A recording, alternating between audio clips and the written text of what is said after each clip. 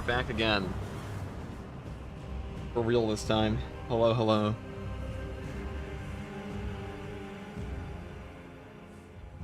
It's me.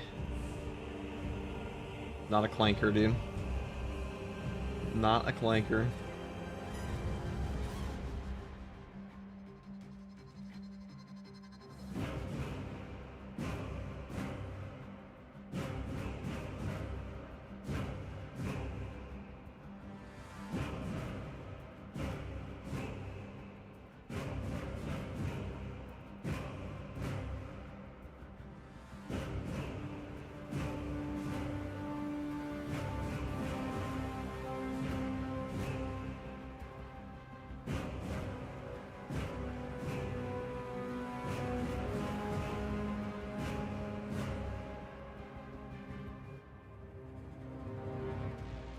Okay, let's just change this real quick. Sorry guys, I just woke up. Can't tell, but or I woke up like 30 minutes ago.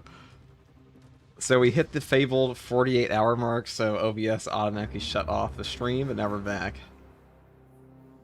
Now we're back.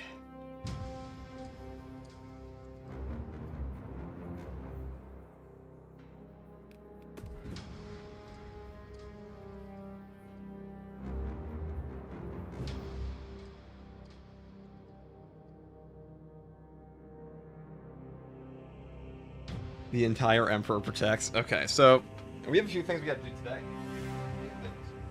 Perfect copy.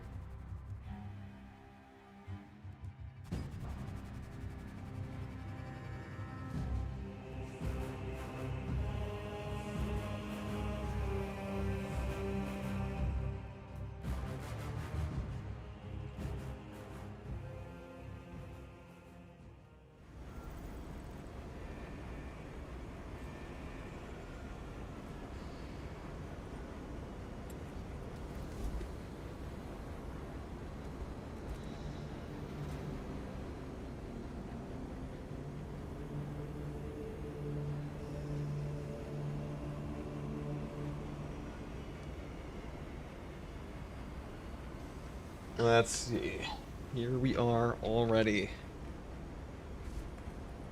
So I wanted to do a Xenophase blade build on the Tech Marine, not Tech Marina. We can do that too at some point, but for now we're gonna do it on this guy. With the Neo Volkite. Or we could just take the Heroic Plasma. This thing's really fun, guys, I can't lie. I cannot lie. I'm gonna take Conviction here. We're gonna go for like a full shock build, I think. We're gonna take Concussive Force over these two.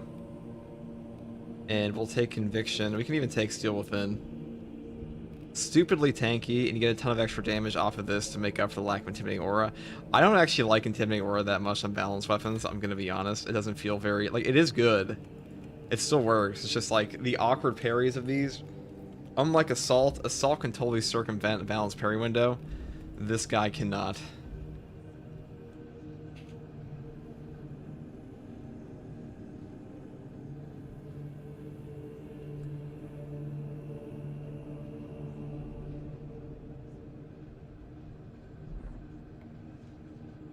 Okay.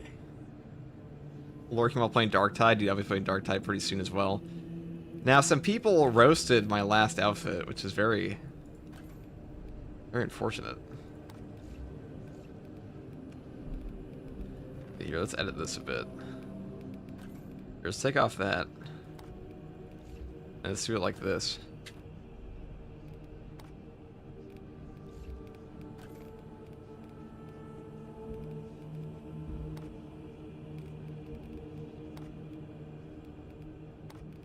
Maybe that's enough. Maybe that's actually enough. Maybe I can do something here with like the black lining. Kinda.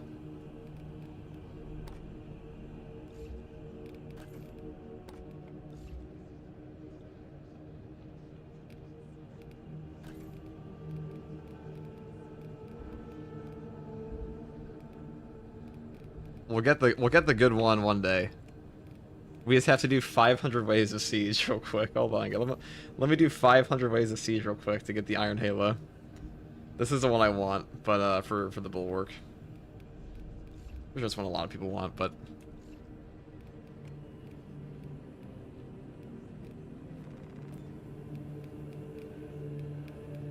Dark Tide has been so much fun lately. Dark Tide's about to get Skitarii, so I will be playing that. Skitarii is probably going to be a bigger update than anything Space Marine 2's had. Arbides was like a 50,000 player count peak on Steam. That's pretty nuts for Dark Tide. That's pretty nuts.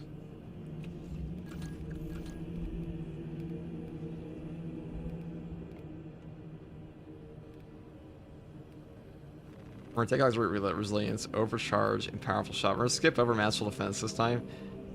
I think. I mean, it's still good. But I want that range damage buff.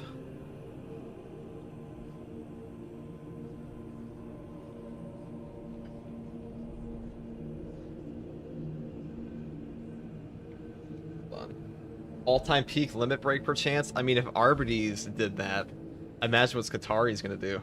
Because Skitarii are way more so Adeptus Mechanicus as a faction are way more popular than like 90% of things in Warhammer 40k. People have been asking for Skitarii for like probably 3 years now. Dark Tide's been out for about 3 years. Almost.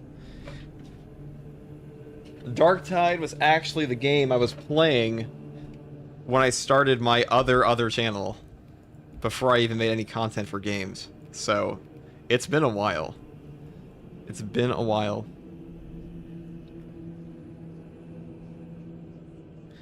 I'm looking forward to the Skitarii update. Me too. As am I.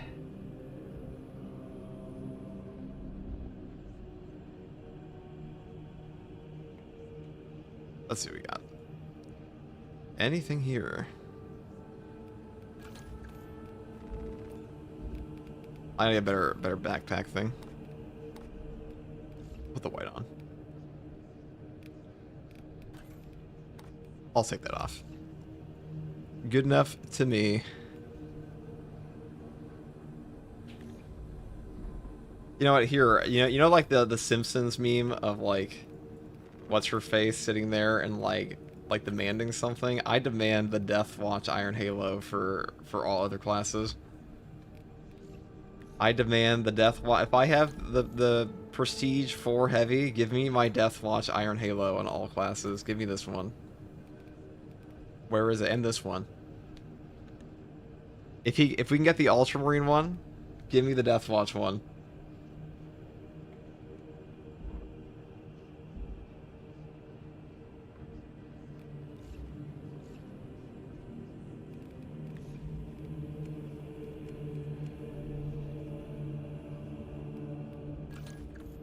Robot dogs were cool. Yeah, so they have a servo skull in this one, and the servo skull might be like a little companion for you in that game. I think people will like that a lot. Here, we're gonna take this and just like some Xenos, why not? I mean, I guess we do Purgation. We're stupidly tanky on this build, and we have a ton of shock potential. You could take defensive advantage or armor reinforcement if you wanted to, but I just prefer Steel Within because that way you don't really care if you get smacked around. You're gonna be so damn tanky.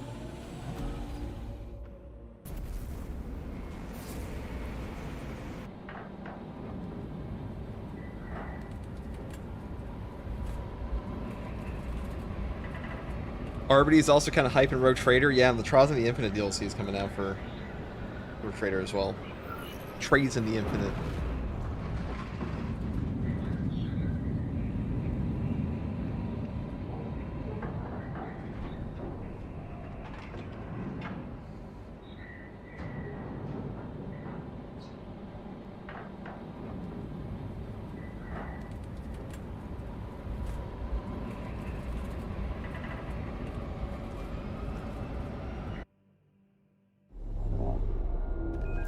Contact with the Mechanicus facility in the Kadaku swamp. Mind your footing, brothers. The swamp forgives nothing.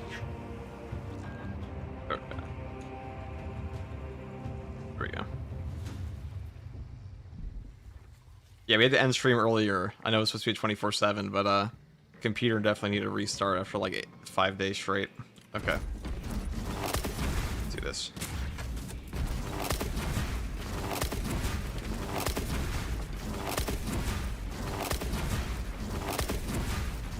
We must be vigilant against the arch enemy's deceptions.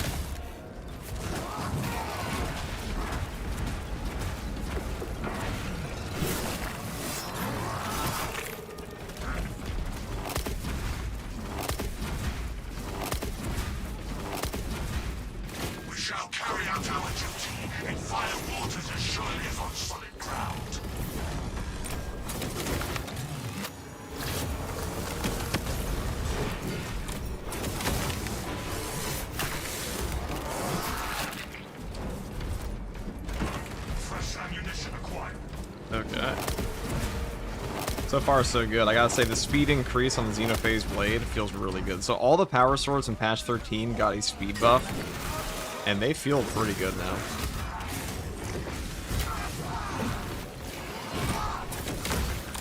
Do not linger. The swamp claims the hesitant.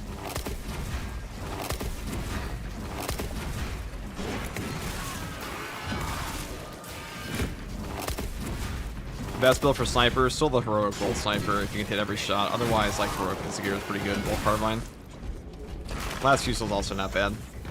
Sniper, like honestly, just slap on purification, and you're probably never gonna die as a sniper if you know how to play.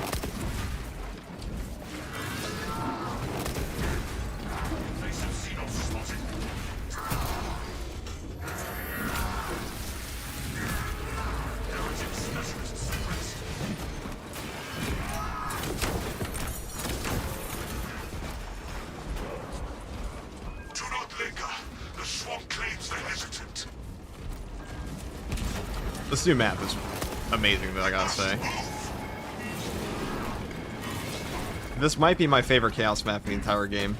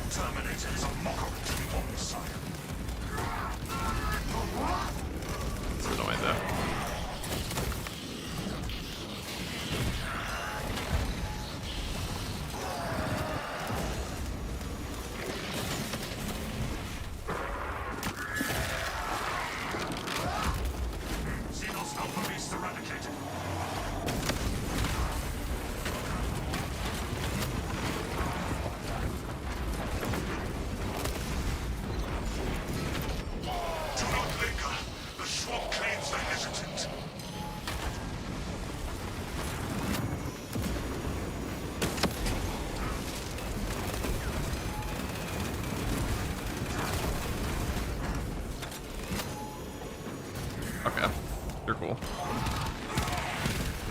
I think we just take that. Yeah, we're tanky enough. With Conviction and Seal Within, you don't really give a shit. Dang.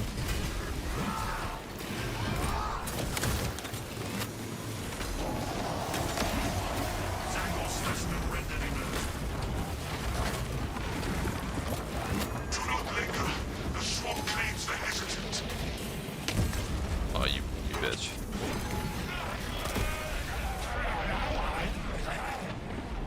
I require the rights of escalated counteraction. Ow.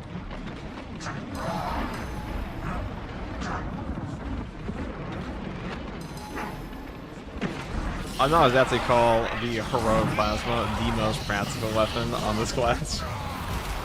You don't really have an option to get your CHP back if you lose it for whatever reason.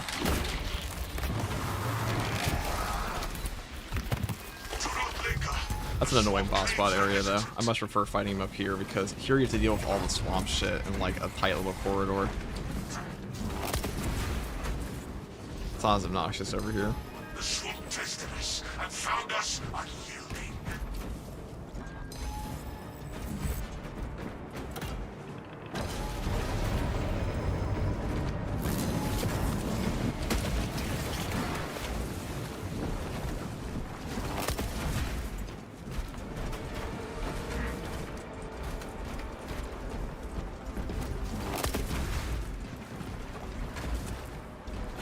Does the heroic plasma have the highest gun strike damage now? I think it can reach the highest, but in base, no. I'm pretty sure heroic heavy bolt pistol's still a bit higher.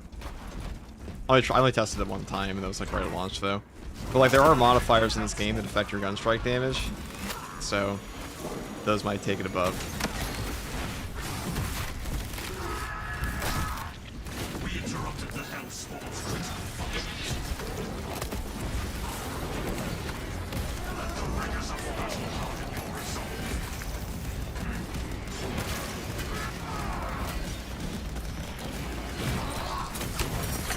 Walking power harmonies examined. Yeah, we could go test that right now. Why not? I kind of want to try a Neo Volkite on this anyways.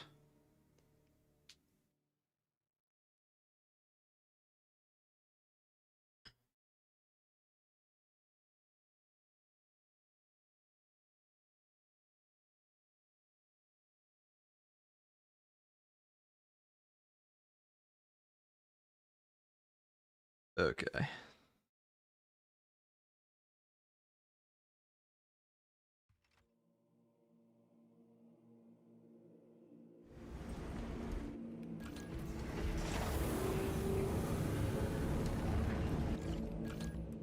Right, so let's test it. So in base.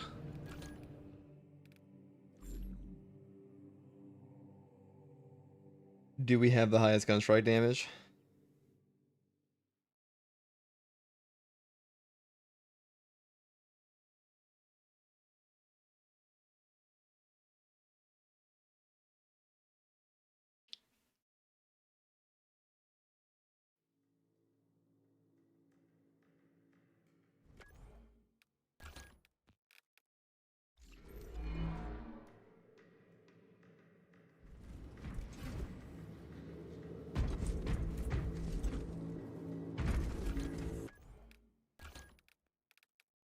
Wherever the fuck he is.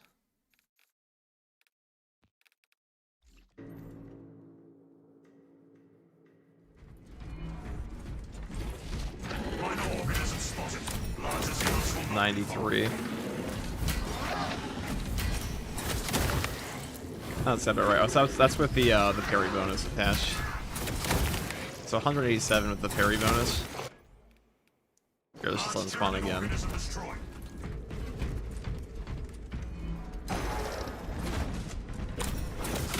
125. 93 there. Sword warriors are kind of bad Tesla songs. I'm pretty sure they lower the damage when they block. Here, we'll do it with a whip warrior.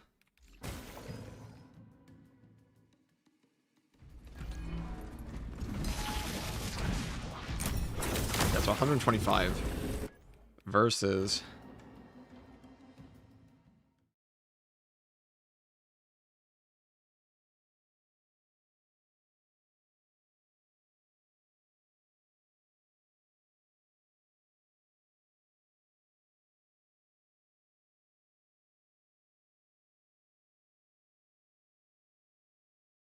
Heroic Plasma looks like it might be more of a niche for a parry build and bulwark. I mean, I just take an Invigorating Icon and then take like a block weapon with Intimidating Aura, and you can pretty easily set it up. It's just kind of awkward. Right, and the Heroic Bolt Pistols. That was 125, and this one is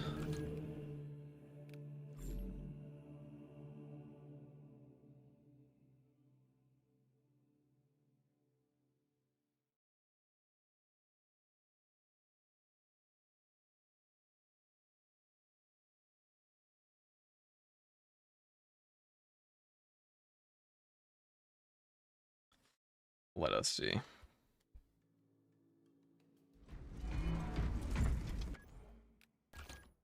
There are a ton of fucking loading screens in here, dude. Ton of loading screens.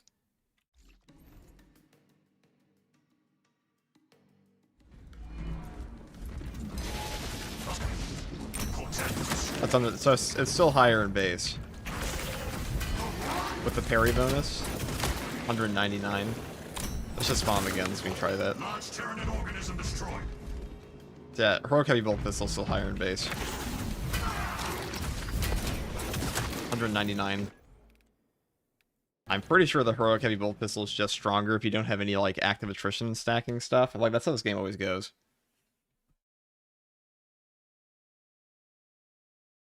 So it's slightly lower, yeah.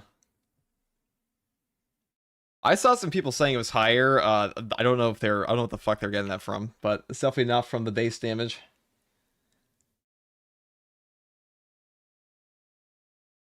Certainly not.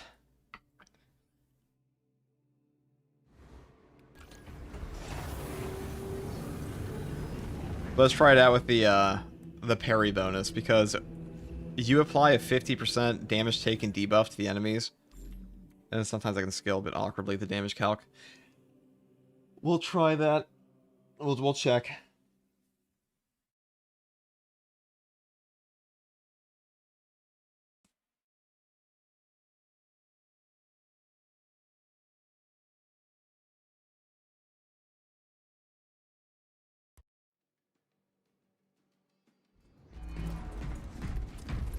Minor organism spotted. Larger Xenos will not be far.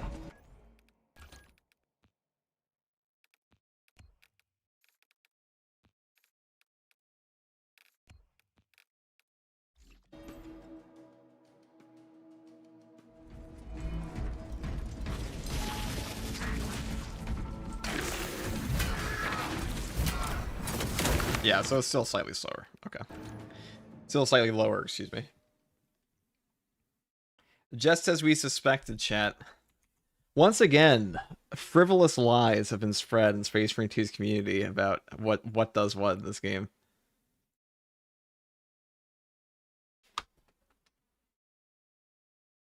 I heard the Inferno Pistol's gunstrike damage is dog shit. Is it true? Well, the Inferno Pistol actually got a gunstrike damage buff. It's way better than it used to be. It's usable.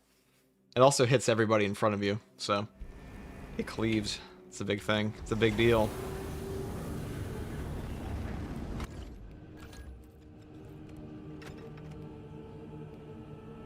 Okay. Yeah, this is still what we want. Still what we want. Okay, we'll take that.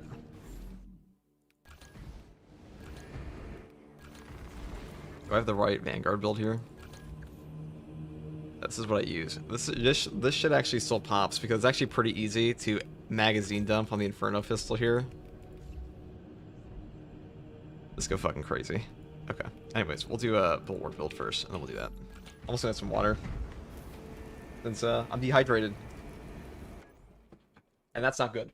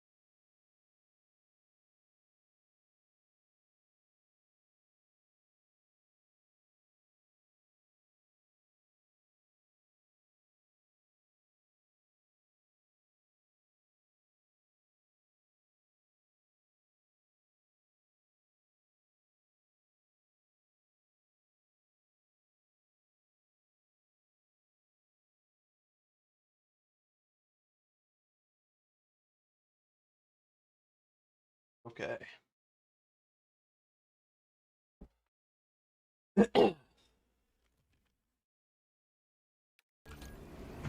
Back to Purgation. But this time we have A Neovolkite.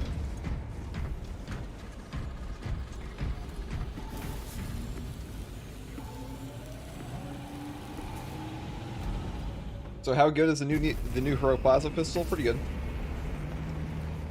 A little clunky, but pretty good. I'd say it's better in tack than it is anything else.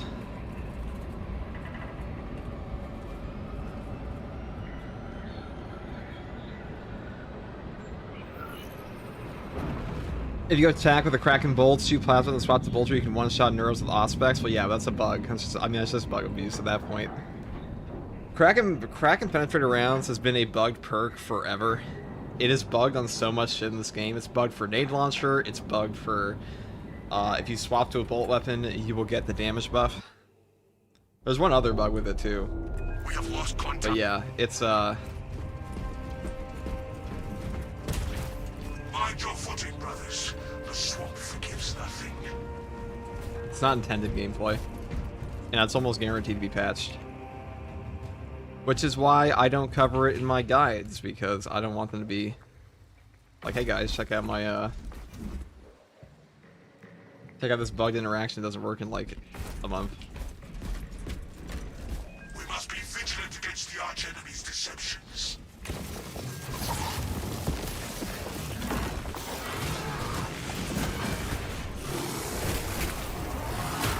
Tango destroyer detected.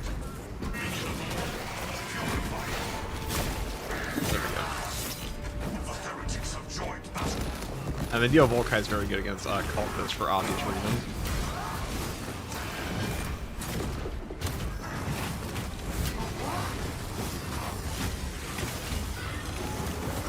Oh my god. Bullied. Perish.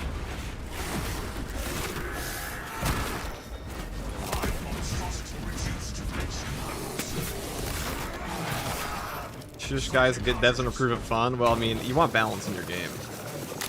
Something OP isn't always the most fun either. It's like something I see all the time, like you tell somebody when you're like, oh, they're taking away fun from the game, and it's like, is it really? It's not fun for everybody to walk around and one-shot everything in the game. If that were true, we'd all be playing with Guardsman in like every video game we play 24/7, right? That's how they'd all launch. Corrupted swamp lies before us. Stay close. Move with purpose.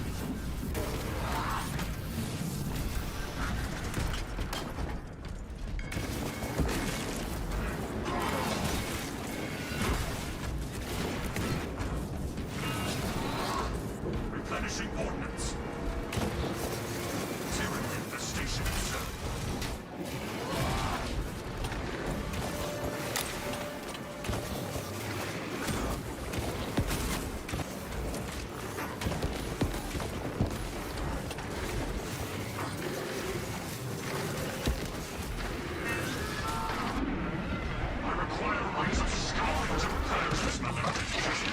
So they buffed the heat speed of this as well.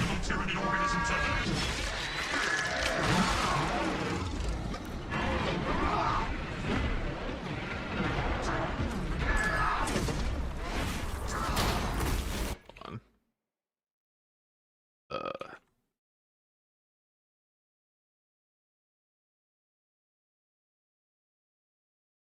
There we go. This creature is no match for the old science race. Reality walking.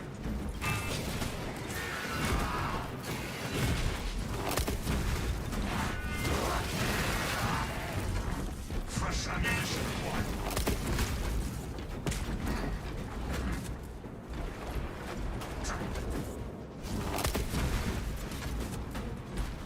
The water rise, but do not linger.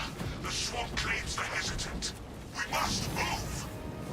What do you think is the best heroic? I mean, undoubtedly Argent End right now. And the worst one's Yami Cyan X.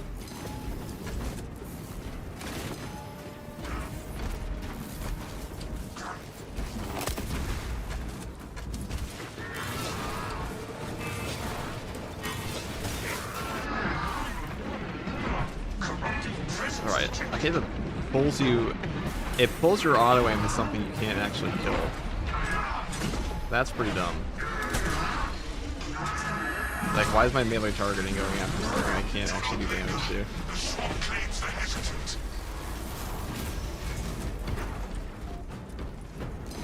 Maybe you can. I don't think so, though. And found us unyielding.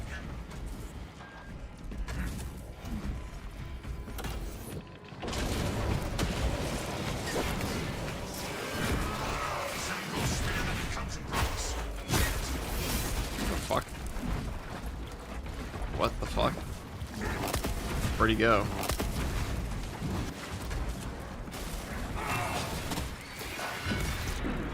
Corruption detected.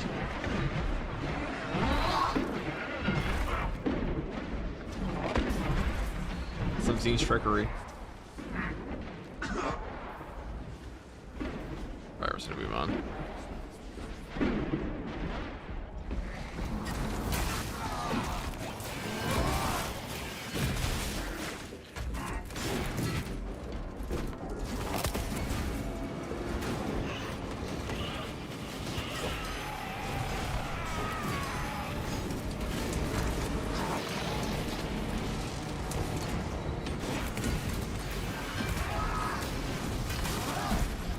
Resolve invigorates the battle.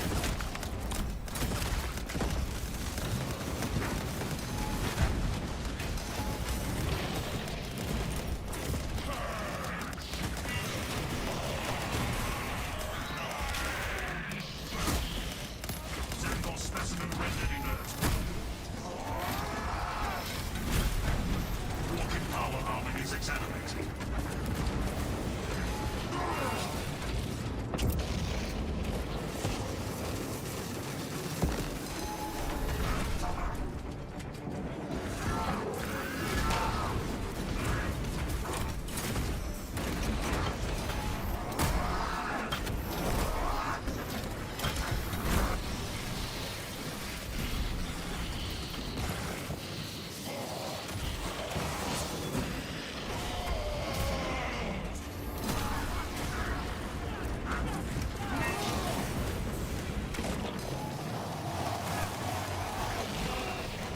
That was super cool of him to do that to me.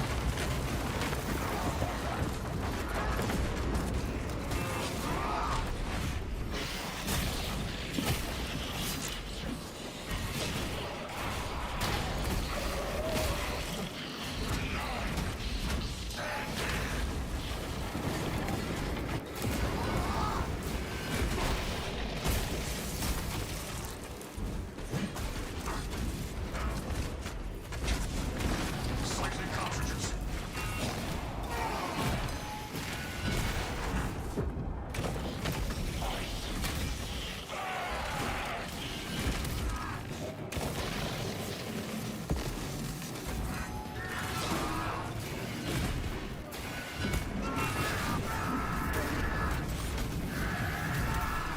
Negative commander eliminated.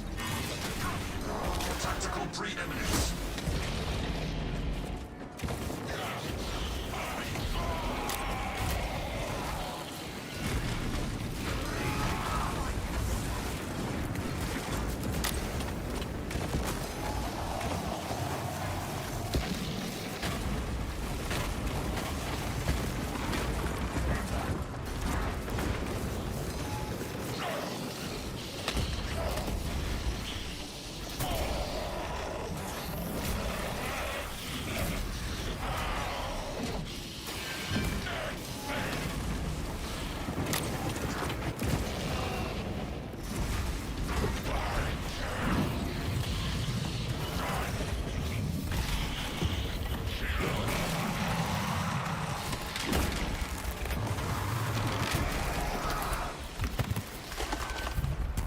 We have heretic activity quelled. Select weaponry for functionality.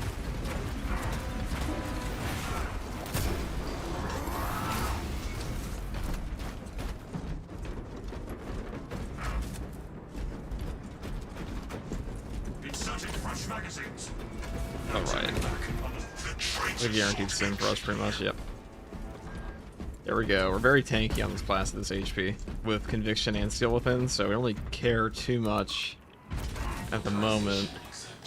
Like that, though. Why you have Tech Marine's voice on Bulwark? He's an Iron Hands Bulwark? Of course he is. There's the Xenofable. Iron Hand's Death Watch. Hold this ground, brothers. Let the swarm crash upon us.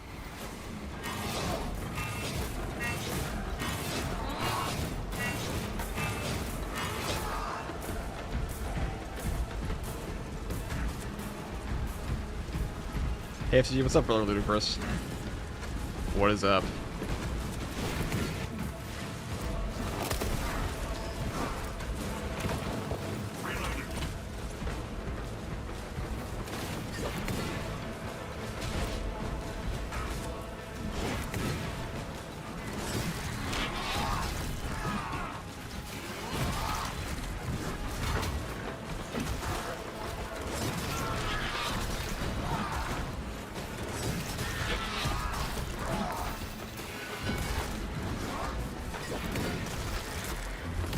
Fight with renewed determination.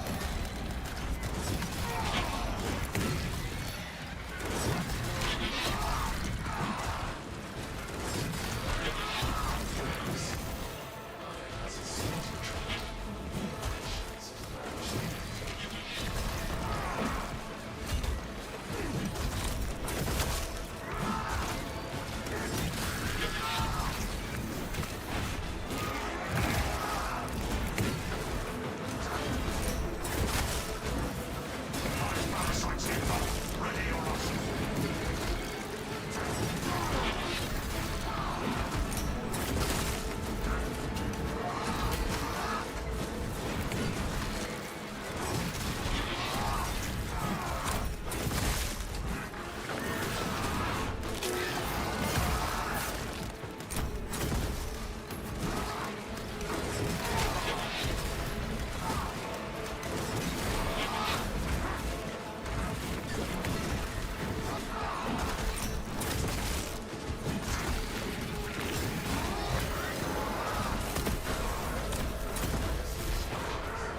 Goddamn tank here, I don't even care.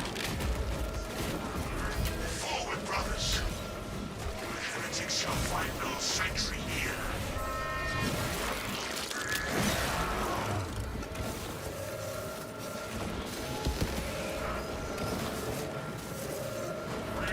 Alright, we'll leave now.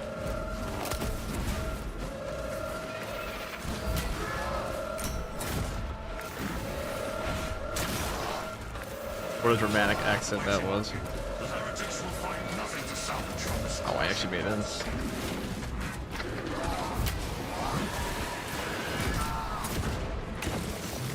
The thousand suns did not pass unopposed. Yet no fallen defenders. Viridian, I have received your Auspex readings. Your new orders are to advance to the Archmago's data vault and purge any remaining data, sealed or otherwise. The traitors cannot recover even a fragment. Deny the Thousand Suns everything. How's the Volkite? It's okay. I mean, you definitely notice the heating speed increase. I really noticed like a CHP increase. They said they buffed the CHP recovery. I haven't noticed that too much. It's like ever so slightly better. I think the detonation is like where most of it comes from though. That's always been the case, but... A peak. You will die in ignorance. You are benighted curses raging against the stars. Insignificant. And soon forgotten.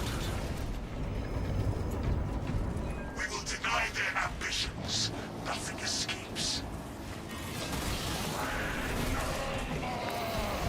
Oh. That's cool.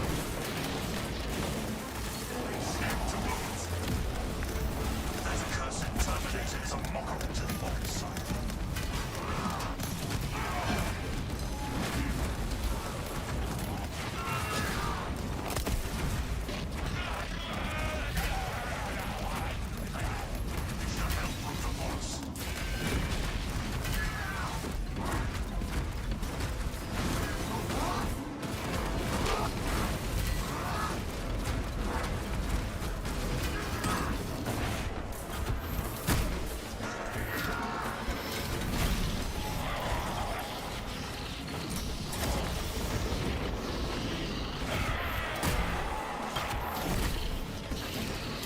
That's a tier 1 Reaper. Okay, that's oh, this guy.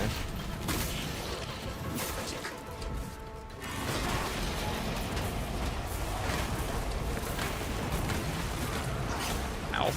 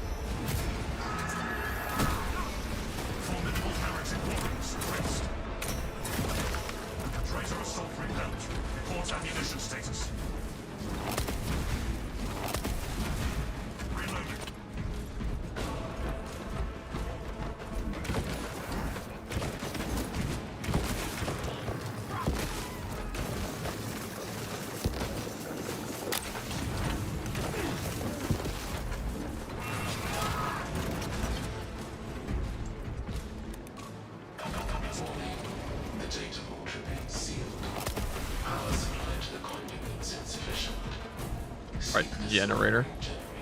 Okay, so generator's on the bottom portion of this map. Okay, that's one broken one. I have found it. Data vault is malfunctioned. We shall see to it and complete our task. Do you know if Assault needs the Iron Halos? No, he can't. He cannot. It runs His capes. You know, I wonder if the heroic Volkite pistol is gonna have like a burn effect or something in the future.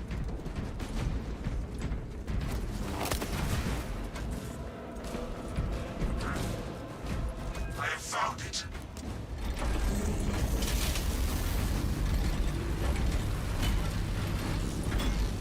The generator requires our attention. It runs once more.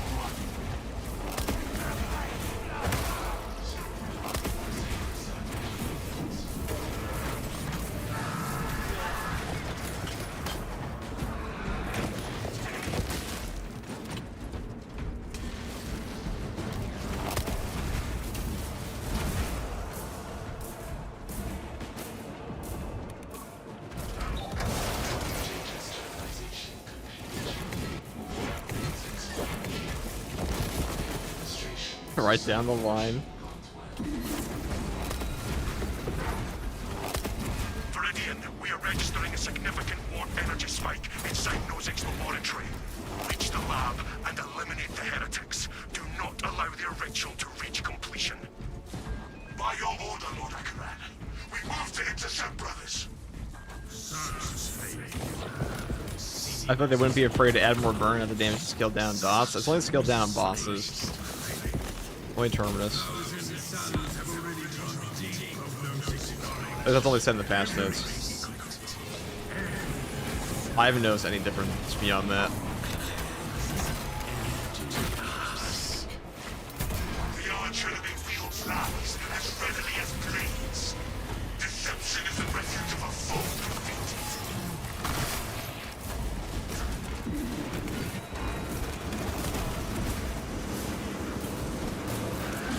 Fresh combatants, enemy reinforcement process blocked. Terminator, disgraceful use of tactical dreadnought power.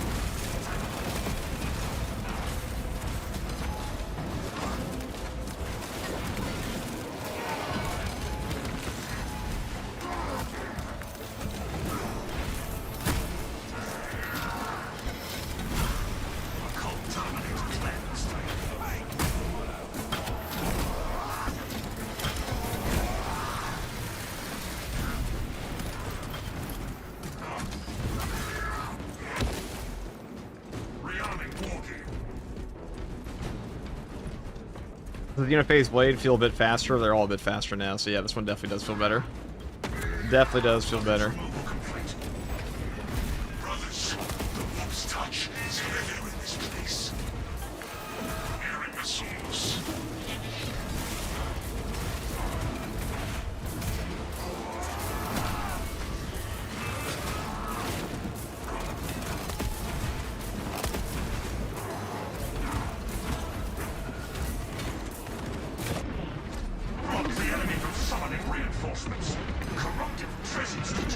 The enemy supply.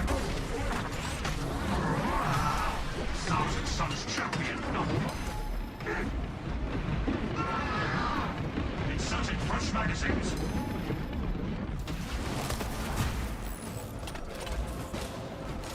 Servants of the dawn. Right. Our path lies across the floating terrain, brothers. Tread with care.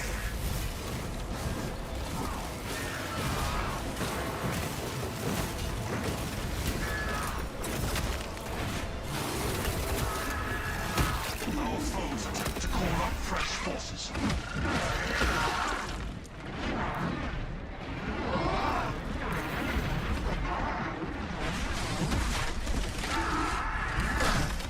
Hellspawn, I require rights of scouring to purge this man.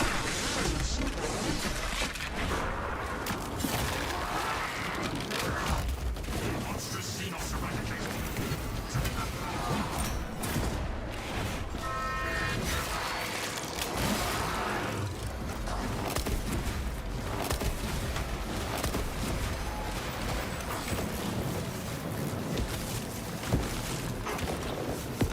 Cycling cartridges.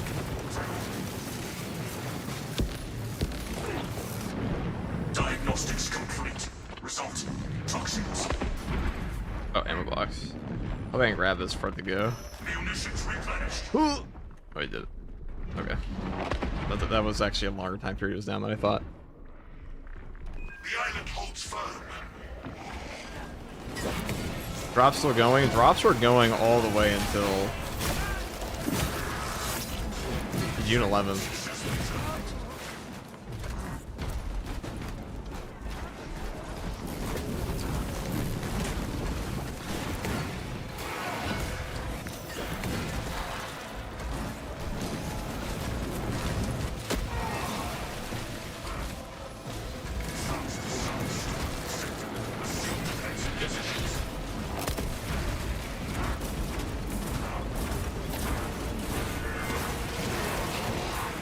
Xenos alpha base eradicated.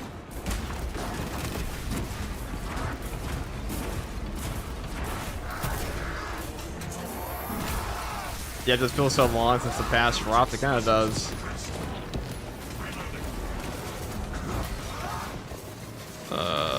Burn, explode, explode. Corruption detected. God, Xenophase is very good for horde clear.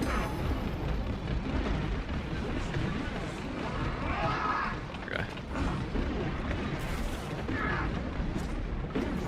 Now, one of the benefits of the Xenophase blade here is that you can hit enemies out of the sky pretty easily. So the Neo Volkite's kind of awkward to hit Zangors with,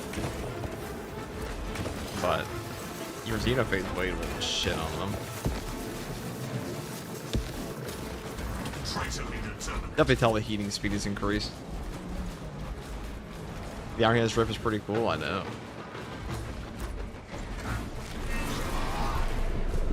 Though I will say the Robo legs do kind of look like you're wearing like sandals. Must eradicate that hellspawn. Gosh. Inserting fresh magazines. Its maliciousness is Oh, well I should be dead, but okay. It's got crunched between two rocks. We stand at the threshold. Ready yourselves.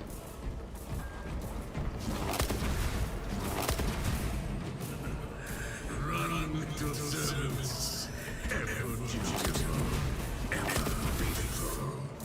Can you hear them? Your precious guardsmen, shrieking as their souls are rent for killing. I will enjoy watching you wither into understanding. You were always too late.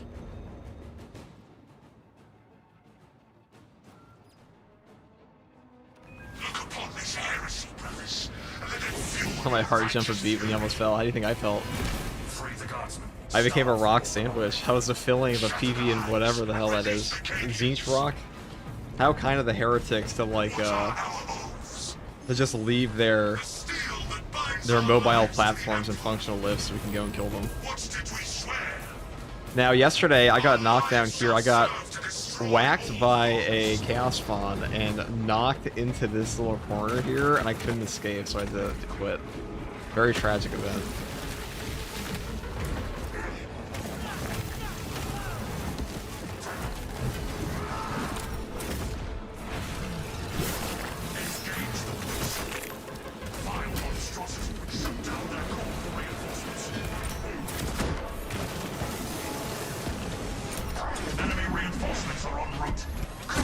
Now, I don't know if I have auxiliary reload on for the build here, but usually for Neo Volkite, I would just take Master Defense on this one.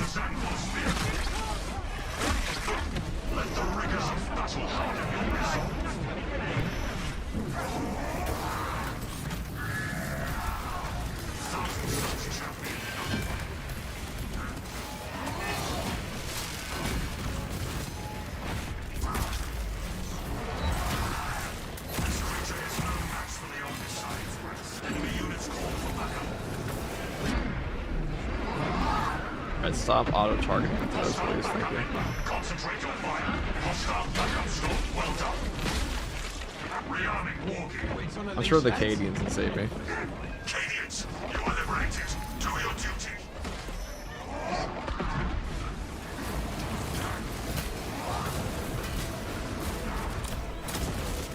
We interrupted the Hill Swarm's critical functions.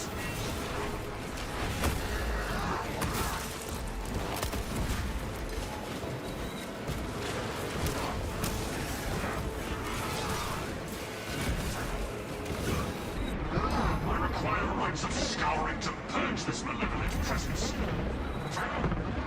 Servant of the Dark God sighted.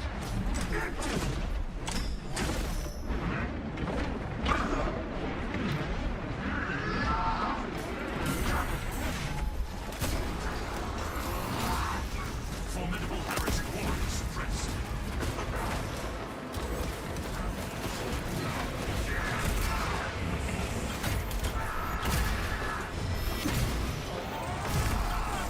It can weave no spells when it is dead.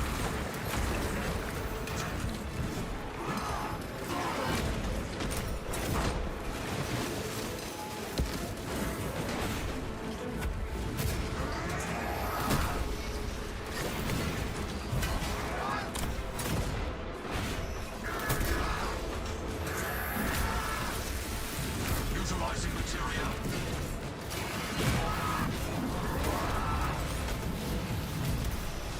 Heretic specialists suppressed.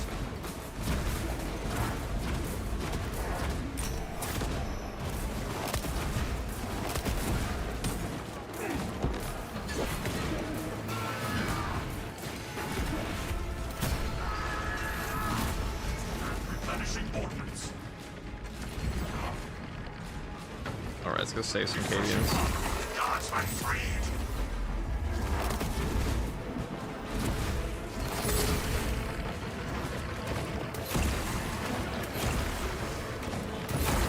Another ward falls.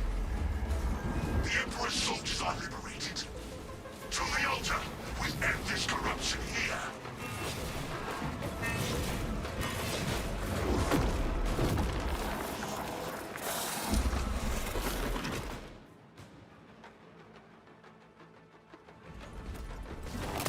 Do not lose focus.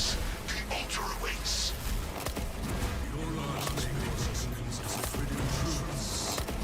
Through cause emerald lies. Cut your own flesh. You lay waste. Focus. The altar awaits. Your conscience. You know, it's amazing how a map that has like 50 billion things that all try to just randomly blob around you and explode at once isn't incredibly obnoxious. This is actually less obnoxious than Vox Apparatus, despite there being like 50 blue balls. Yours is a rotting empire. The finale of Vox can suck my ass. Let us see which tale is Because the part that kills you is always like being stuck popping the altars, and this one only makes you do one, so the... Actually pretty easy here. The corruption falters. We must not.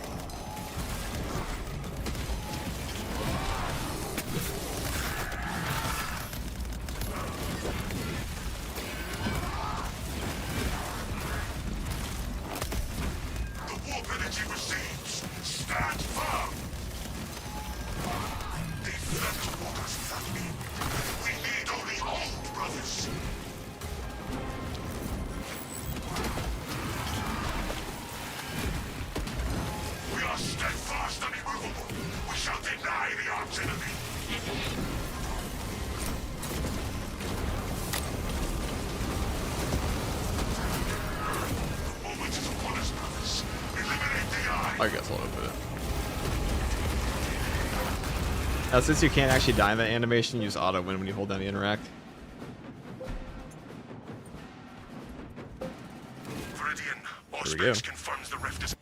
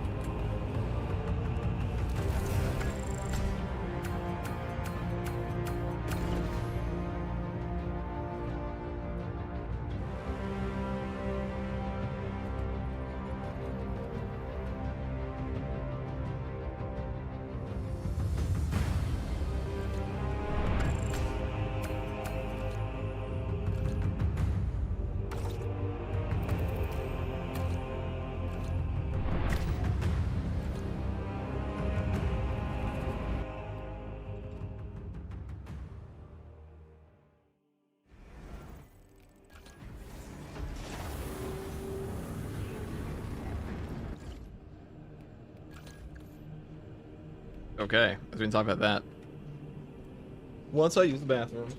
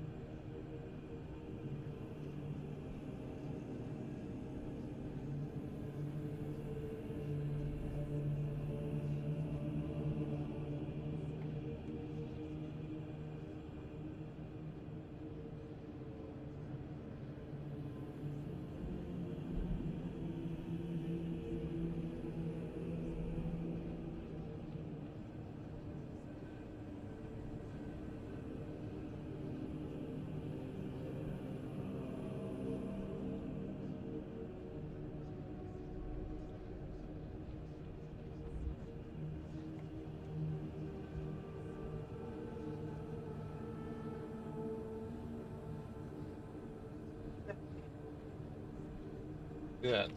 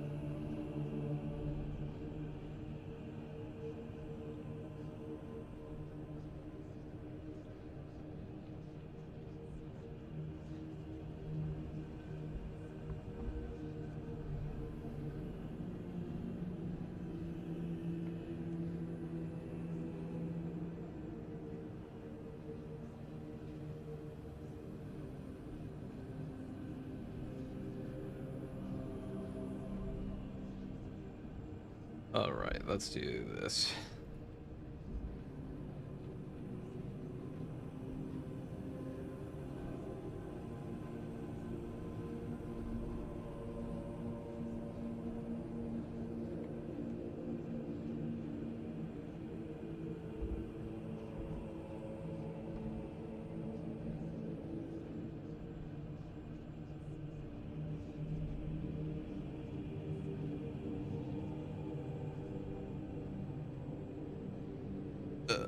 Sorry about this, guys.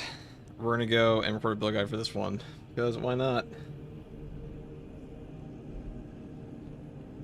Why the hell not, right?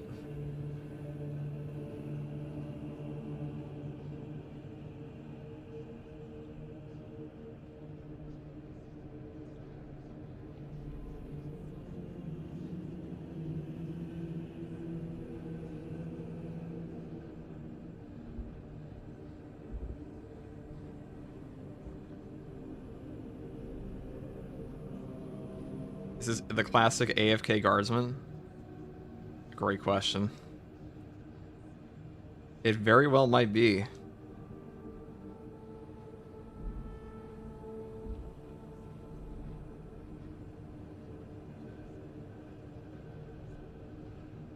So the Xenophase actually received 2 buffs now in the past two patches, which is super nice. It is a really nice thing in this game.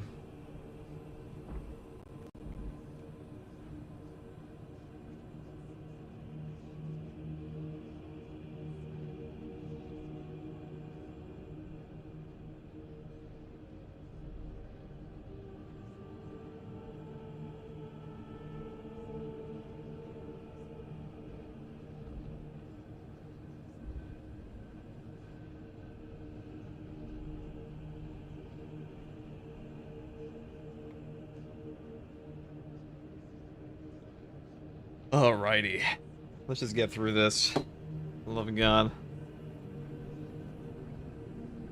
Hey guys, first Guardsman here, and I'll be talking about a Xenophase Blade Bulwark build for Space Marine 2 patch 13. Now, the Xenophase Blade got buffed again this patch because they actually upped all the speed on the power swords in this patch. Oh, okay, that's not a good way to put it.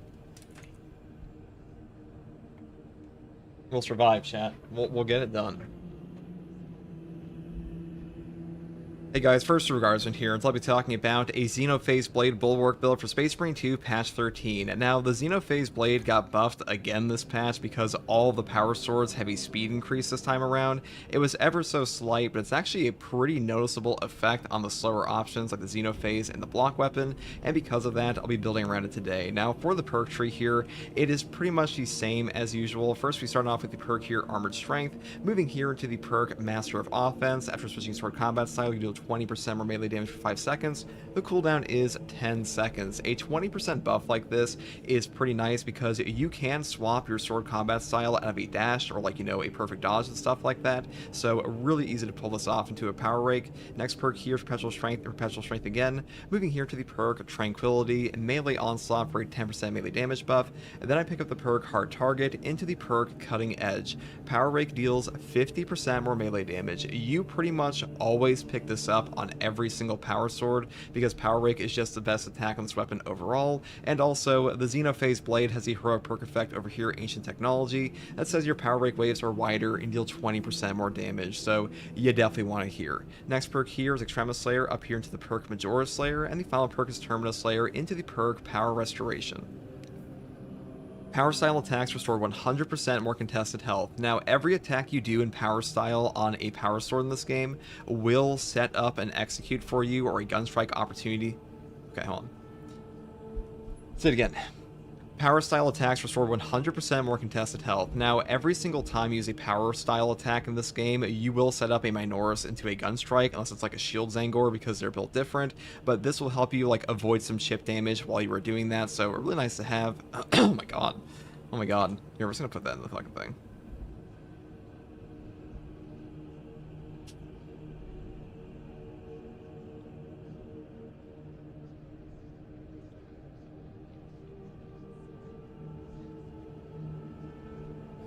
Just make a Dark Angels voice pack? Probably. Hi, I'm new to Twitch. Welcome, welcome.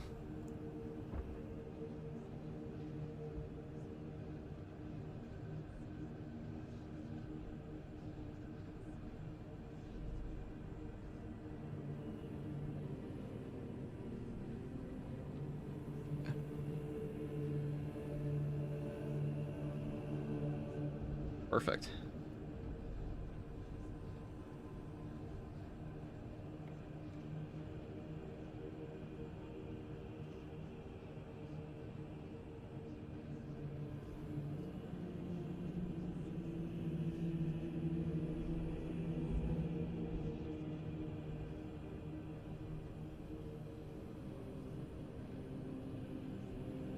Oh no, he's preparing for another build video soon. Yes.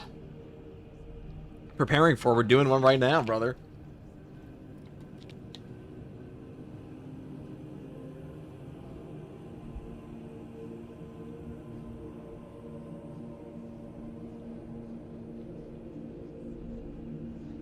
Okay.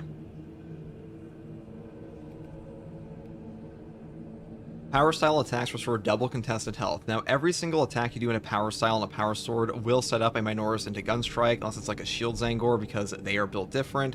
But this is really good for avoiding CHP or chip damage. Hold on. That was not how I should put that.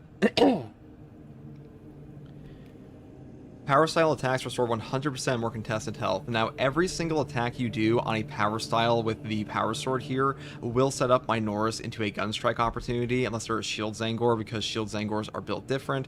And because of that, having double CHP recovery here is pretty nice for recovering your HP or avoiding chip damage. And also, power style is just where you'd want that the most, in my opinion. Now, for the secondary, I do take the brand newly buffed. Oh, wait. We're just going to go through this again. There's one other thing I want to cover. Power style attacks restore double contested health. Now, every time you hit a Minoris with a power style attack on the power sword, you will set up a gunstrike opportunity, unless it's a shield Zangor, because shield Zangors are just built different. And because of that, being able to avoid some like chip damage from the double CHP here is really nice. And the speed restoration is just not remotely as useful, because usually if you're using speed restoration, it's because you're fighting a Majoris or something like that. And Majoris are usually getting power raked by cutting edge and stuff like that, on top of you getting executes to get your HP back that way. Now, for the heroic perk effect here, there's like a bit of a hidden effect. The wider angle here is actually vertical as well, so you are able to hit things like Enlightened Zangors and Neurothropes out of the air. A really useful option for anti-air on the Xenophase, and one of the reasons it's one of the better options in the game for, you know, fighting with a less optimal secondary for Neurothropes and Zoanthropes.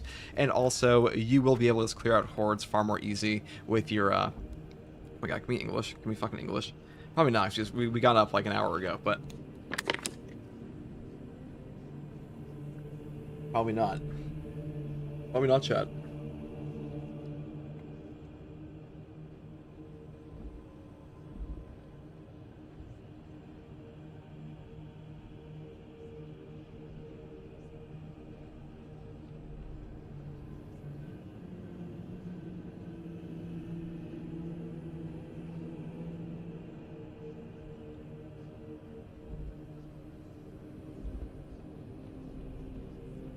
Okie dokie.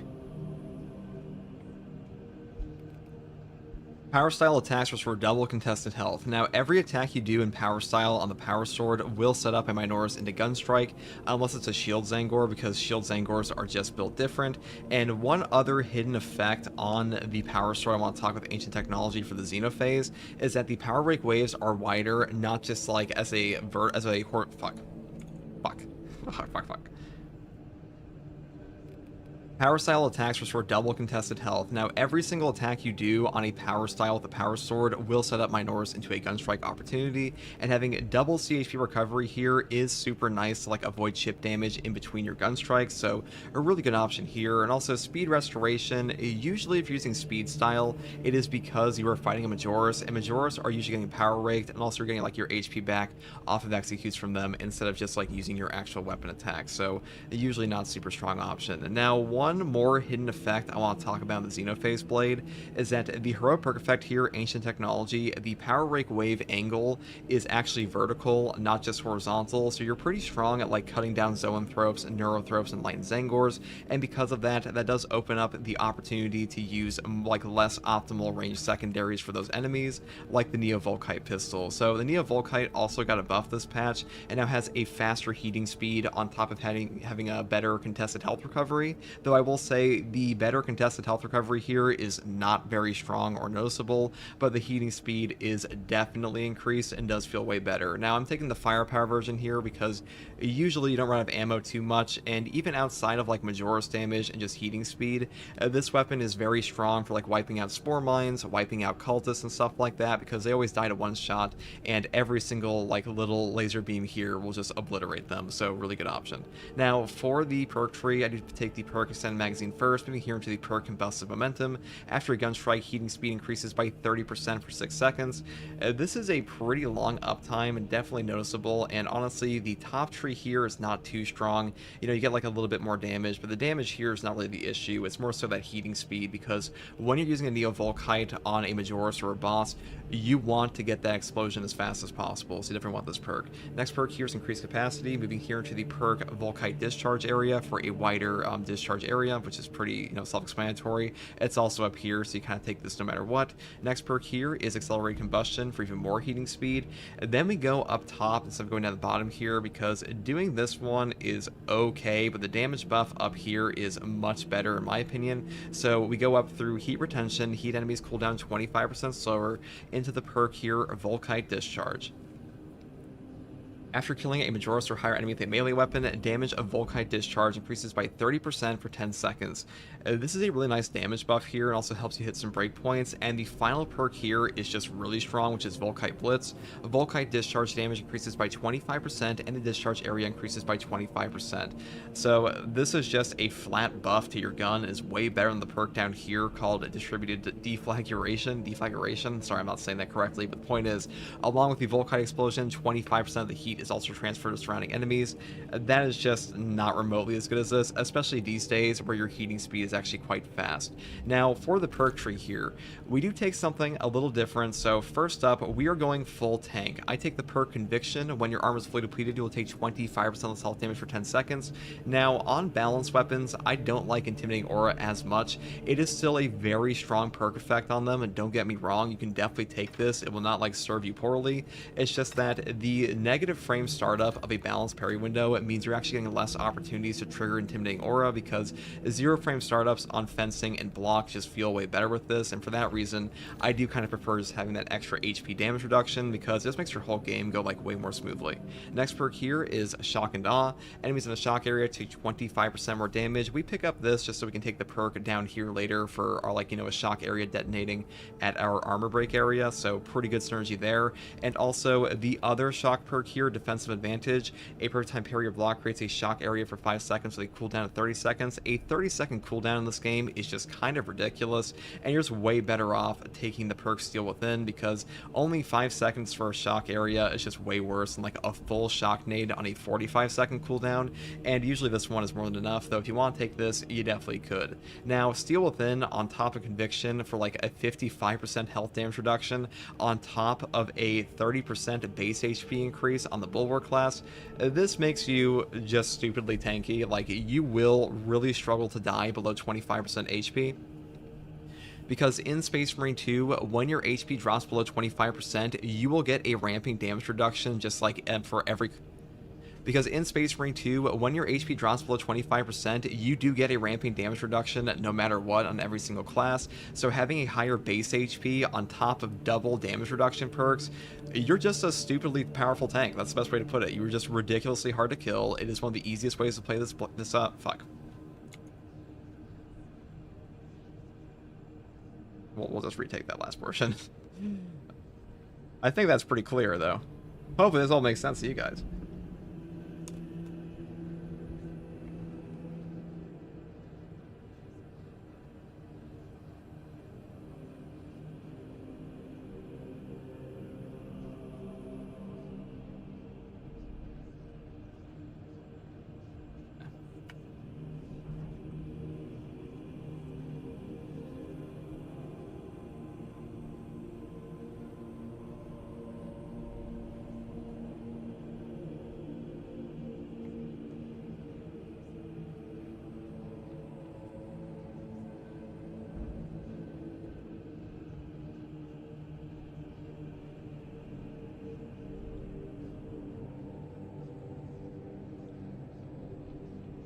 Okay.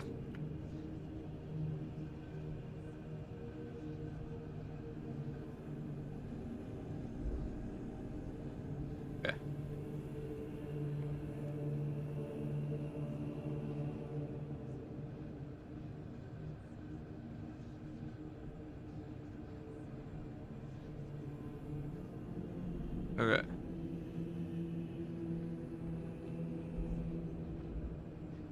This is how we do it.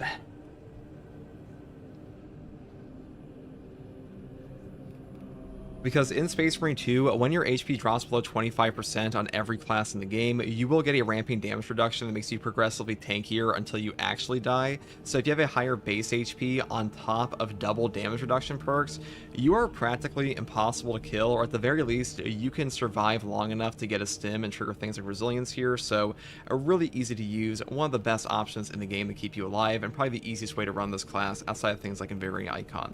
Next perk here is Focus Restoration. Every 30 seconds, all team members automatically restore 1 armor segment.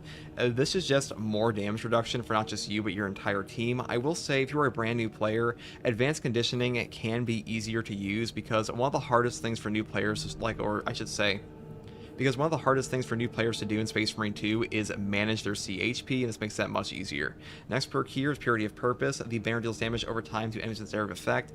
This perk just puts down a shock nade around your banner, so a really good option. It will wipe out Minoris. It will do significant damage to Majoris, Extremis, and even bosses. It is the best value perk in this column, and Rapid Regeneration is pretty good as an armor restoration effect, but a 10-second reduction in your... Fuck.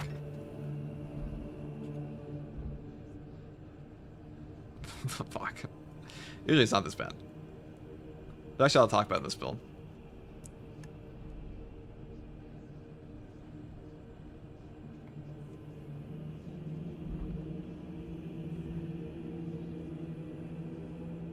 Whatever.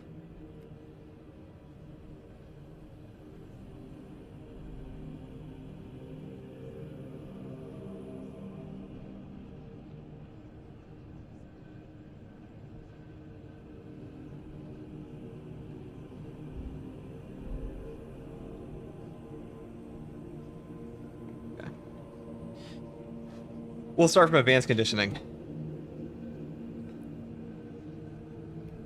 Because one of the hardest things for new players to actually deal with in this game is managing their contested health, and this makes that significantly easier. Next perk here is Purity of Purpose. The banner deals damage over time to enemies with its area of effect. This perk will just put down a shock nade around your banner. It will wipe out Minoris, do significant damage to Majoris, Extremis, and even bosses. Though I will say this is the best value perk. The perk down here, Rapid Regeneration. The armor restoration effect here is quite strong as range attacks. Unfortunately, a 10-second reduction in your banner actually cuts your banner uptime in half, which is pretty awful, so this is definitely the better value option. Next perk I take here is Concussive Force. Shield Bash deals 200% more damage, Shield Rush deals 100% more damage, Thunderhammer Pommel Smash deals 100% more damage, and deals AoE damage in a 7-meter radius. Cooldown is 5 seconds. Now, being able to Shield Bash for more damage here is just like super strong on any build for Bulwark. I do have a full animation cancel guide and had to like spam this over and over, but like even on the Xenophase Blade, there are points in time where you can't get off a Power Rake, and being able to Shield Bash your face for 200% more damage will just get you the execute, so pretty good there. Though I will say, every single perk in this column is pretty strong, so you could take Glory Shield, you could take the healing perk down here, that is up to you. Next perk here is Merciless Resolve. After a Shield Bash, Shield Rush, or Thunderhammer Pommel Smash, melee damage increases by 15%, and you don't lose control of heavy hits, you cannot be knocked back for 10 seconds. This is just a free no knockback perk. This will trigger on any use of Shield Bash or Shield Rush. You do not actually have to hit any enemies with the Shield Bash at all. It will trigger on its own just for like whacking the air. Just keep in mind that you have to wait for the 10-second duration to go up to actually reapply the effect. So like you can see that under your HP bar a little bit. When the icon finally like closes off, you can then reapply the effect for yourself again with another Shield Bash. Just keep that in mind. Final perk here is Emergency Countermeasure. When your armor is fully depleted, a reserve shock grenade automatically detonates in your position. The cooldown is 45 seconds. Now, back in patch 11, they cut the cooldown of this perk in half. It used to be 90 seconds long, now it's only 45. So taking this with the perk over here, Shock and Awe, that's a pretty long uptime. Like, you gotta keep in mind that this perk is only a 15-second longer cooldown. The perk over here, Defensive Advantage, and you're not really giving up a ton at all. Like, you know, if you want the perk down here, Armed Advance or Defensive Mastery, you could do that. But Emergency Countermeasure, I think, just fits into this build for the Iron Hands aesthetic way more. And that's pretty much all there is for the main perk tree. Also, Shock and Awe can like make your fucking Shield Bash against bosses ridiculous, by the way, guys, if you're unaware. It is technically the easiest way, because what happens is you break your your armor gets broken against a boss or something, or you just get defensive advantage, and then shock and awe triggers, and then you just like start pulverizing them with concussive force over and over and over with the shield bash, and you do a stupid amount of damage. But that's true for like every build ever. I'm actually kind of curious how much the damage discrepancy actually is here between a Xenophase and like a Block Power Axe. Block Power Axe is historically the best option with this, but it's high on all of them.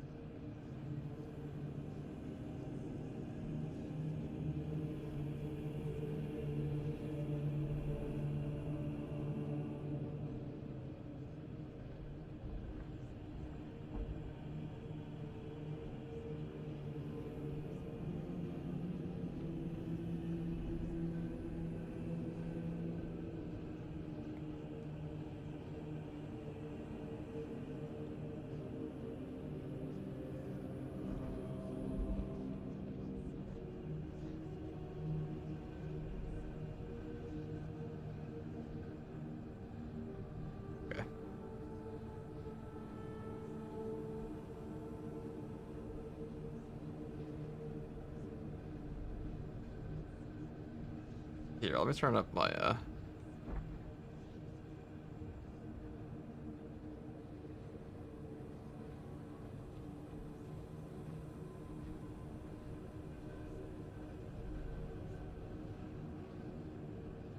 Let me know if my audio starts skipping, guys. Please do. I had this issue before, like audio just randomly skipping.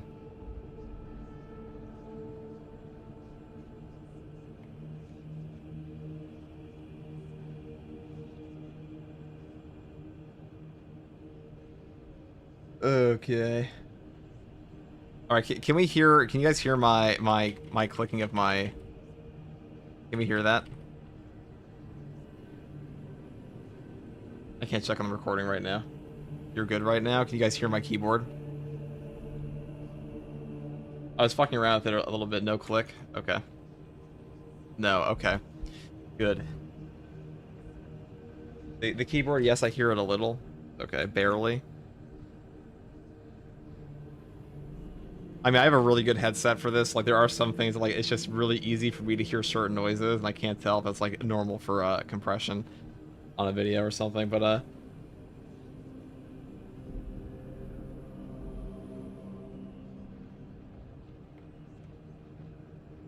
not anymore. Okay, should be fixed then. That's good.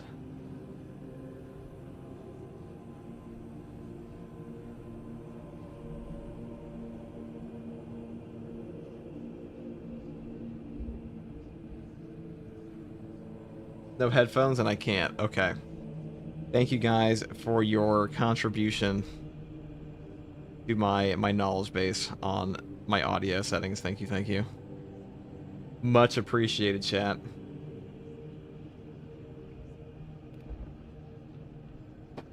Now for our prestige perks here, I do take the perk Resilience first. Medicae stims restore 40% more HP. I pretty much always pick this up if I don't have the perk Invigorating Icon. This perk just kind of like circumvents any need for a stim restoration increase, but overall, it's still a pretty strong perk effect. Oh my god, I just inhaled my own saliva almost. Okay, where are we taking that? Now for our prestige perk selection, I do take Resilience first. Medicae stims restore 40% more HP. Whenever I don't take the healing perk over here in Invigorating Icon, I pretty much always pick up Resilience because having more valuable stims, you can kind of just like sit at a low HP value and get back over half your HP off a single stim restoration. A really good option for like any tank build in the Bulwark. And the next perk here is of course Overcharge. Held and charge attack damage increases by 20%. This is a multiplicative melee damage buff to your Power Rake, and Power Rake is like the strongest attack on the Xenophase anyways, so you definitely want this perk effect. Final perks here are Powerful Shot for 20% more range damage, and Masterful Defense for ability charge being restored by 1% for every blocked range attack. This perk is nuts. You know, all you have to do is hold your banner up against pretty much any minigun terminator in the game, and you'll just get like your entire banner back. You'll damn near get your entire banner back, even with the 50% increased cooldown and Invigorating Icon, so one of the top tier perk effects if you have a blocking shield, or like, you know, really any shield build, which means if you don't have a Thunderhammer, you just take that perk. And that's pretty much all there is for the build guide here, guys. guys. And this is my Iron Hand Xenoface Blade Tech Marine build. Not Tech Marine, excuse me, Bulwark build. And hopefully this build guide helped you. And if you like content like this, subscribe for more. And as always, thank you for watching. And if you want to watch me live to ask me questions about the game, or just come hang out, you can find me here on YouTube or on Twitch with a link in the video description, alongside a link to my community Discord. And as always, thank you for watching. Take it easy. Bye.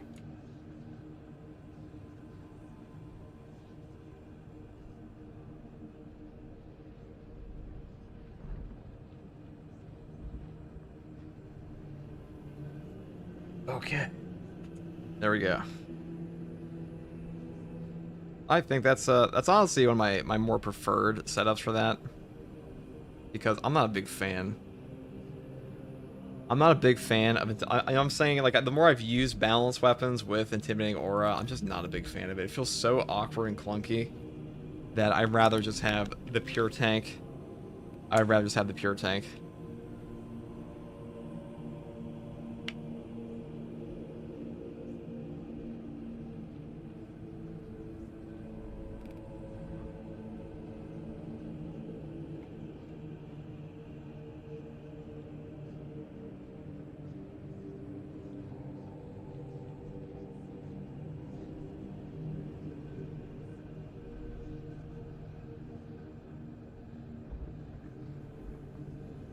Oh, and thank you for the tier 1. I much appreciate that.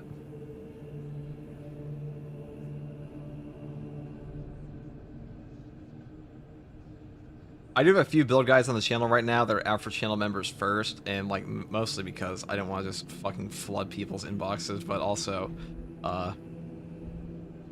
that's for all channel members. If you're an Imperial Guard or above, you'll have access to all of them. I never hide anything behind my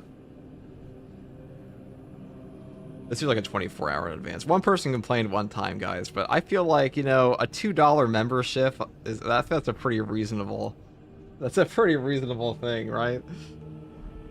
That actually comes out to like $1 for me, so we're not exactly rolling.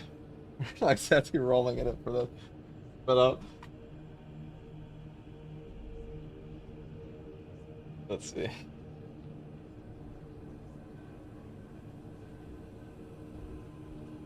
What do you think is your favorite Space Marine class? Probably Bulwark, Tech Marine, or Assault right now.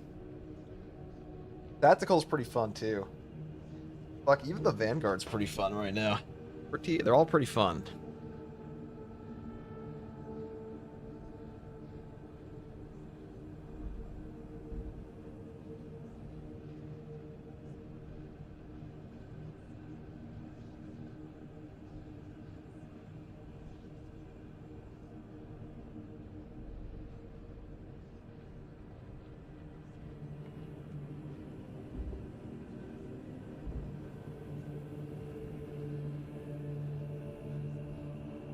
Wow, it's only a 28-minute mission, really.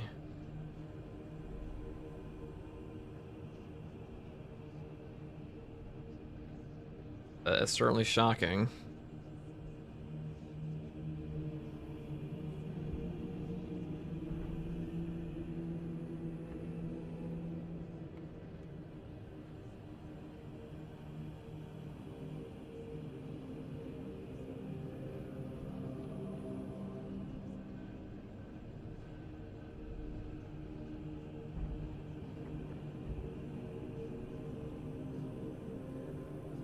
Was that actually only a 28-minute Bulwark run? Hold on. That really was, huh? I guess Bulwark's just that guy. Always has been.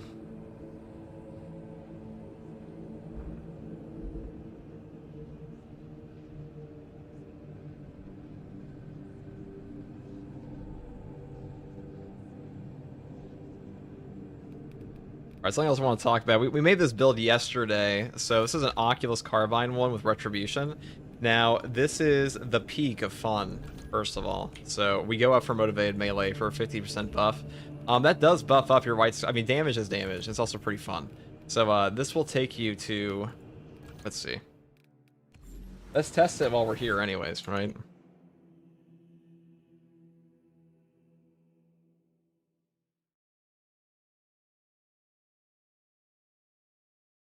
Guys, there are actually too many builds in Space Marine 2 now. There are too many. This game has a lot of content. I haven't even been able to touch the siege mode as much as I wanted to. I wanted to play a ton of siege mode for all those weapon skins, but like there's so much shit for operations to do right now that like this game has proper build crafting now. It really does. Like you can actually come up with some pretty unique things. Like there are enough options in the game now that I would say it's definitely getting to that point where it's like there was a point in time in Space Marine 2 where like I could literally load up a patch and cover every single possible like decent build combination within like an 8-hour period. I know that because I did it multiple times, but that is no longer the case.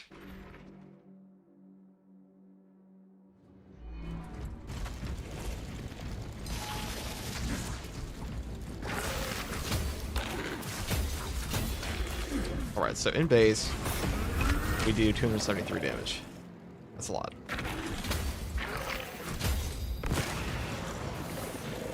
Fresh magazine in.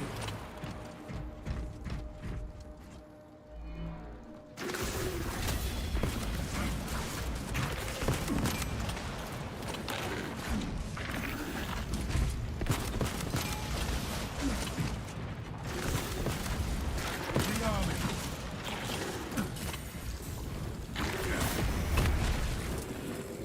Okay, well.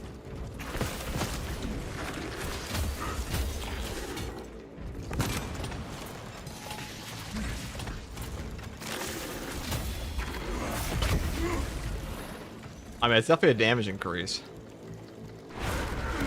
Ain't it? I mean, it scales up pretty well, I'd say. Pathetic tyranny of bombing. The only downside is, Changing magazine.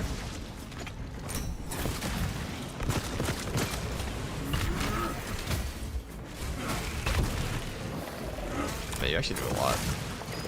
That actually does a lot of damage. The only downside of this is your gun will auto-reload in this game unless you melee attack. But if you melee attack, you will waste your block charges, so that doesn't matter all the time.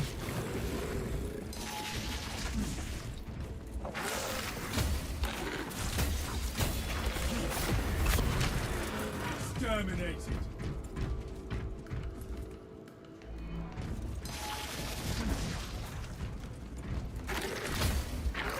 How much damage do I actually get off of this?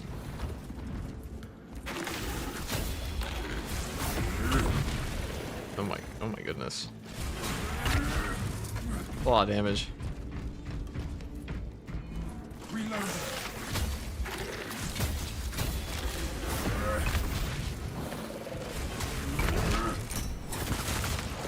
Another Xenos fire. Here, let's just empty this so we can compare. Okay, so base damage is...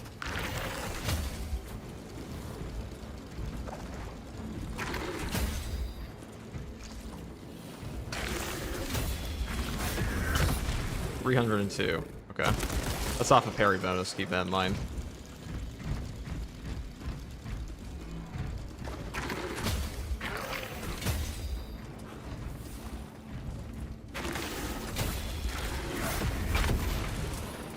That's 347. So it does help you hit the breakpoint. To one-shot them off of that. What about a twofer?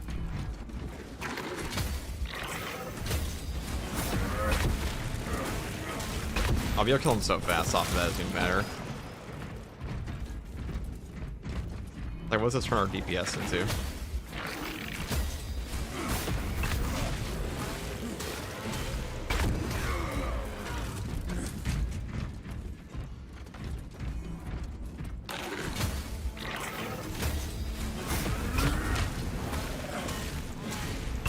Actually takes like an extra light attack. Okay, so it's definitely worth. The buff is definitely noticeable.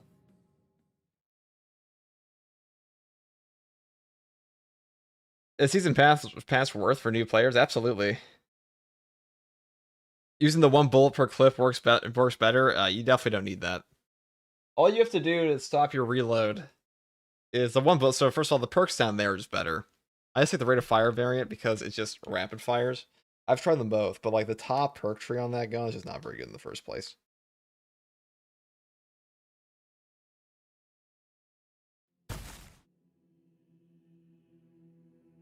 The triggers a shoot and dash attack, cancels reload. If you do any attack, you will cancel the reload. Like a melee attack will cancel that reload instantly. It's just kind of annoying, you know?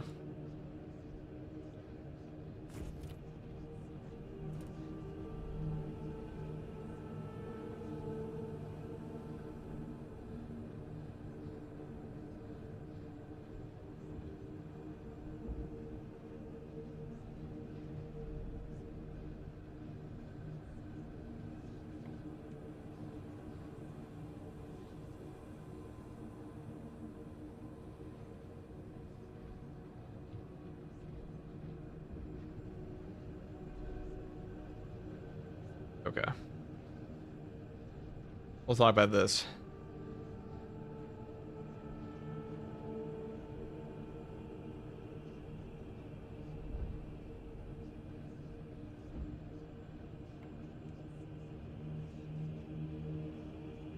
Hey guys, first Guardsman here, and so I'll be talking about a White Scars Heroic Chainsword build for the... Wait, I even say that right. I even say that correctly.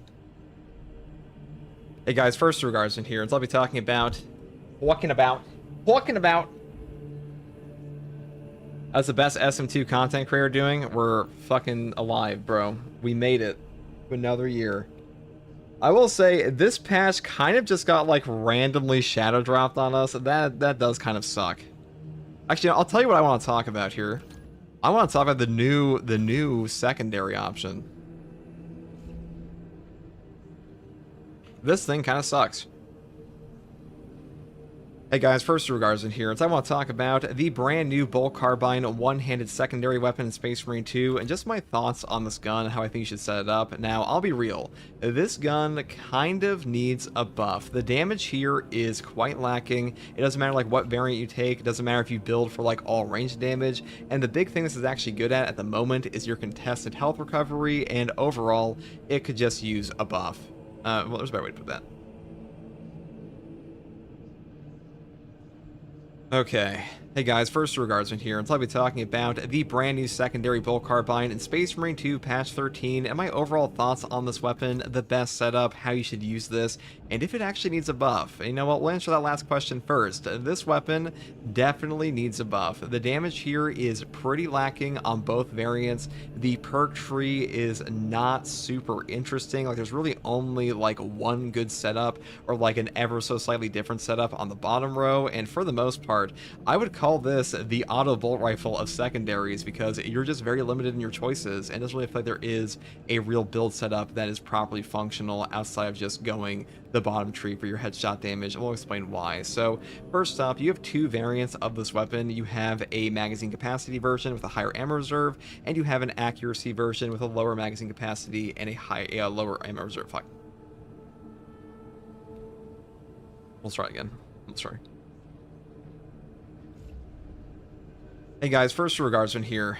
And so I'll be talking about the brand new secondary weapon in Space Marine 2 Patch 13, how I think you should set this up, where I think it struggles, and if it needs a buff. And I'll answer that last part first, because this weapon definitely needs a buff. I would go as far to say this is currently like the auto bolt rifle of secondaries, because your perk tree options are quite limited. There are really only two setups on this gun, and when I say two setups, I mean you basically pick between the first two perks on the top or the bottom, because the bottom row is just substantially better than the top row on this gun, and I'll explain why in a second. But first of all, let's talk about the variants we have here. So first up, we have a magazine capacity and ammo reserve option. This gives you a 30 base in the magazine, 180 in their ammo reserve, and the other variant is an accuracy version with a lower magazine capacity and lower ammo reserve. Now I'll say straight up, this version is just way better than this version. The accuracy here does not matter. The headshot damage on this weapon feels pretty mediocre, and the place this gun like really shines in is CHP recovery.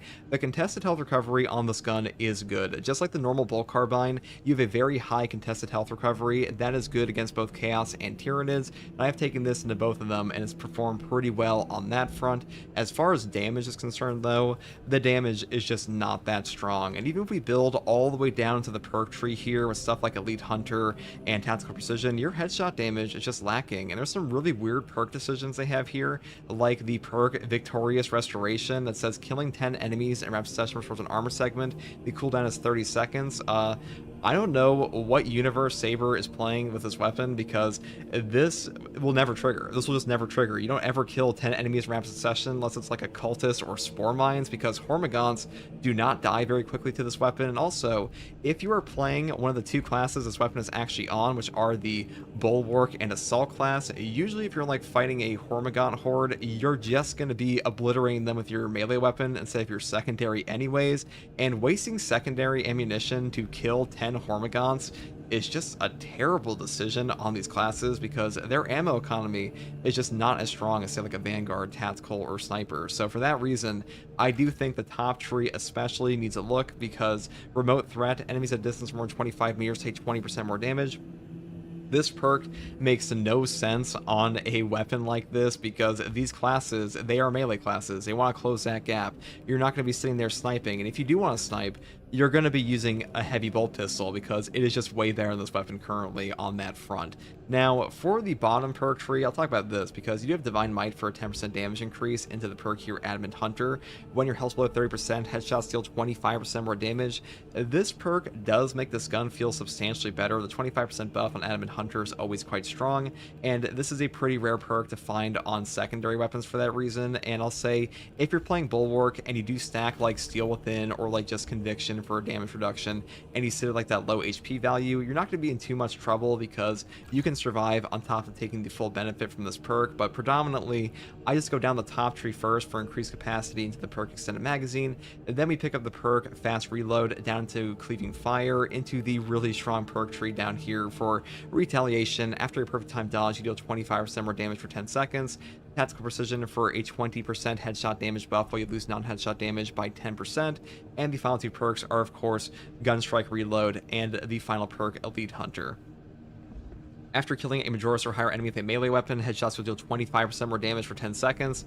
This is one of the best perks for buffing headshot damage on any secondary. You also find this on the standard bolt pistol, and it's also very strong here, but it's a 50% buff. They did lower that a little bit on this one, and I don't really know why, because the headshot multiplier on this is only ×1, and the headshot damage, even with this perk active, is just not that strong. You'll still be dumping what feels like half an extra mag into a zoanthrope at like point blank, and that just feels pretty bad. And even with all the buffs down here, this gun's damage is still lacking. And if you're like, you know, want to hurt yourself, I guess, and just want to go up here through the remote threat pool into Perpetual Precision, into Victorious Restoration, into the final perk, which is Home Precision, for a maximum spread decrease of 25% when firing without aiming, this perk row just kind of sucks. Like, I don't know what they were thinking here. I think this one really needs to look at, because it's kind of unfortunate that even with the accuracy variant, you're losing so much ammo here, and the idea is like, okay, you're gonna shoot them for 20% more damage from 25 meters away on a melee class. Like, that is just kind of a silly decision.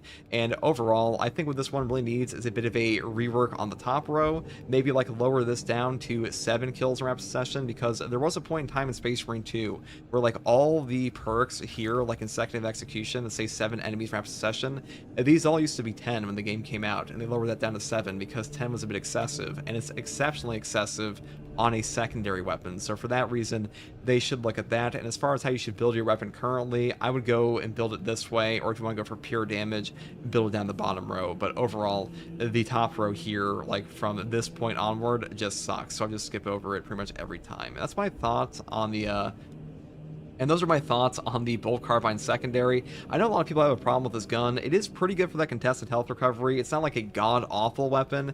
It's just that your build variety is pretty limited, and at the moment the damage is a bit lacking. So hopefully this gave you an idea of how you want to use this weapon and how you should... Okay, whatever.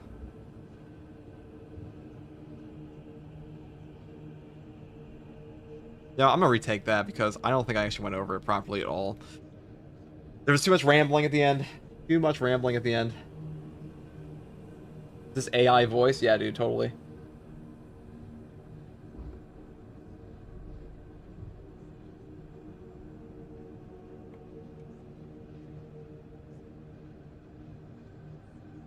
What voice fits Dark Angel? Probably Quartus. Definitely Quartus. Okay. Hey guys, first Guardsman here, and so I'll be talking about the brand new secondary option Space Marine 2 with the Bolt Carbine one-handed and Space Marine 2. Fuck. That was a stupid thing to say. In the Space Marine 2, in the Space Marine 2, in the 222. Ursus Astartes, thank you for the Prime. Thank you for the Prime, brother.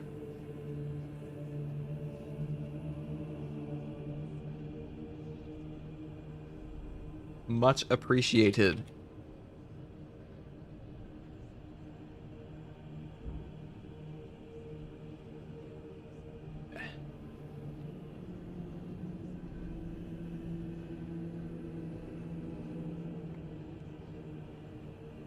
Okay.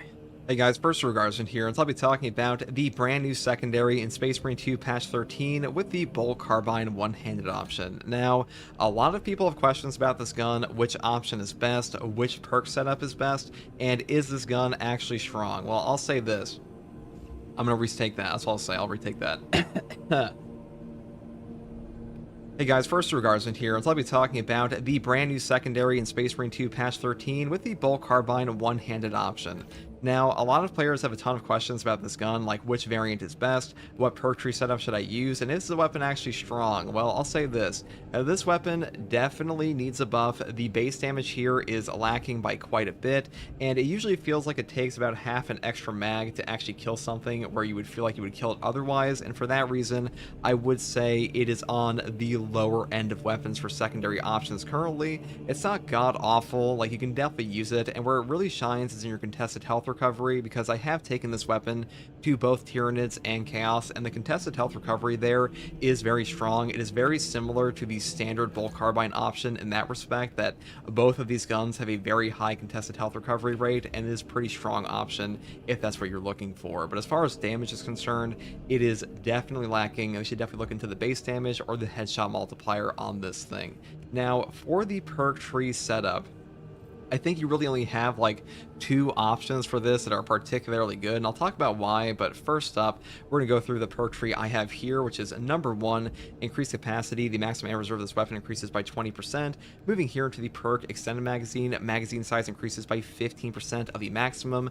This is my preferred setup for the first two perks. I really think the only major change you make to any build on this weapon will be these first two perks, because the bottom ones here are for damage and a conditional damage effect with Adamant Hunter, and for the best variant that I would take with any setup, it would just be the magazine capacity ammo reserve option, because the other version, you're losing out on magazine capacity and ammo, and this gun is pretty ammo inefficient as well, and a 5 accuracy, I mean, you're on a melee class, so usually you're barrel stuffing anyways, and if you're not barrel stuffing, you're probably going to be doing like controlled fire, and you can definitely do that with this version anyways. Now, for the next perk here, I do take fast reload down here into the perk cleaving fire. Shots will penetrate enemy block stances, doing 25% of the usual damage. This perk just sucks on this gun because your gun damage is so low that you're basically just wasting ammo shooting at a blocking enemy for 25%. Then I move here into the perk retaliation. After your perk time dodge, you deal 25% more damage for 10 seconds. This is a pretty good damage buff here, but even with this damage buff active on like a Wings of Flame Assault, it is a pretty lacking weapon in damage. And the next perk here is Tactical Precision for more headshot damage. You kind of get the idea of this bottom row, which is like it's all the damage perks and headshot damage perks, because you definitely want headshot damage on this gun, even with that lower base damage, because without that, it feels 10 times worse. And the next perk here is a Gunstrike Reload into the final perk, Elite Hunter. After killing a Majoris or higher enemy with a melee weapon, headshots will deal 25% more damage for 10 seconds. Now, this is a very strong perk on the bolt pistol here, but here it is a 50% buff, and for some reason on this gun, it is only a 25% buff, even though the base headshot multiplier here is ×1 on both variants, which is kind of odd in my opinion. Like, if they buff that up to 50%, it probably would feel a lot better. And also, this perk will work on a melee execute, not just a melee kill, so keep that in mind. All you have to do is just do like a normal melee finisher. And as far as the top row is concerned, this is where like my major problems with the perk variety on this come, is that Number 1, we have the perk Remote Threat. Enemies at a distance of more than 25 meters take 20% more damage. I mean, sniping with a bolt carbine secondary on Assault and Bulwark, like this as a perk option is just so goofy to me, because even with the accuracy variant, you're not doing jack shit for headshot damage with this gun, guys. Like, it's just not worth taking, and you're giving up, like, other flat damage buffs here, like Retaliation. They're just way better, and just, like, they flow way more into the actual combat loop of like the Bulwark and Assault in the first place. So for that reason, I would pretty much always skip over this top tree. And then the next perk here is just Perpetual Precision, and the final perk here that I want to talk about is a Victorious Restoration. Killing 10 enemies in rapid succession restores one armor segment. The cooldown is 30 seconds. This perk fucking sucks on this gun. Like, a 10 kills in rapid succession, that will just never happen unless you're shooting Spore Mines or a Hormigaunt, or maybe not even Hormigaunts, like Spore Mines and Cultists only, basically. Now, way back in the before times of Space Marine 2, all of the rapid kill perks, like Consecutive Execution, these were a 10 enemy kill requirement. They lowered that to 7 because 10 was excessive, and is exceptionally excessive on this perks. Like, this one definitely needs a buff. Like, this could be a 15-second cooldown, it would still suck in my opinion. And there are way better armor restoration perks on better weapons as well, like the trick shot perk on the Inferno pistol. And for that reason, I just think you should always skip over the top tree, because you're giving up damage that might actually help you get this perk. And even though all the bolter options have better body shot damage this patch, it is not remotely substantial enough on this gun to ever trigger this perk effect. Now, the final perk here is pretty good. This is Home Precision. Quick Weapons Max Spread. It decreases by 25% when firing without aiming. This feels pretty good on the Bulwark and the Assault. Unfortunately, you're giving up one of your best damage perks for this, and for that reason, you pretty much never go down the top row, which is why I said this is the auto bolt rifle of secondaries, because when we go over to the auto bolt rifle, this gun also only has like one good perk row, like you make a couple choices based on that, or like maybe going to ammo, and that's pretty much it. So it is pretty much the exact same type of weapon as far as that is concerned, but that should hopefully cover everything regarding this weapon that is important for like you actually setting up your builds. As far as the variants go, I've seen some people say they like this one. This gun is not very ammo efficient, so I pretty much always pick up ammo on it. I'm sure it'll get buffed in base damage eventually. I doubt they'll rework the perk tree, because Saber usually doesn't rework perk trees in this game, but as far as like damage numbers go, they'll probably touch on that eventually. But hopefully this helped you, and if you like content like this, subscribe for more. And as always, thank you for watching. Take it easy. Bye. Oh my god, my voice just died at the very end. And as always, thank you for watching. Take it easy. And if you want to watch me live to ask me questions about the game, or just come hang out, you can find me here on YouTube or on Twitch with a link in the video description, also a link to my community Discord. And as always, thank you for watching. Take it easy. Bye.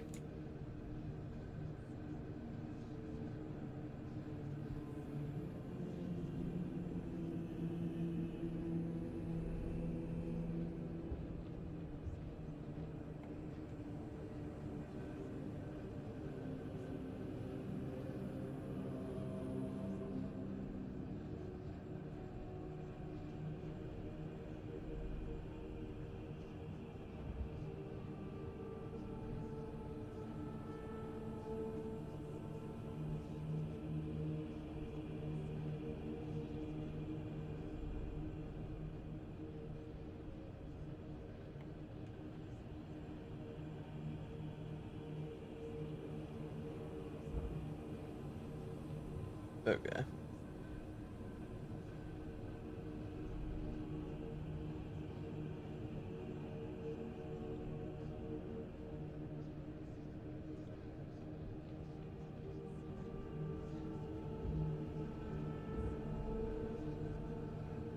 Let's see. Yeah, well, rapid kills for a secondary, an IQ off perk, dude. Yeah, like, what the fuck were they thinking? Rapid kills for a secondary that has a higher rapid kill succession than literally any primary weapon in the game.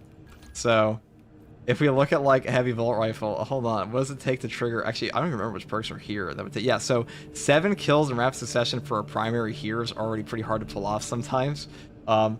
They're just dumb to take that, okay? And, like, also, this gun isn't even on the class that would probably make the most use out of it, which is with crack and penetrator rounds on the tactical, but this perk is broken right now.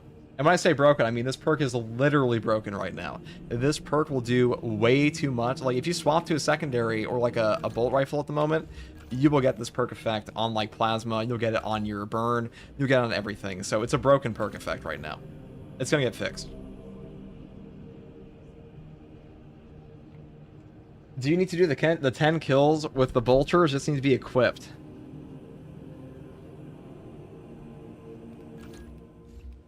A wonderful question. Let's discover right now. Let's spawn 10 billion spore mines for the people. How do I even find? So if we take a thunder hammer and we then equip the weapon, okay. No, it can't be that because it's still tied to secondary. It's still, like it's only for melee weapon perks. I'm pretty sure. That is so ass, dude. What the fuck were they even thinking? All right, Ormagons. Give me 10. Give me 15. Give me 15. That's the max amount, by the way, guys. Then we can nade ourselves. Let's steal the rain. This place crawls with Xenos. All right. Well, actually, I think we have we got an armor back, but it's not because of that gun. Okay. Because we have it built into our Incarmine Axe right now. So hold on. So no, you don't get it back. Otherwise, we would got if we have the restoration perk on the Incarmine Axe, the answer is no. Because otherwise, we would have gotten it there.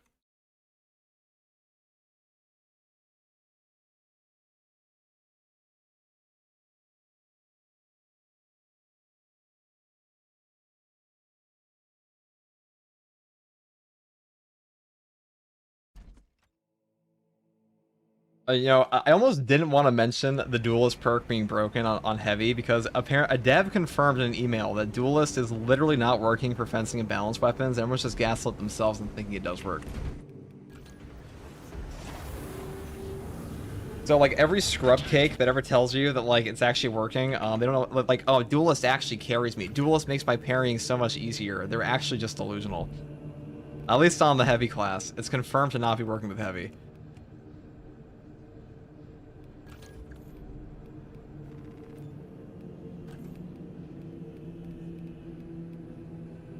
They didn't fix Duelist? Not this patch, as far as I know. I may have spread a bit of misinformation there in a video on accident if they didn't, but I didn't hear it. It wasn't in the patch notes. I checked in the patch notes, and they would have put it there, I feel, if they were going to fix it.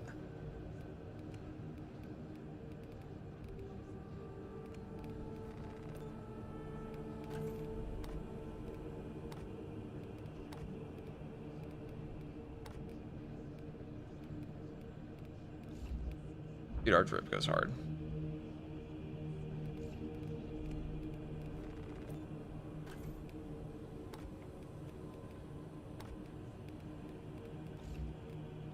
Okay. This is the hardest drip we've ever had in this whole game. Did you have the armor perk on the axe? I promise you we did. Yep, there it is. Because I know that because I was playing around the Incarmine Axe earlier, so... A tragedy. A real tragedy, chat. This gun... The CHP recovery here is high. The damage is not good. I still think the patch is a huge W. I put out a poll this morning asking people what they thought the best patch was, and... I'm curious. I think people still think patch 10 is probably better overall. I don't know, it's close between... People think Tech Marine is the best patch in this whole game so far. I kind of agree with that, though. Purgation Update and Tech Marine, they probably are the best patches in this game. And now Anniversary Patch did the most for this game's longevity, in the sense that we now have an Accolades grind, and we also had access to the brand new hard stratagems. And this added a ton to the game. Like, people shit on hard strats all the time, guys. This added a ton to the game. Straight up. It was a good thing for the game. Them gatekeeping accolades, we haven't had... You have to think about it this way, guys. We have not had a proper release like Reclamation where we had 6 new heroics and new cosmetics all at once. Forever.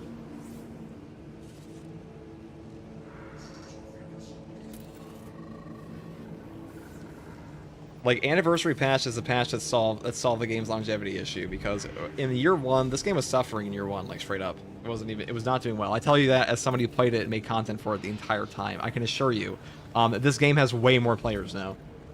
It's not even a question. In fact, this game was a sleeper hit.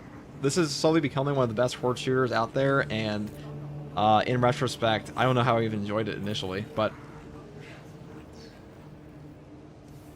yeah, so we haven't had a proper 6th edition of heroics, because these heroics here, the Ultima Ratio, Death Watch, and Argent Edge, these were supposed to come out in this patch, but they split them up between the Tech Marine update and this one, because the Tech Marine update was going to have no heroics otherwise, and they didn't want to launch it with just a class, so because of that, they did put it out. Because like the Tech Marine update would have launched with no heroics and no cosmetic items that are brand new to the store, and they didn't want to do that. This was the only addition we got to the heroic store cosmetics before. I was going to buy this one, but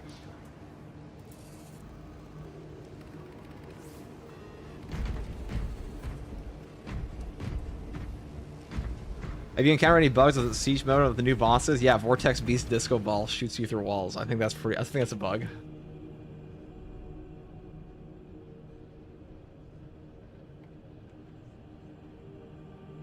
I would consider that a bug.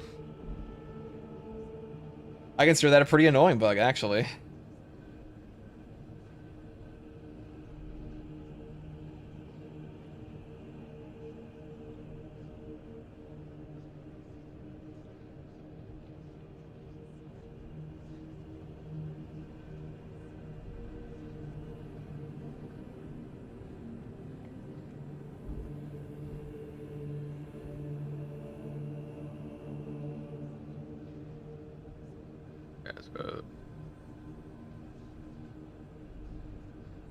Fix that.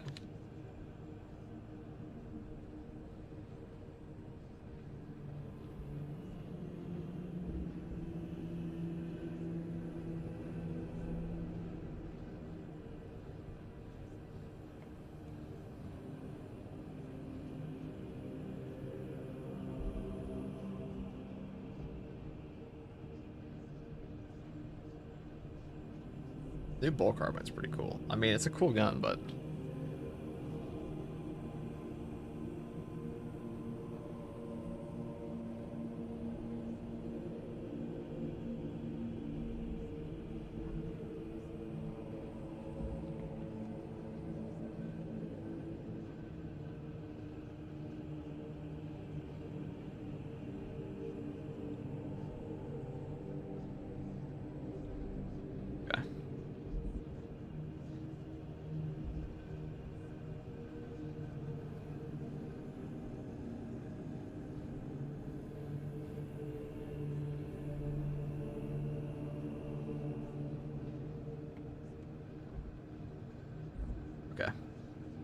I can still hear my clicks of my mouse in my video. You guys have lied to me. I have been lied to. How it's fucking unprofessional, dude. Remember, so you guys watched The Boys at least once. Hopefully not recently, because the show ended like dog shit. But it's fucking unprofessional. A good line. Soldier Boy's pretty funny in that show.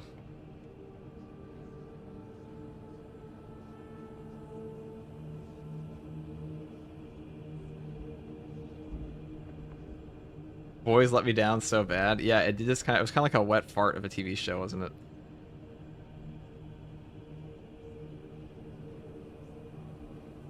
That show had one of the worst endings I've ever seen. The Boys ending was actually so bad. I'm not even gonna spoil it. I'm not gonna spoil it for anyone who hasn't seen it, but the Boys ending was so bad that it makes me just think that like Hollywood and all of like TV is just run by like a bunch of nepo babies that have no idea how to write anything. Because like there's no way an adult human mind can ever come up with something that fucking stupid if they actually care. It doesn't make any sense.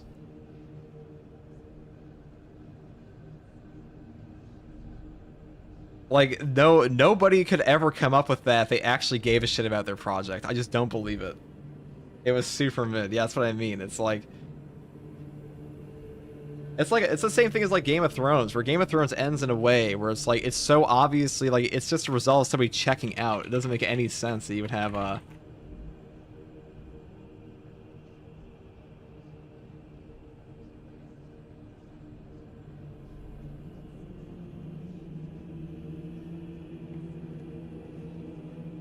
It's I mean Eric Kripke has written good shows before with Supernatural. Like whatever he had back then, he's fucking lost it because like oh my god, that show ended like shit. That was a bad TV show, guys.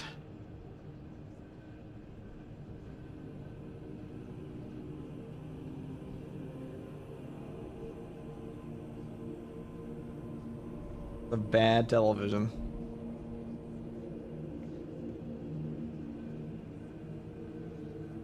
I just joined my catalysis about The Boys. Yeah, I was saying that I don't think an adult human mind can come up with something as shit as The Boys season 5 was. That actually cares. Especially the final episode for that show. Holy this is what Clara would have wanted. It wasn't as bad as the Game of Thrones ending, it was just too mid. Dude, Game of Thrones ending was like straight up better than The Boys ending. The Boys ending just like ended. Also, The Boys power scaling, power scaling has to be consistent. If you're gonna build an entire show around a character being so strong they can't kill him, through like normal conventional means, you cannot then also have him just like be completely inconsistent in his power level, because in The Boys they constantly treated Homelander like, oh my god, we can't kill Homelander, he's too strong, we have to go all these roundabout ways. And this is VOD? No, this is a live rant about The Boys. But without any spoilers, but like in The Boys, they constantly said like we can't kill Homelander. Homelander's too strong. We can't actually do it. He's too powerful. But multiple times in that series, they have the opportunity to just body this guy. In fact, a lot of the supes they beat in the series are like almost as strong as he is. And like by the end of the series, Homelander doesn't even feel that strong. He just kind of feels like he's a guy. He's just like, you know, he is stronger than most supes, but like if all the other supes just like ganged up on him, he'd just get fucking bodied.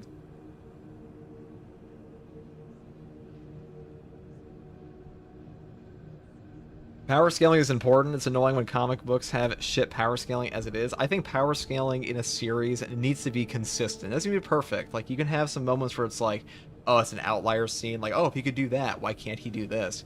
When you have a show like The Boys, or you have a show like The Flash CW to bring up like the greatest offender of all power scaling ever in superhero TV shows, you cannot have one character be like, I am super fast, and then also never use their speed unless the plot demands. You can't do that.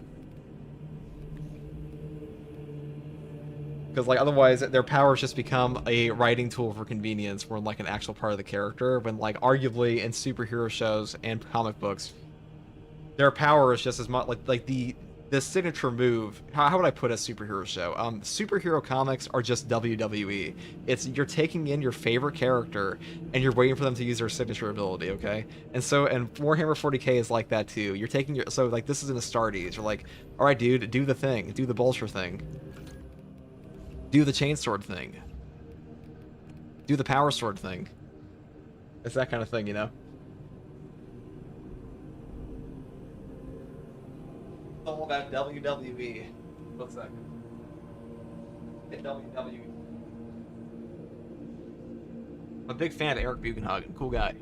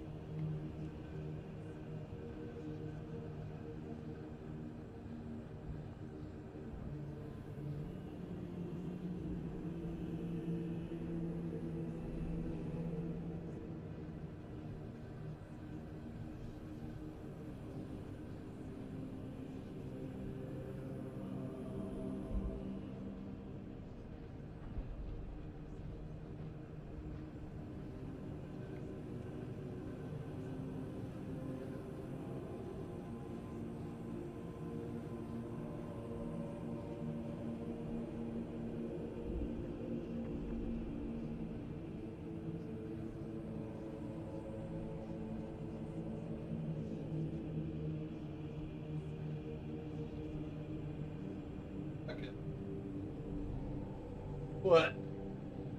Stuff. Talking about? Oh yeah, the boy sucks. That's true. The power scaling is trash because they spent the CGI budget on X-rated scenes instead of actually fighting. Real and true. Real and true, dude. He's right, chat. He knows.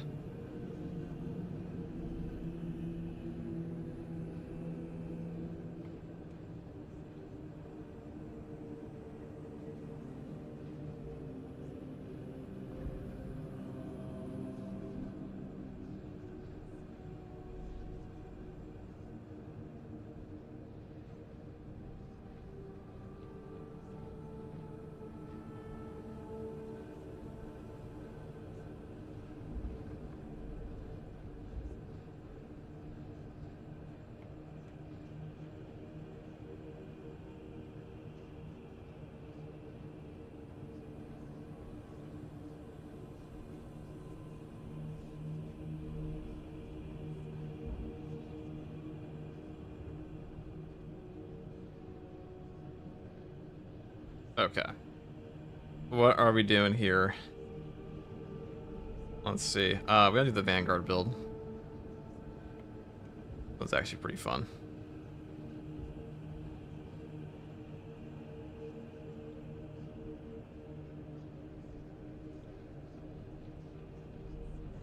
I'm not shot the boys ended badly. The show stopped being good in season 4. The show got worse. It got pretty shit a while ago, dude. I think I like that show since like the middle of season 3. I mean,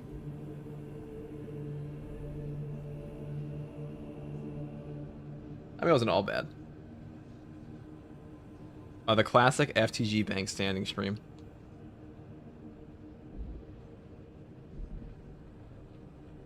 A real classic. Average guardsman behavior.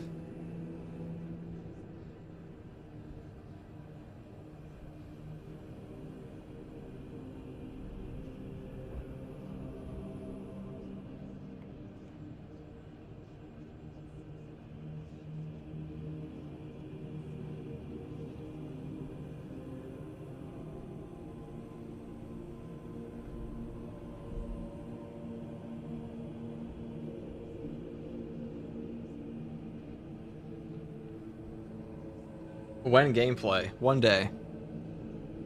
There will eventually be more gameplay in this stream.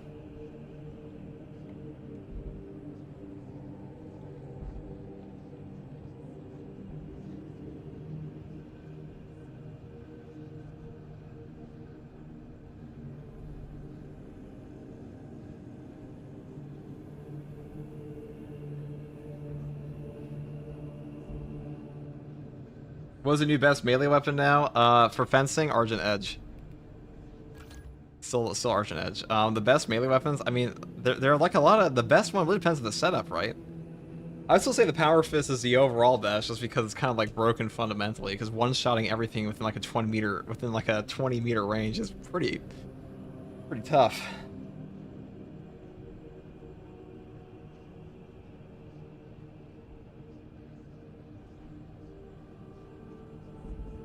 Okie dokie, we talk about the thing. Let's talk about the retribution option. Damage is damage. Also, it's pretty fun, you know. Pretty fun. Alright, guys, there's so many. I'll say the drift this patch, guys, out of this world. Legendary levels of drift we are now experiencing in Space Marine 2. This is a banger update. We got back-to-back bangers. Patch 12 and patch 13. Something for everyone in this patch.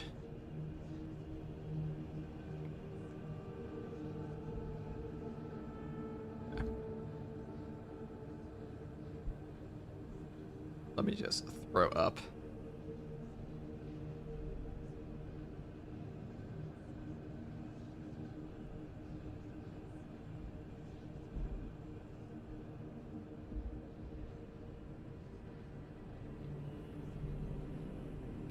Hey guys, first Guardsman here, and I'll be talking about a Vanguard Heroic Chainsword build for the Vanguard Heroic Chainsword build for the Vanguard class. Yes, and the floor is floor, Guardsman. The floor is floor. Okay. Hey guys, first Guardsman here, and I'll be talking about a heroic White Scars Chainsword build for the Vanguard class in Space Marine 2 Patch 13. Now, this wild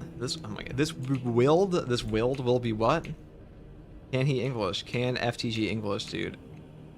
10 days of guys. So the drops campaign goes all the way to fucking June 11th, which means you're gonna see a lot of me with a broken voice. Okay.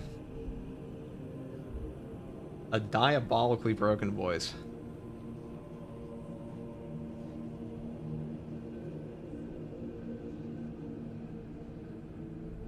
It ain't peak, chat.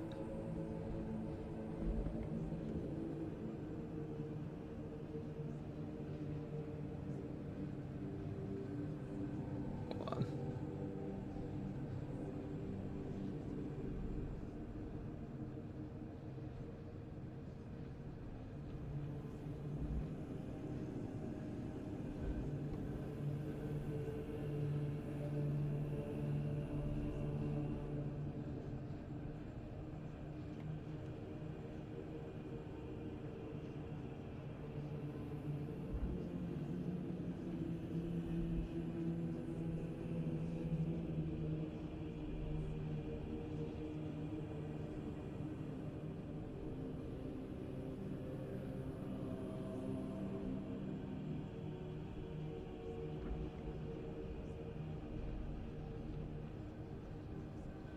Okay, chat. Sorry about that.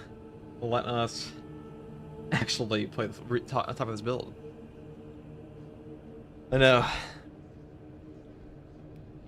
Hey guys, first Guardsman here, and I'll be talking about a Vanguard White Scars Heroic Chainsword build for the... Wait. Hey guys, first Guardsman here, and I'll be talking about a heroic White Scars Chainsword build for the Vanguard class in Space Marine 2 Patch 13. Now, the main idea behind this build is we're once again going to be using the Retribution perk over here for a 30% melee damage increase when our ranged weapon in its magazine has... Oh my god. A ranged weapon. Hey guys, first Guardsman here, and I'll be talking about a heroic White Scars Chainsword build for the Vanguard class in Space Marine 2 Patch 13. Now, the main idea behind this build is using our perk over here, Retribution, for a 30% melee damage increase when our ranged weapons magazine is empty, and on top of that, we are going to combine that over here with the Inferno pistol with Motivated Melee for another 20% increase, for a total of like 50% in terms of actual numbers though. This is a bit lower than... Oh, hold on. Hey guys, first Guardsman here, and I'll be talking about a heroic White Scars Chainsword build for the Vanguard class in Space Marine 2 Patch 13. Now, the main idea behind this build is using the perk over here, Retribution, for a 30% melee damage increase when our ranged weapons magazine is empty, on top of Motivated Melee on the Inferno pistol for another 20% melee damage increase on top of the Retribution perk. So, pretty fun perk option here. Now, it doesn't literally come out in the damage calculation to be 50%, but damage is damage and is noticeable on the White Scars Chainsword. Now, the White Scars Chainsword is a very strong weapon in this game. This is a 12 strength, 8 speed, 4 cleaving potential block type weapon, and over here we have the perk effect Fury of Chigoris. Adrenaline Surge stacks are increased to 3. The third stack is a higher damage bonus, but the bonus for the second stack is reduced. This weapon feels very strong. I've seen a lot of people ask me, like, does this actually work like a normal block weapon? Do I get armor back on the second stack? You will still get the normal effect of a block weapon explosion and the armor restoration on the second stack. The third one will just give you more damage. Just keep that in mind. Now, the cool thing about this weapon is that if you use the full throttle combo skip, you can actually use your stomp by the time that your like adrenaline surge stacks have not run out. What I mean by that is actually, and the cool thing about this weapon is that you can actually use the full throttle combo skip to get a stomp off before your adrenaline surge starts it. Oh my god. And the cool thing about this weapon is that you can actually use the full throttle combo skip to actually have a stomp come out on your weapon before your adrenaline surge stacks are actually over, which is pretty nice for some horde clear. Now, obviously, our horde clear is not that strong because we only have 4 cleaving potential, but that doesn't matter too much, mainly because you swing so fast, you will just be chewing through Minoris anyways. So, a really fun weapon option, super fun to use in general, and especially on the Vanguard class. Actually, here, let me just, like this. I don't want yap, I want good.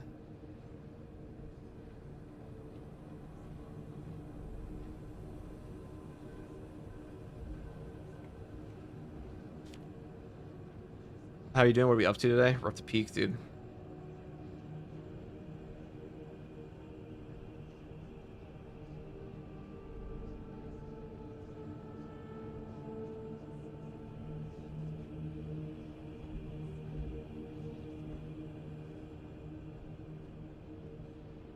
Okay.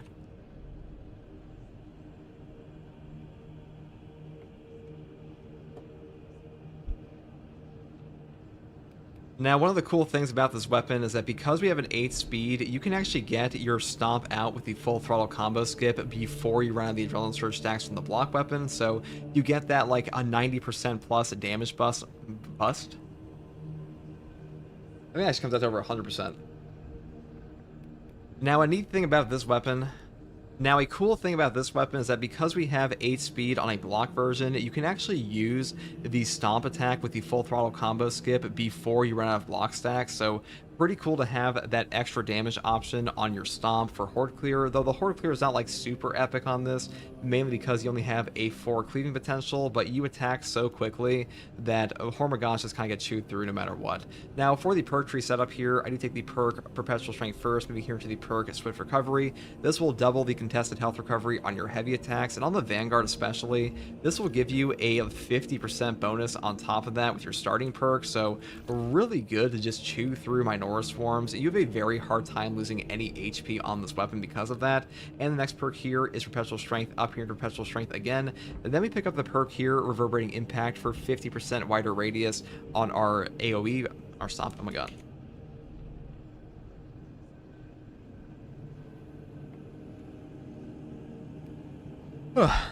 And a cool thing about this weapon is that because you have an 8 speed here on a block variant, you can actually use the full throttle combo skip to use your stomp attack or skip to your stomp attack before you actually run out of the damage buff from your block charges. So pretty fun option here. And for the rest of the perk tree, we do take the perk Perpetual Strength first, moving here into the perk Swift Recovery. Heavy attacks restore 100% more contested health. This is a really good perk on like any chainsword in the game. With an 8 speed, getting out your heavy attacks, fuck.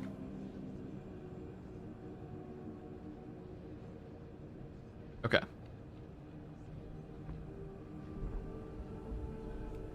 Now, a cool thing about this weapon is that because you have an 8 speed on a block variant, you are able to use the full throttle combo skip to skip directly into your stomp before you run out of block charges, which is pretty fun to use.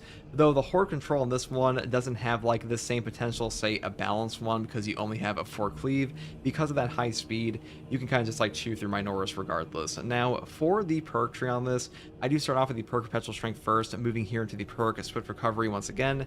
Heavy attacks restore 100% more contested health. Now, on an 8 speed weapon, it is so easy to skip to your bash or your kicks or just your stomp that this will come out all the time.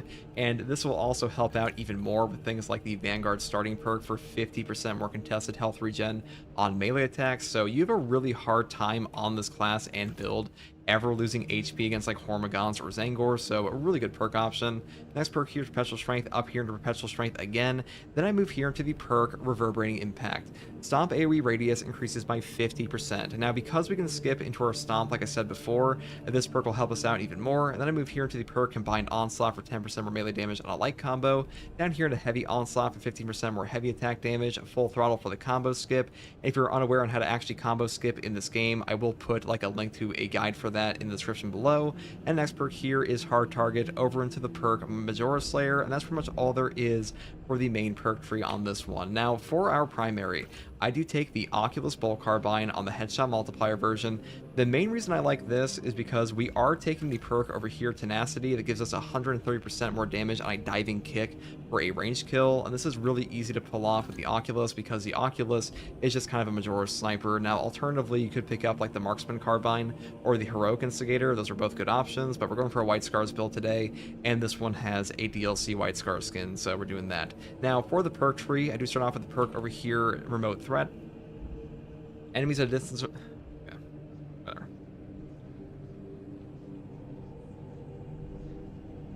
I need water, desperately.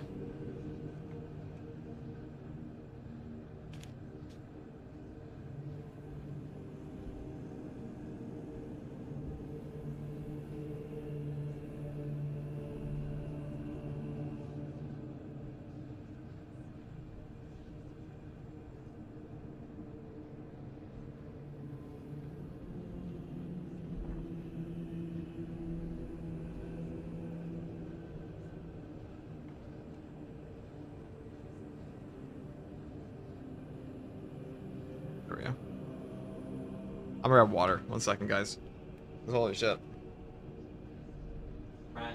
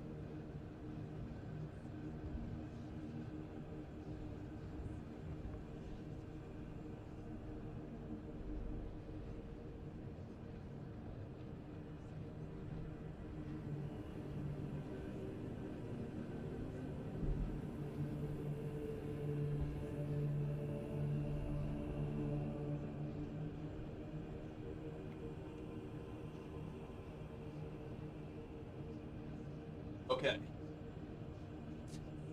Talk about this.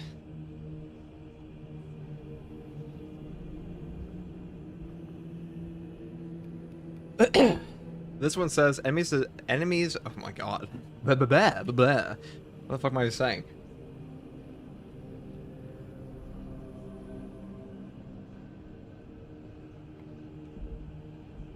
They spelled meters wrong.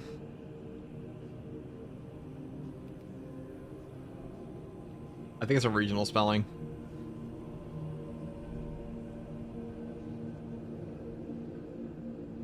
Yeah, it's a regional spelling. It's the same as color or color, you know? Like C-O-L-O-R versus C-O-L-O-U-R.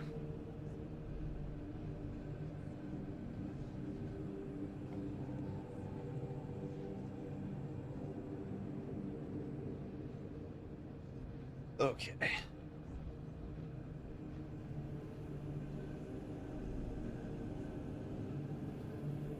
We'll get that, guys. I swear to God.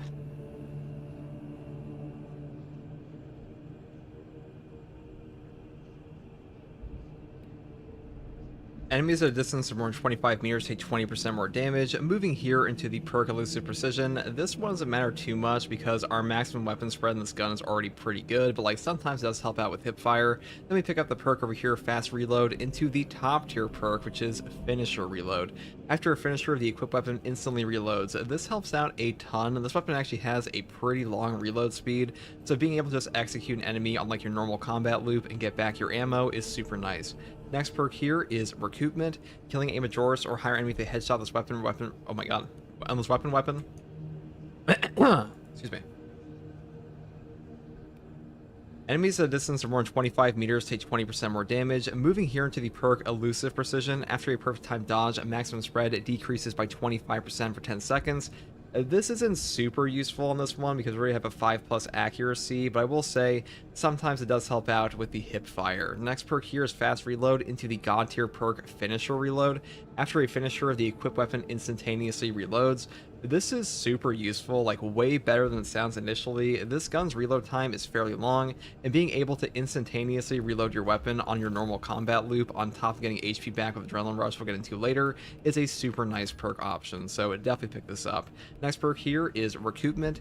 Killing a Majoris or higher enemy with a headshot with this weapon restores an armor segment. The cooldown is 15 seconds. This is just free armor restore. It really comes into play far more than you would think. You can also just shoot an executable enemy in the head and get this back, so a really great perk option. Next perk here is Extended Magazine, down here into Divine Might. But then I pick up ammo perks like Magazine Restoration, Increased Capacity, because on this class, you definitely want more ammo because you're not super ammo efficient. Then I go up here into the perk Divine Might, and the final perk is Able Damage, because I find this one to do the most damage as compared to the one over here with Able Headshot, but you know, either will work. The damage discrepancy here does not matter too much, and that's pretty much all there is for the primary. Now, for our secondary, I do take the rate of fire version of the Inferno pistol, mainly so we can magazine dump, because we do want to have the perk here, motivated melee, active as much as possible on top of Retribution.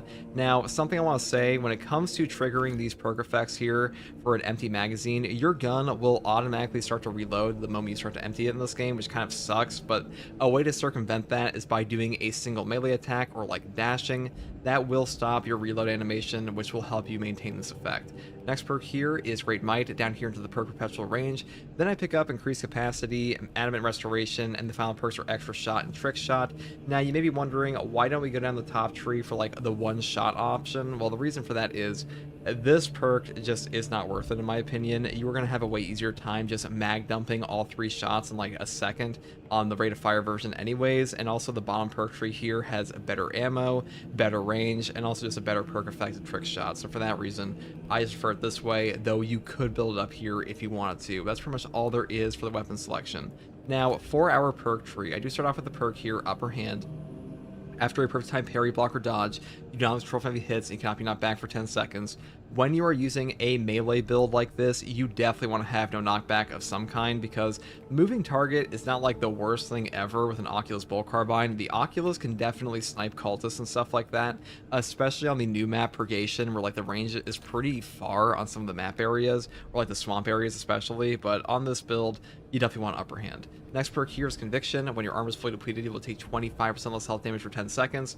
A 25% health damage reduction here, stacked with the perk over here, Thrill of the Fight, for another 20% health damage reduction for 5 seconds on parry, block, or dodge, makes you actually very tanky on this class, and being super tanky on top of having health regen from Adrenaline Rush from Cinder Tree, that makes you pretty damn hard to kill. You are effectively a honey badger of classes at that point, so for that reason, I do prefer picking up the damage reduction here. Next perk here is, of course, Retribution, moving here into the perk Inner Fire.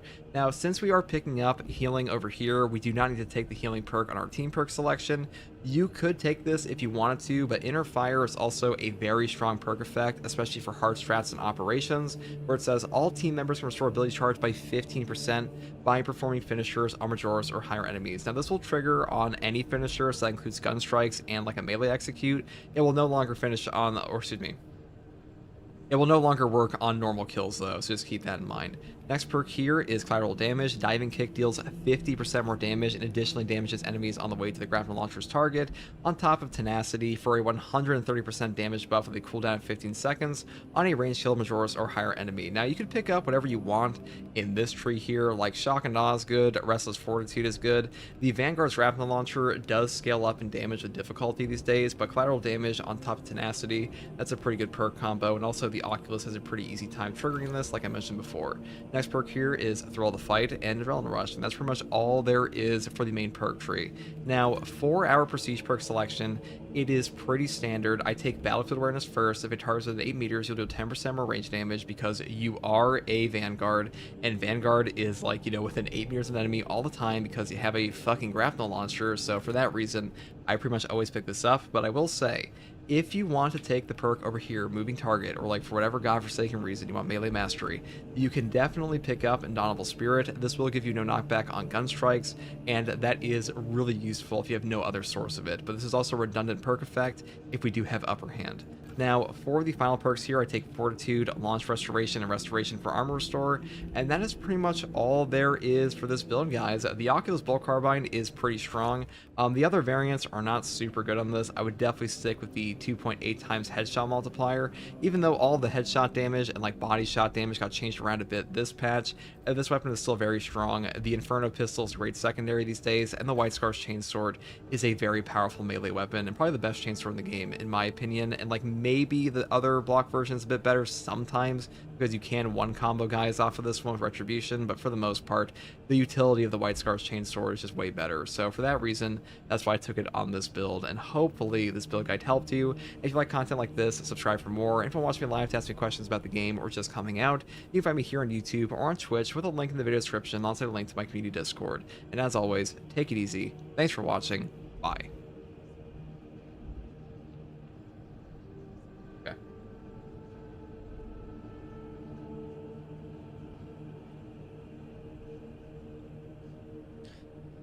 I would say anything about the buff Neo Volkite. It's pretty good now. The heating speed increase is definitely noticeable.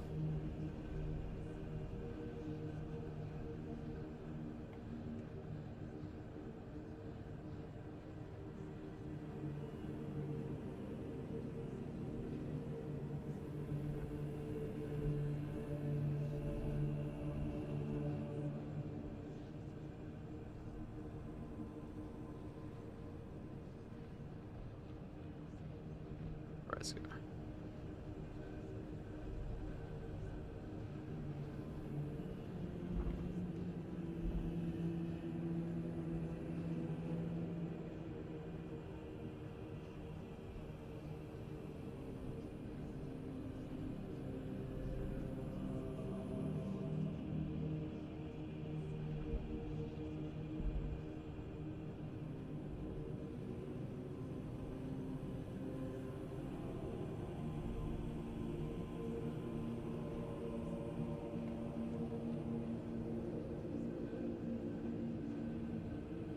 All right, that was peak, boys. We did it.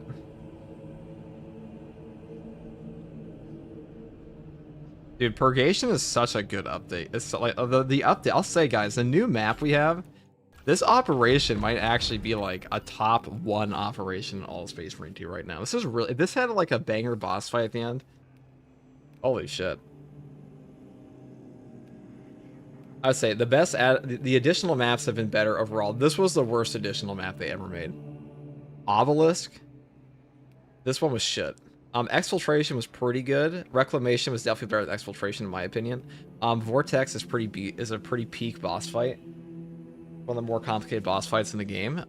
Purgation is like, as far as non-boss related missions, like Disruption was ass compared to this one.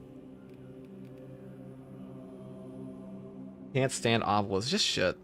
This is like, this whole update sucked. This was actually the update. This came out like December, I think, or January of 2024. So like 2 years ago almost. Fuck, have I been playing this game for 2 years, dude? Holy shit.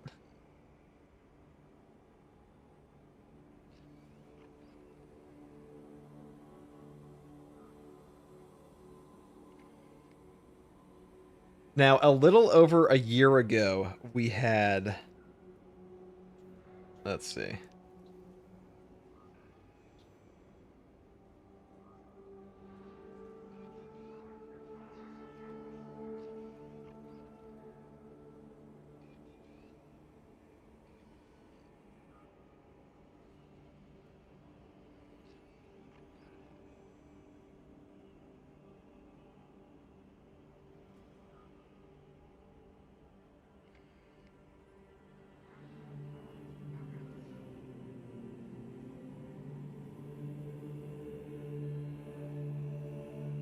Tennessee site on that map. What? What does that even mean, bro?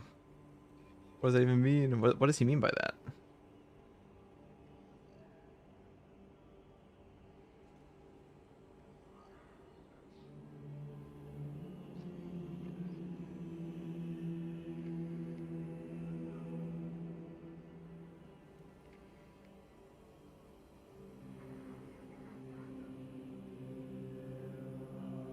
Okay, whatever. Alright, what's the next build, guys?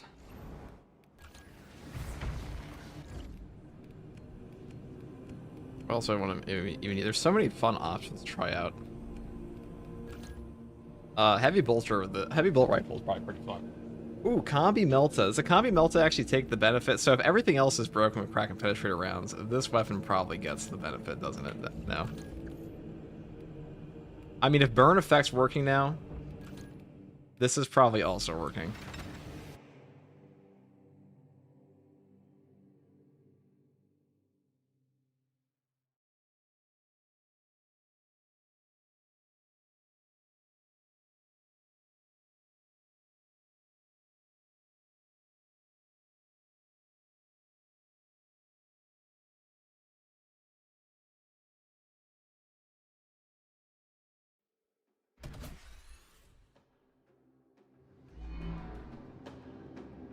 We have tyrannies.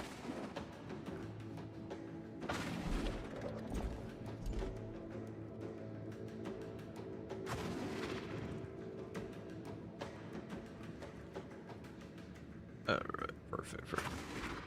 Let's test this out. So, Combi Melta, show me the detail. Show me the damage.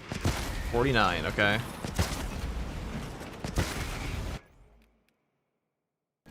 What if I swap off of crack and penetrator rounds?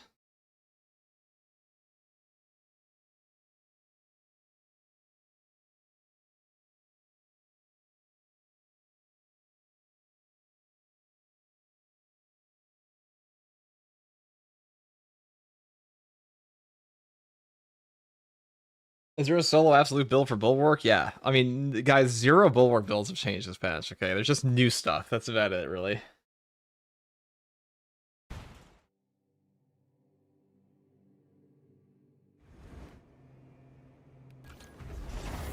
If you want builds, you just look at my YouTube channel. They're all there. They're all there. Everything you probably ever need, to be honest. Everything you could ever need.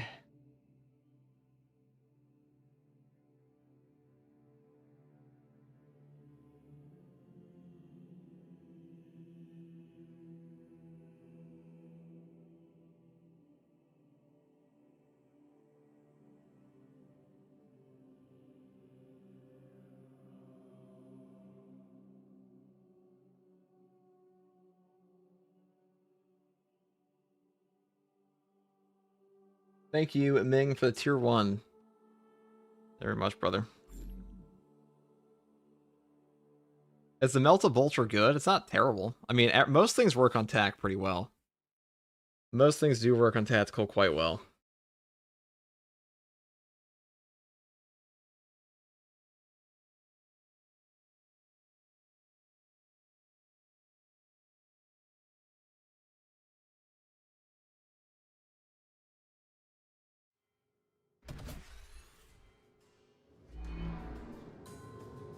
Found some of the jittery bastards. Alright. So no, it doesn't work on it. Big sad. Very tragic, guys. I know. Very sad.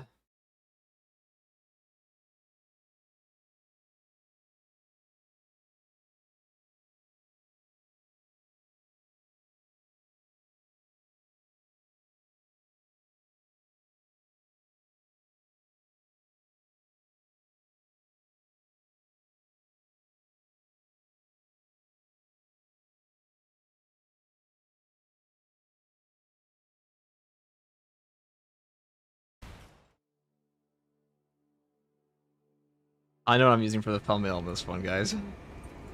Yeah, you guys fuck with Squidward? Anybody here like Squidward? I'm sure many of you, at least on some level, relate to Squidward.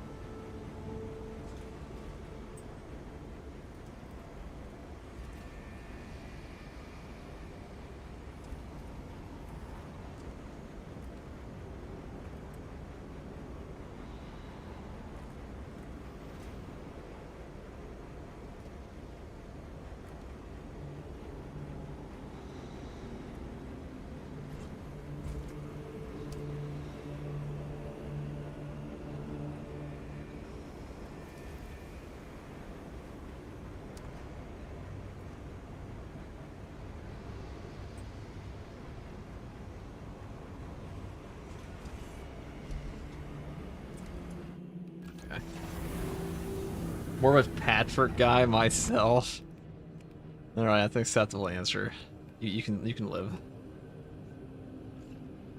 We'll allow it. We'll allow it.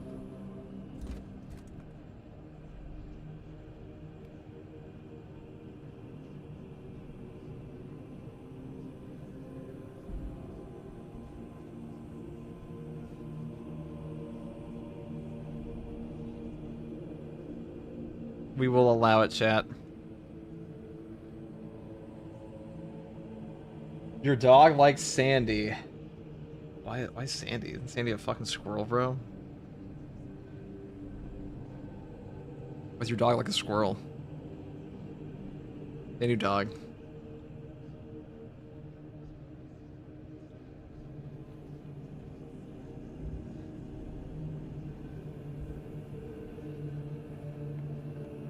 Let's see here.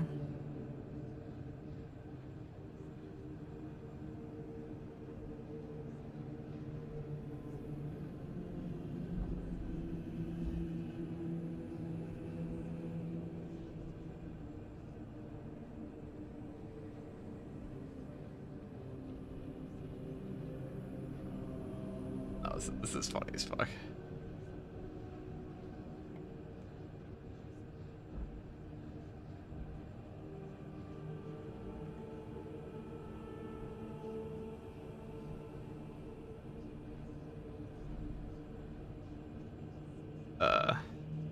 Hold on, chat. I gotta make the Squidward thumbnail good, okay? Gotta be good.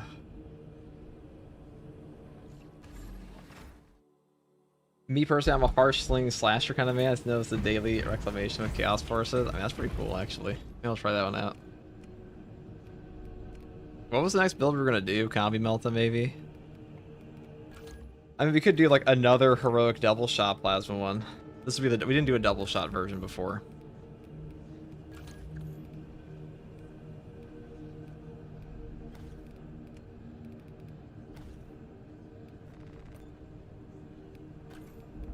I saw Chapter Master Valrak made a video on this update, asking if it would bring players back to Space Marine 2. I watched it this morning.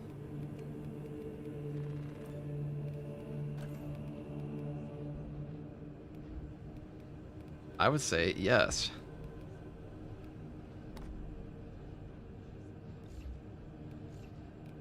I can put this on an Imperial Fish, right, chat?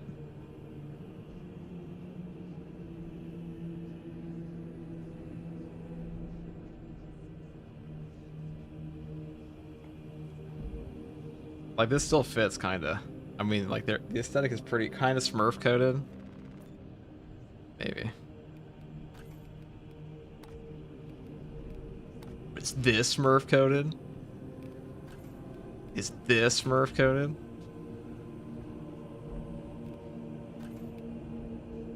Imperial Fist be lame as fuck. Mods, kill that man. What do you just say? Imperial Fists are lame, dude. Fine. What do you like, guy? What's cool to you, Hood Ninja 29? What's your chapter of choice? If you say Iron Hand, actually no, if you say Salamanders, dude, I swear to God. He's not wrong though. Okay. I see we've just partaken in pure lies. Minotaurs, dude? Oh yeah, so you like bronze, you like shit-colored bronze armored guys. Okay, you like the Inquisition's bitch. That's how it is. Or the High Lords of Terra. One of the two. You disgust me. Imperial Fists are lame as fuck. I actually like my guys to just like suck off Holy Terra. Minotaur, I tell you. Brown Fist versus Yellow Fist, that's what I mean. Always the founding chap. Oh damn, you did 500 ways of siege mode? No, we don't do no, that's only for Bulwark, you have to do that. That's only for Bulwark. Fists are lame. Shut the fuck. This guy says fists are lame, dude. Get out of here. Your kind are welcome. Not in this space.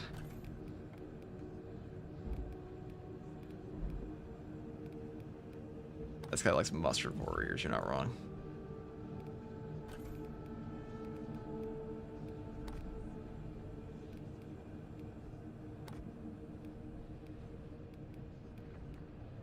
This is pretty bitchin'.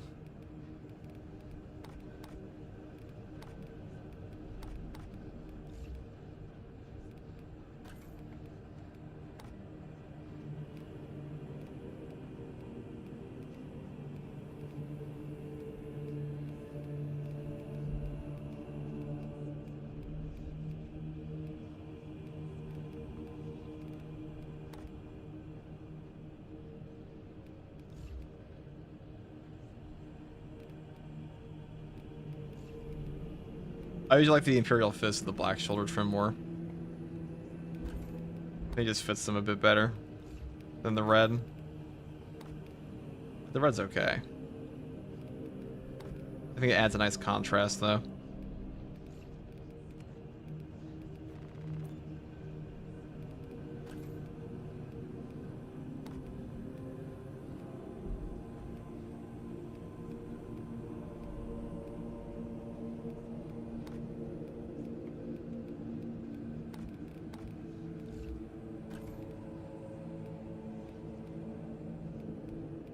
Or put on like a normal ass one.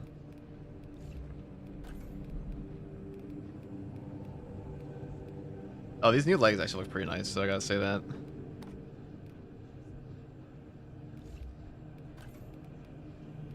Yeah, this game has a lot of haters. It's gonna be pretty hard to hate on Space Marine 2 in the Big 26. I'm not gonna lie. Like after Tech Marine update and patch 13, dude,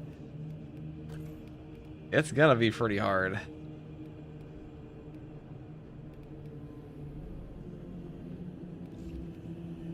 Cause like when something's just fucking good, it's just good. You know what I'm saying?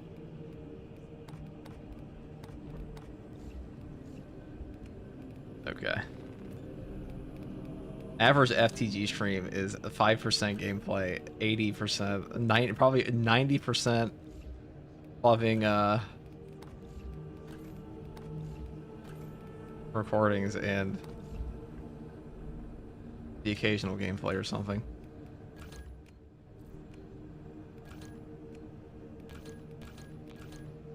I want the firepower one.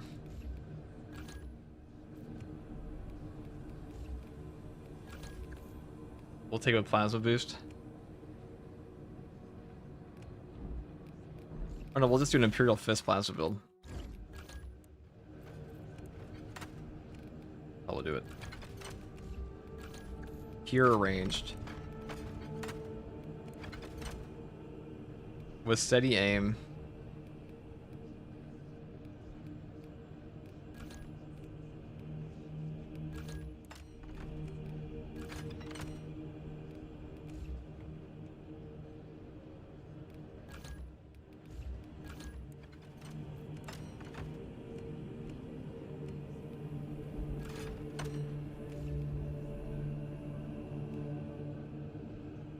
So what do these guns struggle with? I guess Horde clear. So because of that, we're gonna take the White Scar's Chainsword.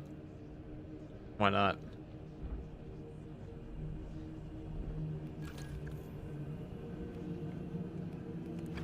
Height and Vigor, maybe?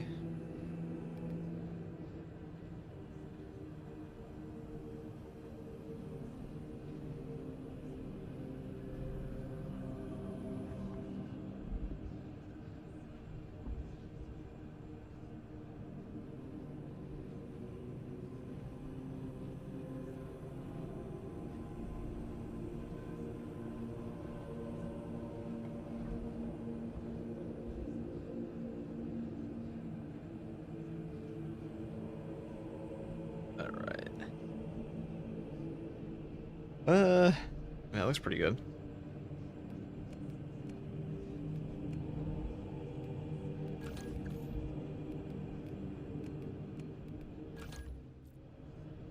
Like, not much has changed on the sniper class at all.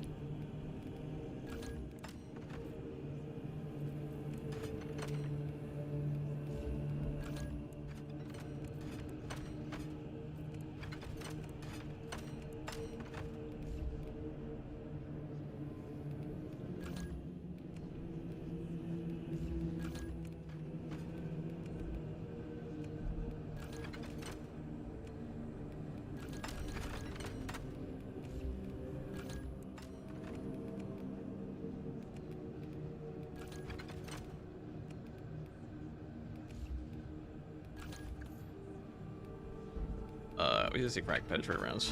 Or we take plasma boost or crack and penetrate rounds. We could go for like the ultimate bolter build. I don't know, I feel like the plasma boost one is just like it's too good to not take, isn't it? This is just pure murder hobo.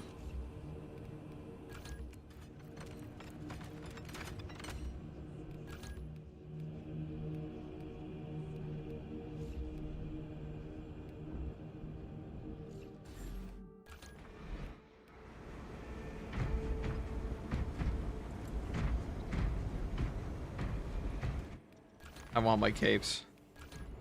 How many more ordeals do I need? A lot. Okay, so we're at 3 out of 100. Okay.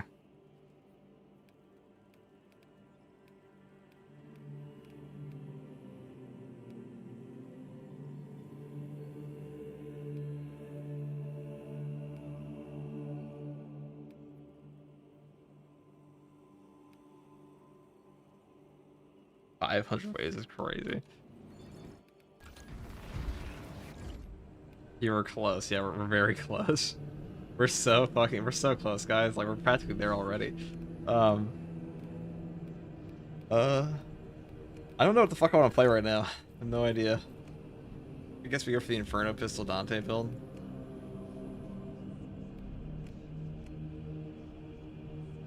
We'll do this. We'll do this. We're just going for max damage.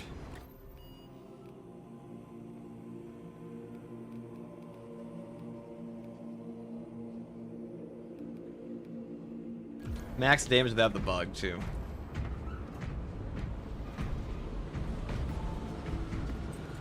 Do we know if we got a new class? There were Chaplain leaks. There were Chaplain, like, audio leaks, so... Probably.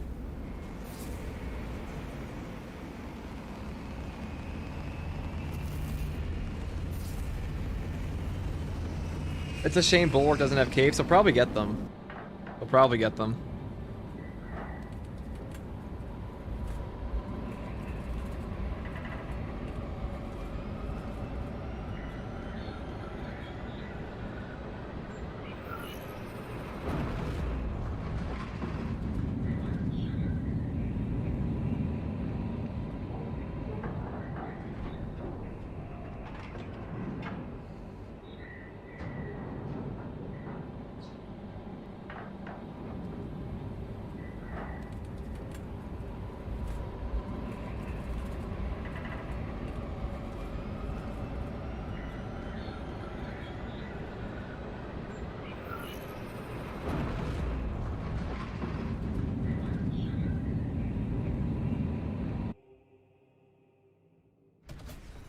A company of Cadian infantry mobilized against the Thousand Sons on Avarax. However, our forces never reached their objective at the Ecclesiarchy Cathedral. Reports suggest they are overwhelmed by the Tyranid swarm. Rally the Cadian forces, repel the Tyranids, then disrupt the Thousand Sons' plans at the Cathedral. Seek out Major Kivar of the 22nd Company on the battlefield. Repel the Xenos. Eradicate the traitor forces. We shall hold the line, Captain. Our characters look pretty sick, doesn't he?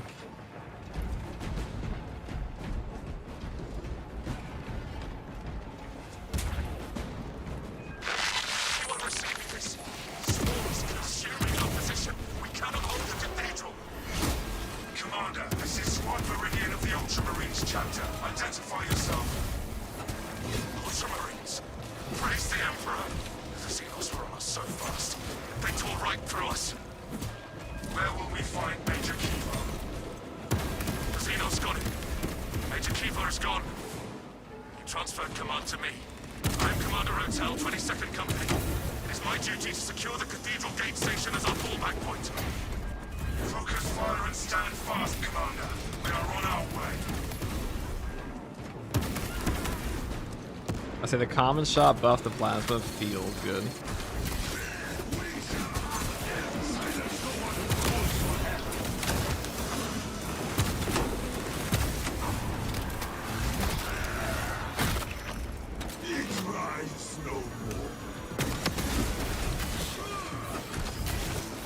My guy sounds very Imperial Fist coded. Maybe we have to go back out into the lobby.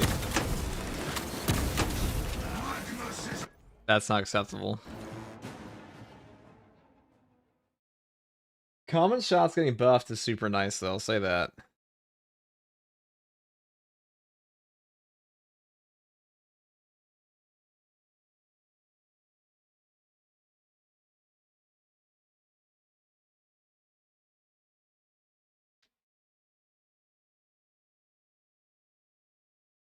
What do you think the new tactical one will be? The tactical plasma incinerator heroic will be? Oh, that's a good question. So the heroic plasma, the heavy plasma, is only common shots, so it does make me wonder. Have they fixed ghost parrying? No, that's probably never going anywhere.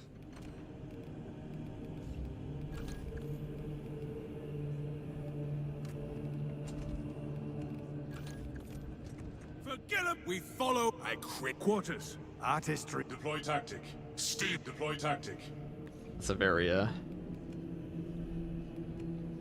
that sounds like something he would say.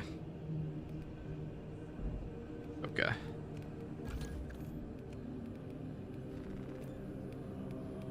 I was gonna be like a first company guy. Or a veteran.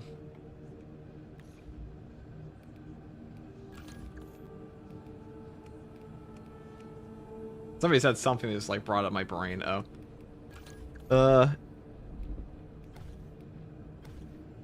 Here.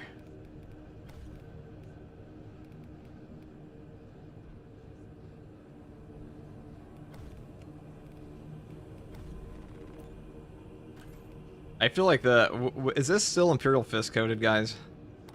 This thing.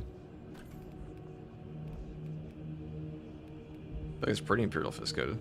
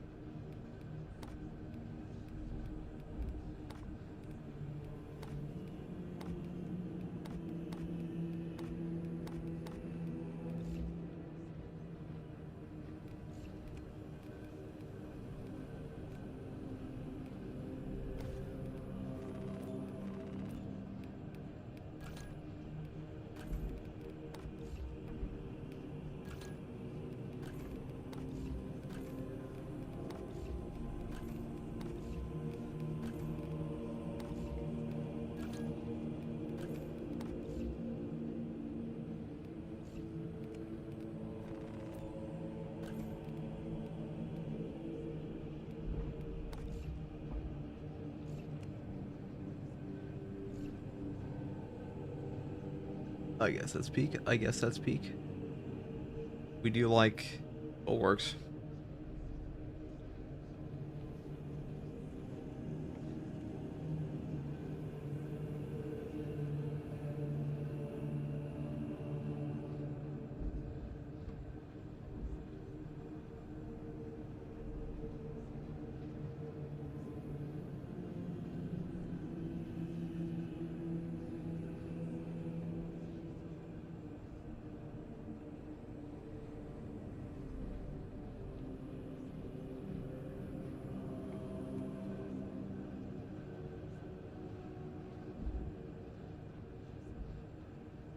Bulwark on top. They are pretty peak. I mean, he kind of is on top, isn't he? He's kind of been winning this whole game. He never really stops winning either. Back Marine, though. He's pretty peak, too, these days. That does a lot of damage. I do kind of want to go for, like, a servo gun build. Like a full-on...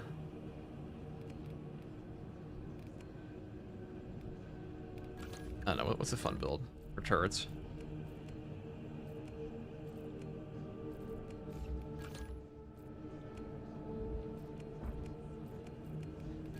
Of Blood Angels and Carmine Axe. I definitely don't want this. Is such a terrible synergy with this class. We could do a Xenophase, though. The Xenophobic Blade.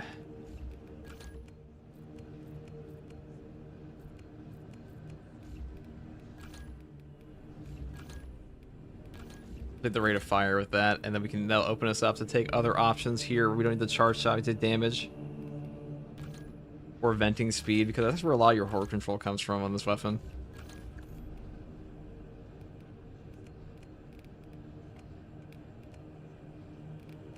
We can take precision enhancement. You kind of want an extra little salvo in this, I feel. I feel.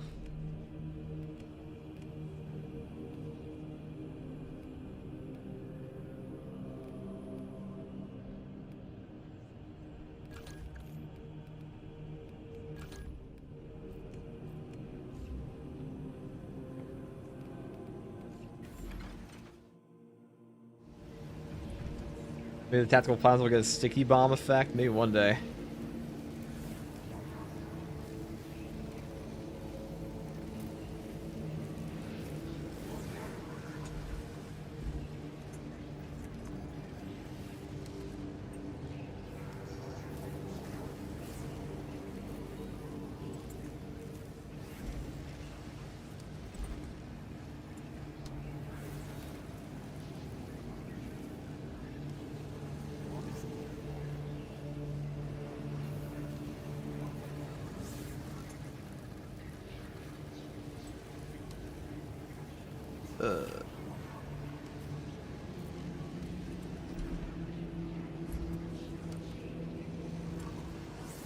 Do we think the new secondary shit, guys?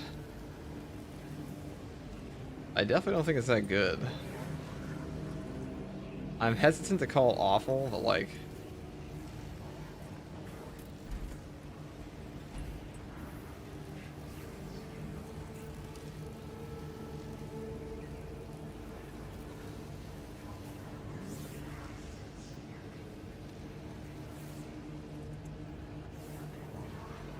It does kind of alarm me they released it like that. But there was no PTS. That probably would have been fixed before.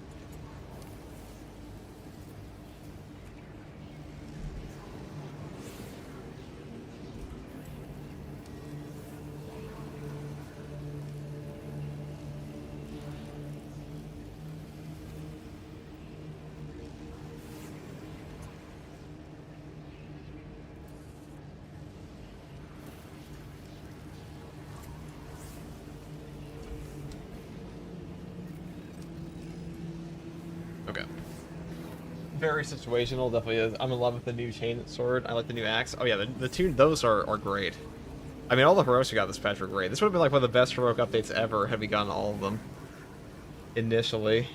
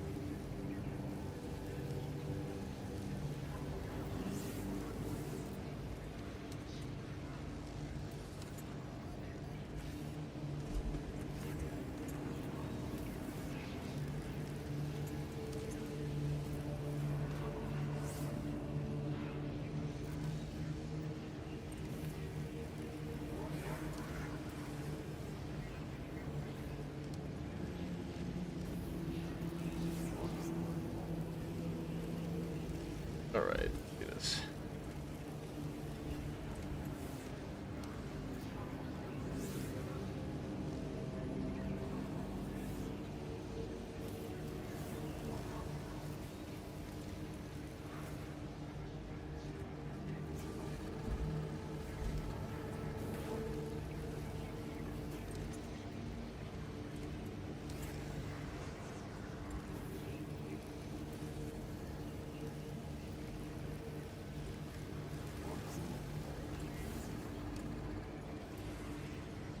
Alright.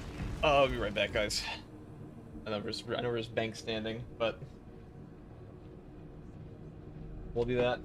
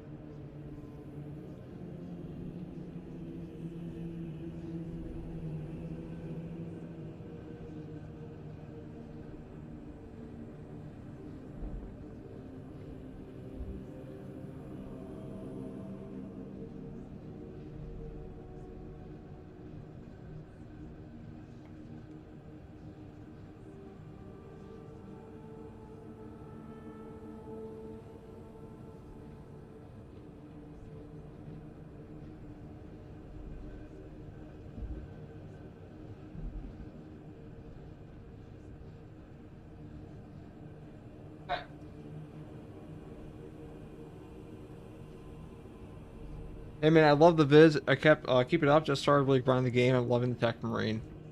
Oh, I'm glad the hell this is 20, dude. Sorry, I have some eating food. My bad. All right, chat. We're actually gonna play a game now. We're gonna play the game now, for real.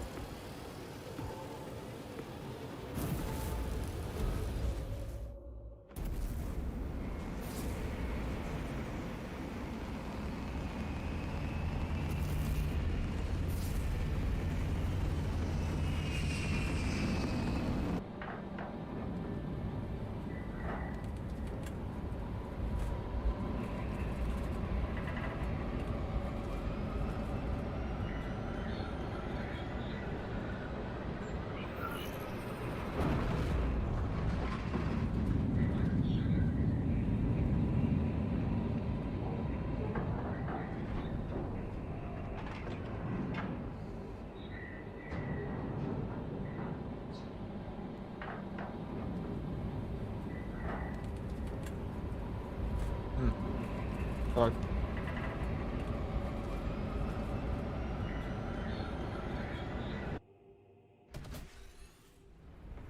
A company of Cadian infantry mobilized against the Thousand Sons on Avarax. However, our forces never reached their objective at the Ecclesiarchy Cathedral. Reports suggest they are overwhelmed by the Tyranid swarm. Rally the Cadian forces, repel the Tyranids, then disrupt the Thousand Sons' plans at the Cathedral. Seek out Major Kivar of the 22nd Company on the battlefield. Repel the Xenos. Eradicate the traitor forces. Ah, a little bit of disruption, eh? Hold the line, Captain. You know, 50 wave challenge again? I don't think you can reach wave 50 anymore. Maybe you can. I don't think that's possible. Anyone receiving this?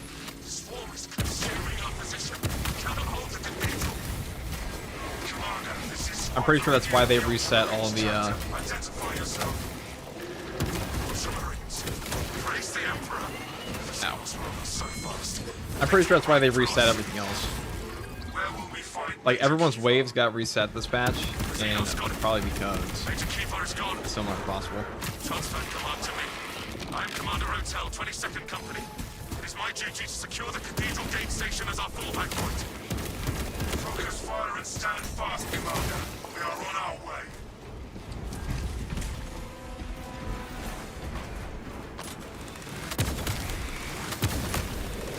Contact. Here it is. Alright, you'll edit this.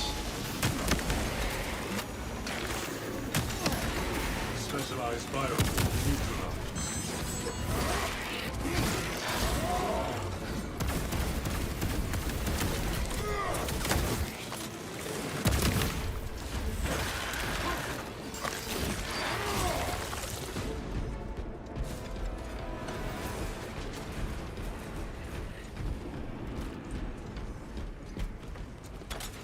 Thousand Suns combatant observed.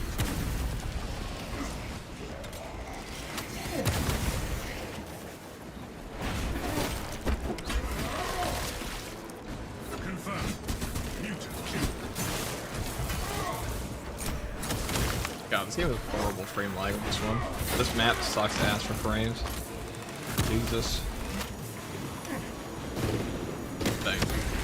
Lead level 0. Pacify. Nullify combatant before it rallies more enemies.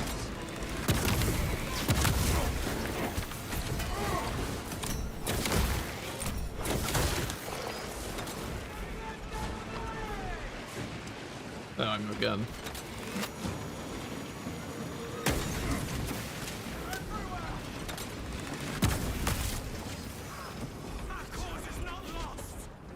Into the fray, Viridian.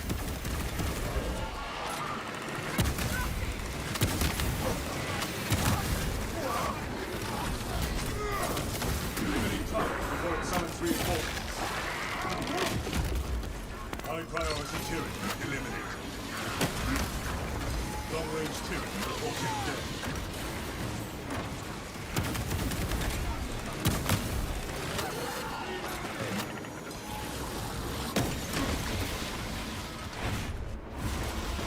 Bang. They did 47 yesterday, if I remember correctly. Did they actually? 47? Well, then maybe it is possible.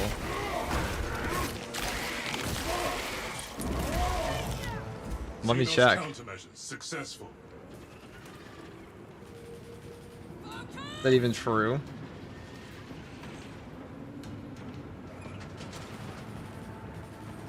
Let's see. They just keep coming. Oh, maybe it is possible then. Okay. Some of the new stuff is pretty OP, so that makes sense. I guess it is possible then. Yeah, I don't think the siege mode is...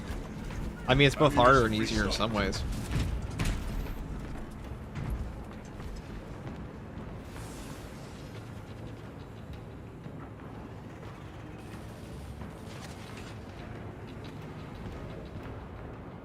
Oh, what do they call it?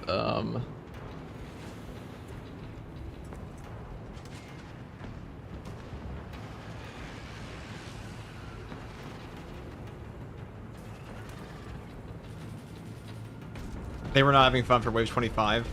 Ready for next Yeah. encounter. It's a pretty toxic mode. I imagine I have no... So I haven't seen anything on that mode really for highways yet. So I imagine the choice that people make for that is the new Adeptus Mechanicus guys.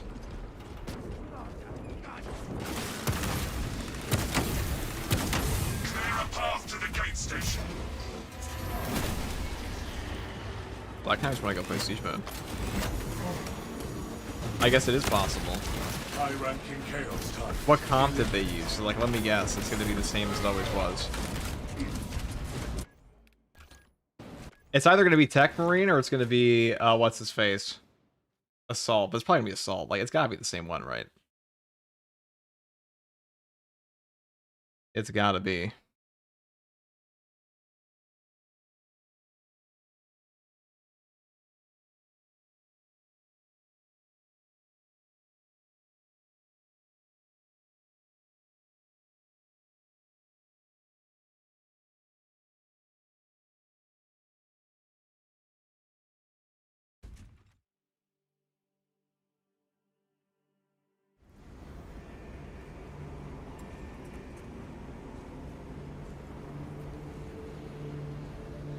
Okay, I missed my Siege mode, the old one. I would say, in my opinion, just off of what I've seen of the new modifiers in Siege, and also what I've seen from the new stuff in general, Tech Marine and Assault, these are the two best classes in that mode. Tech Marine might be a bit better, though. Because this turret's actually fucked now.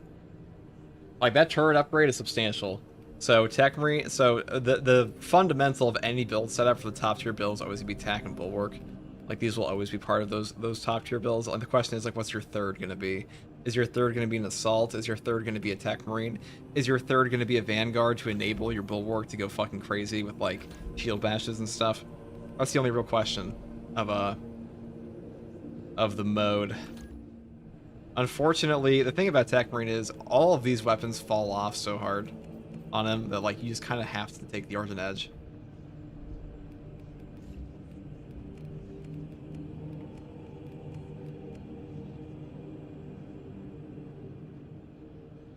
You didn't think about that perk now in Siege? I know Hayes said he wanted to play with it today. He said he's cooked, though. He messaged me this morning. He said he's so tired. He said he had to end early because he can't. Whatever he was saying. Okay. We take height and vigor versatility. I'm just gonna take this too.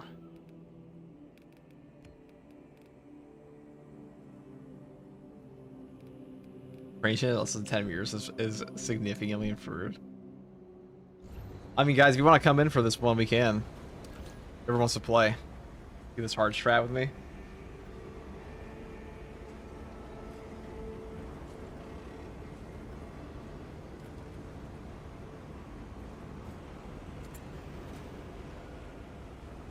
They use Tech, Tac, and Assault, but Assault struggled after 25. Tech, Tac, and Assault's an interesting combo. That's not what I would think of.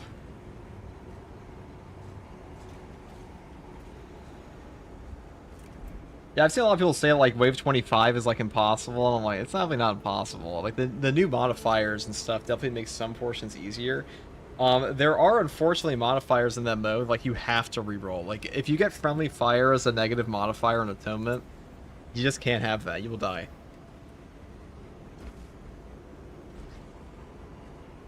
FG's IQ lowers every time someone mentions Siege mode. Why is that, antagonist?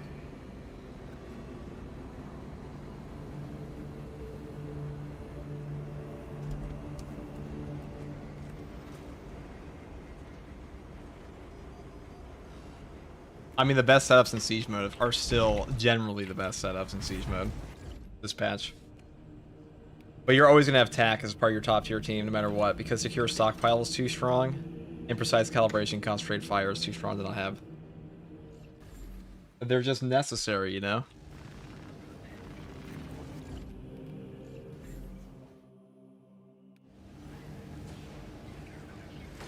It's the unpopular mode.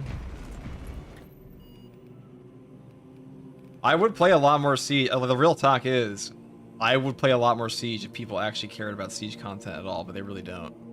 So. That's the unfortunate truth of Space Marine 2, is that Siege mode is forever a novelty mode. Unless they make it like, maybe the new map will fix that, but Siege mode is less popular now than it was a year ago, which is fucking crazy. It's actually a better mode now. Like, the new update feels way better.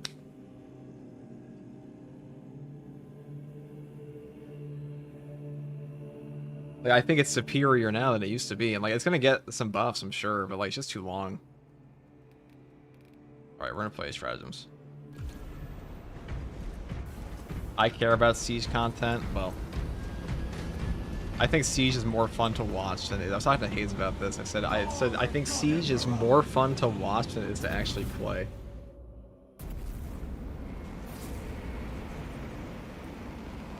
It also takes like 2 hours to do.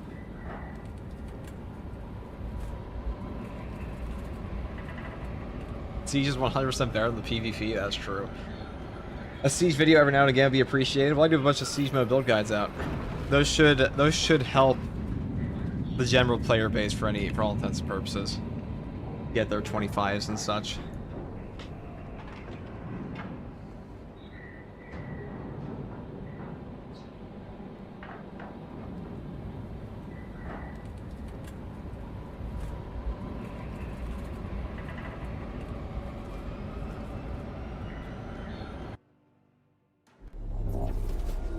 We have lost contact with the Mechanicus facility in the Kadaku swamps. Nozik's research is still inside. Long-range You dropped the game Osprey reveals a early? You significant dropped the game because your presence duo only wants to play converging on the PvP? That site. sucks. You don't play the game anymore? You're watching the Twitch stream? Investigate, purge the Xenos, and reclaim the... Alright guys, come on in. Whoever wants to join. And neither shall his angels. Sadly, no build guide ever helped the fact that my first Wave 25 Heart Siege mode, the game crashed. That's rough, buddy.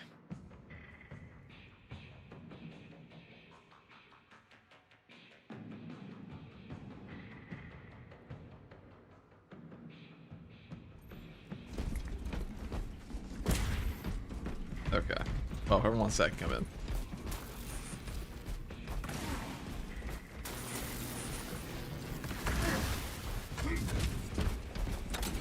Heretics. Whatever they seek, we will deny them. Oh, yes.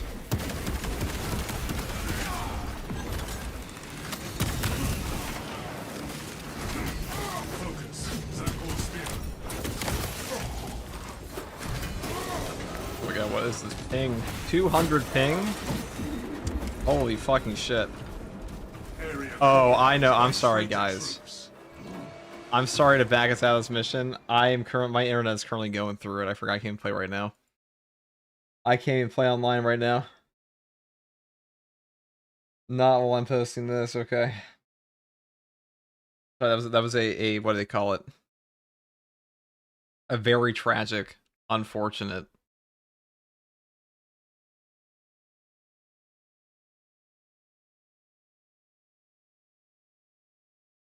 Favorite strat modifier? That's a good question. Obviously, I thought it was my fault for the ping. No, it's my fault for the ping. That's why I've been playing True Solo, because I can't even connect. I can't even connect right now. My internet's been having problems. That's why we dropped stream. But like the other day, my stream was a black screen for 3 hours on Twitch because my internet fucking dropped. It ain't great. We're using every last drop we have to like actually stream, but I'm sorry, Ironclad and Oreos, for gaslighting you guys into coming in.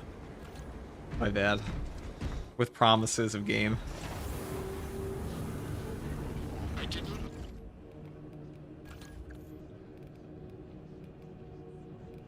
As we do that, redo this. We do Wing Fury 1 again. You're good, bruh. Yeah, we do Wind Fury 1 again. Wind Fury Dante build. In Carmine Axe.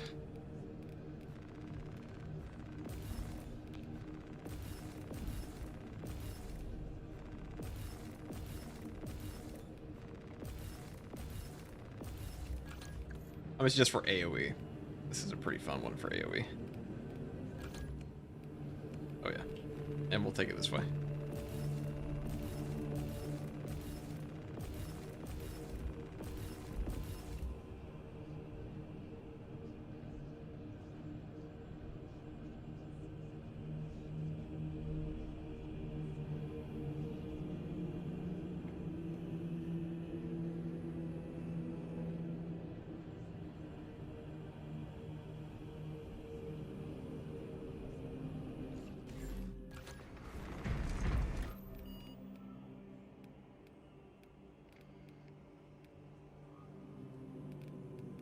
We'll do this on Purgation. This map is just too much fun, chat. They really knocked it out of the park. It was a pretty big park.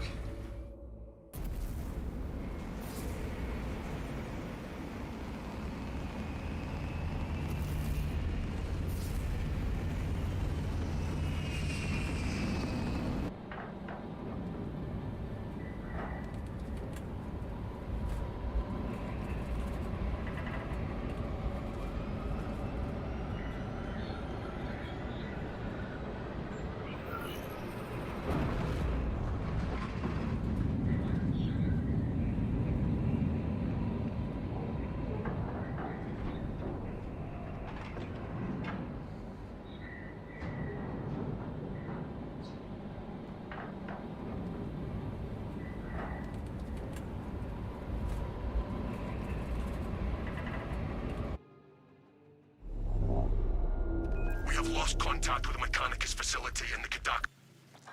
Okay. I'll grab my coffee while we're doing that. Then we'll finally The Emperor's gaze reaches even into this festering murk.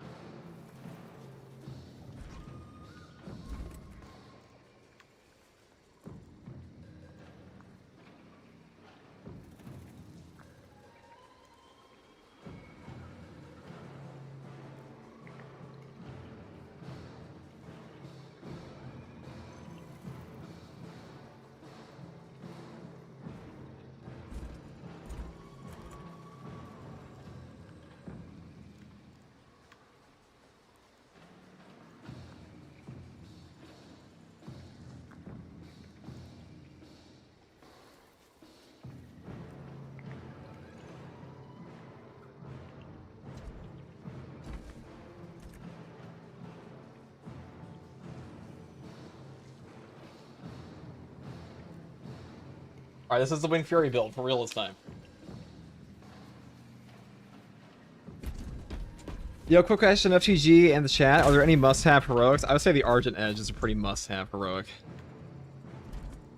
That's pretty must-have.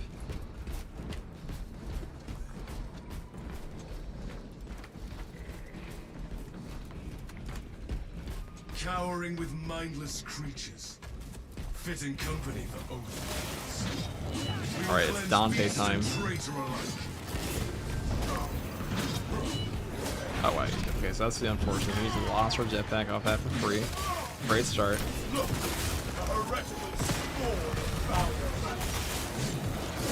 Our Horde Hero this build is actually pretty peak though.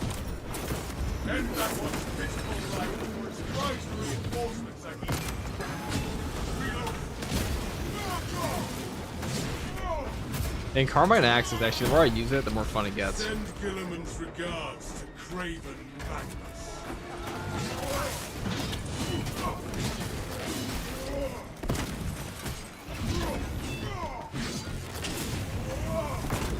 Jump pack refuel. Our foes first overwhelmed. Stop! Commencing reload.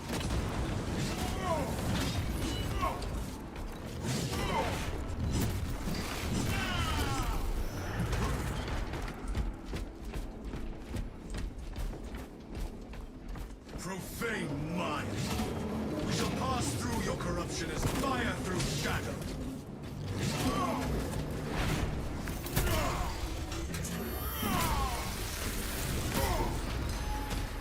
Take flight!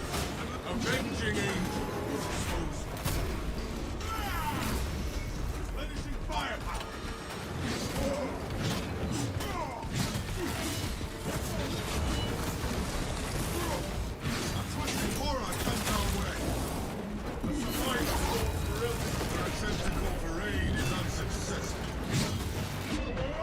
Leave this putrescent water at once.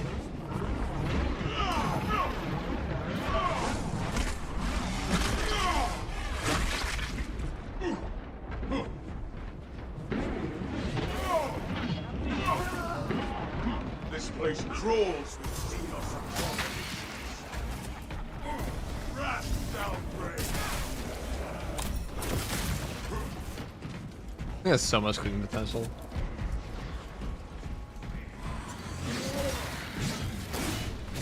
You know, on the note of the guy who asked me what other heroics did you get like mandatory, I would say the best heroics in the game are Argent Edge. The heroic plasma pistol is very strong too. It's a little more gimmicky, but it's still very, very strong. Heroic heavy bolt rifle is kind of a strict upgrade in a lot of cases to some of the other options.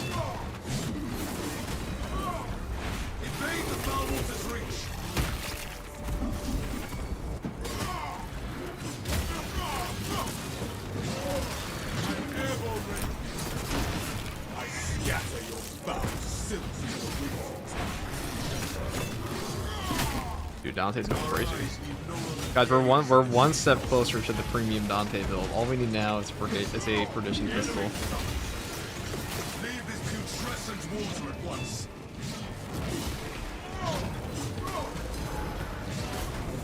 Jump pack refuel.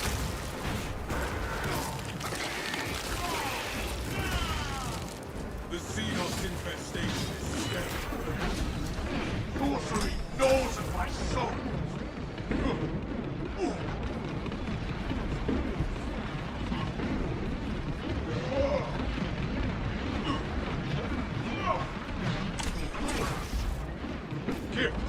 Oh, we finally landed out. Perfect. Putrescent water at once.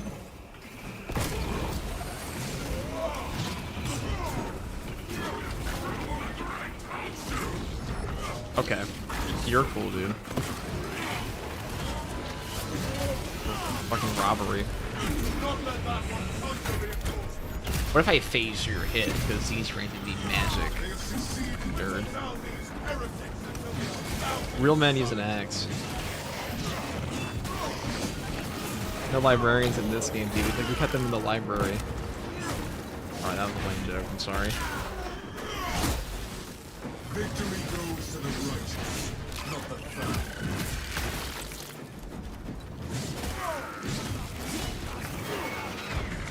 Avenging angel.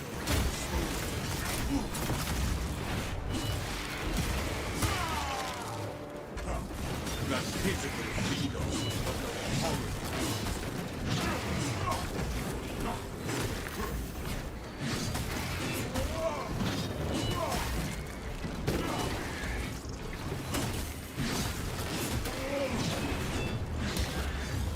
Leave this putrescent water at once. Fun.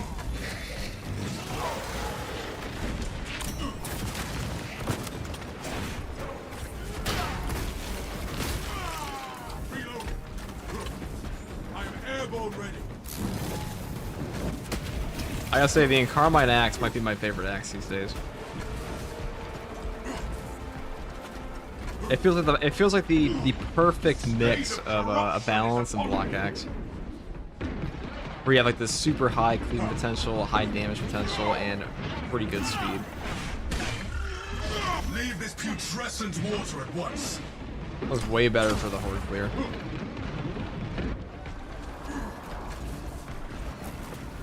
We must slay this hellspawn.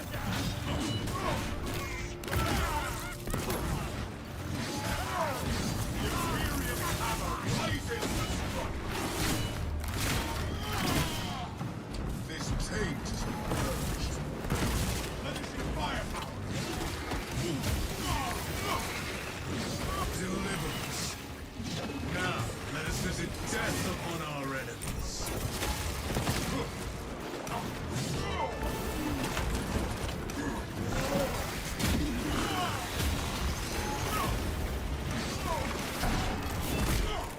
Their numbers are meaningless.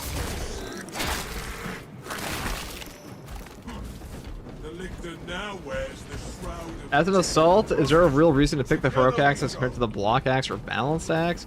I'm trying to think of a way that a special perk helps enough to offset the damage decrease. Well, The damage decreases. You have double the speed of the normal block one. You got. I mean, I'm using it right now. It's actually pretty good.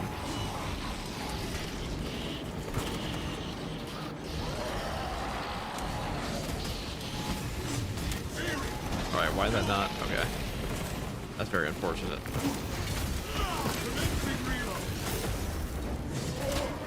Ashes to ashes. If this swallows me, I will choke it.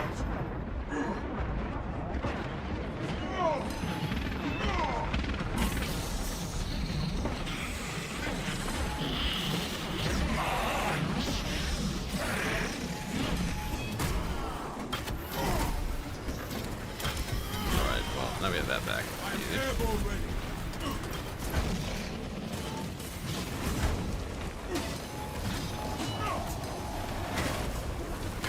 Oh, alright, let's get wasted again immediately.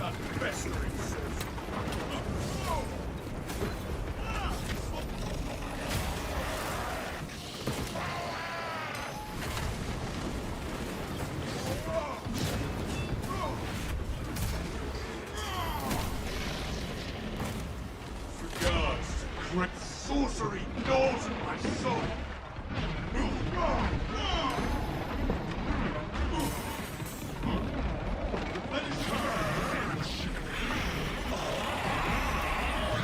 Oh, I hate these targeting things.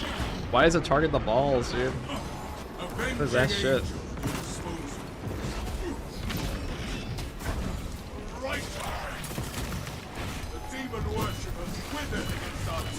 Well, the thing about the new block axe, it doesn't look that good on the surface, but when you realize like it actually has amazing horde control, it lets you set up that as a fat cleaning potential as well.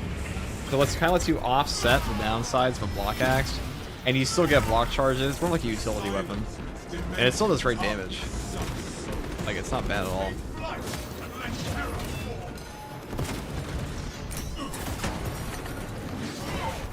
I find myself making use of the full moveset of the weapon more, which I think is pretty fun. This is why I like this, okay. But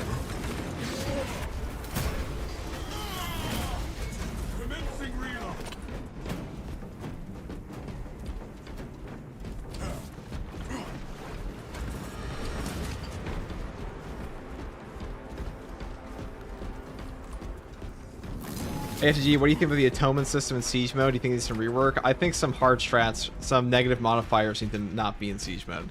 Number one would be friendly fire. That should not be a modifier in Siege mode.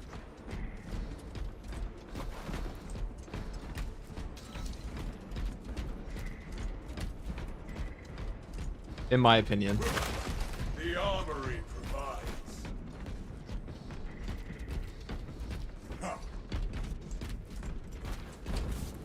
Prepare, let us enter and cleanse whatever perversion the thousand sons have wrought.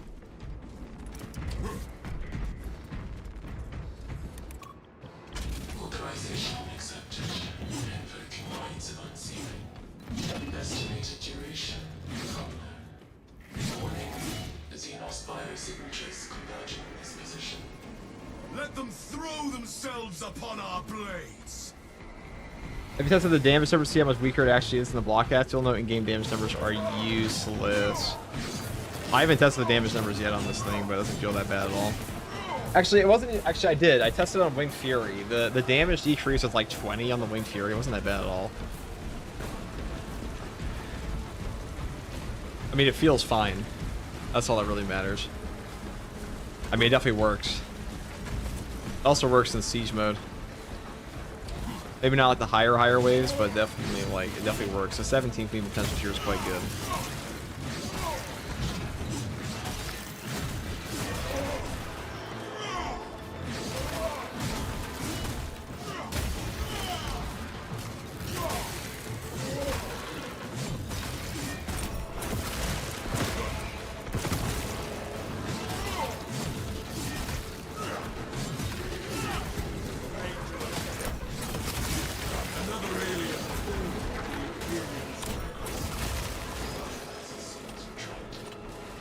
Something interesting, I haven't had a chance to play with it yet. I played with it for a bit, that like, you can just kind of take whatever you want on it, really.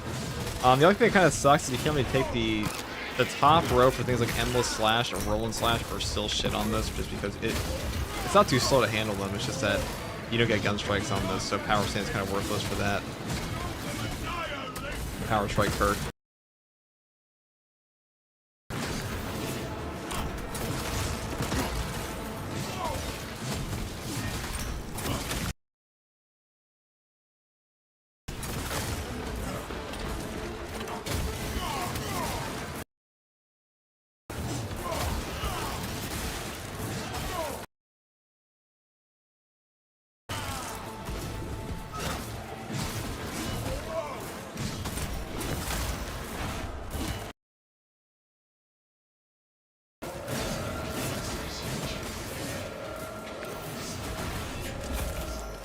Onward! The sons of Magus skull. Sorcerers.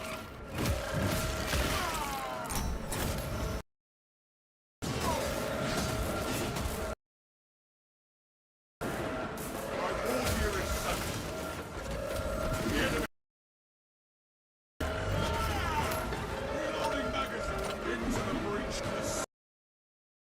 Axe build. Do you prefer, I think one option is better than the other between block axe or balance axe, and why? Well, balance axe is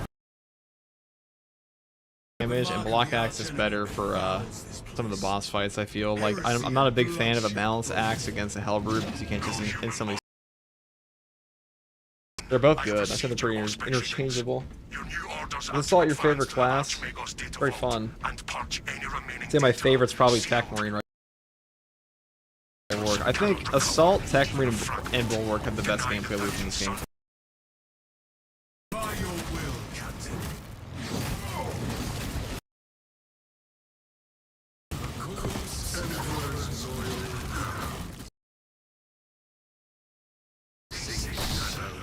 If the double light attack contested health, does this count as an over?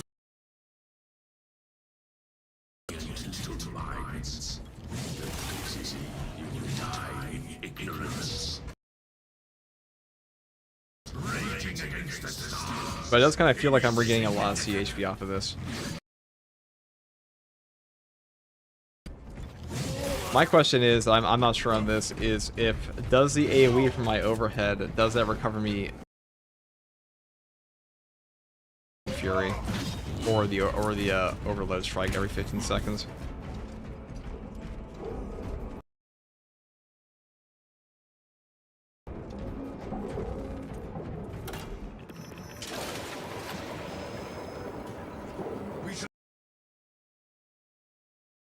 Cinders.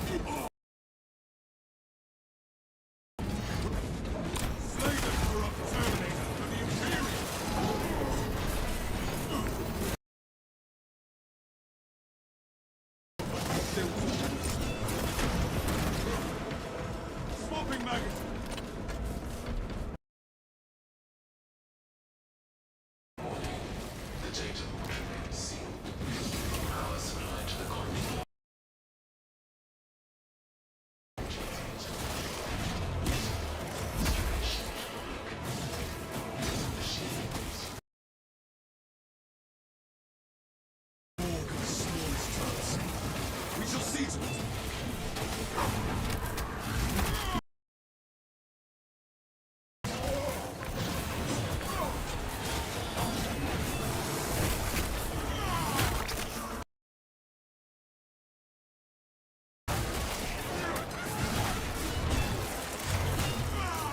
Axe, for whatever reason, the sprint overhead attack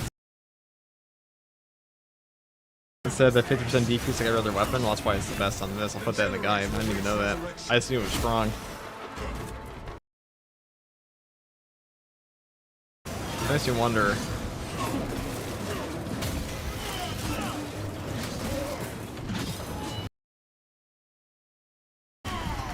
Is this the glory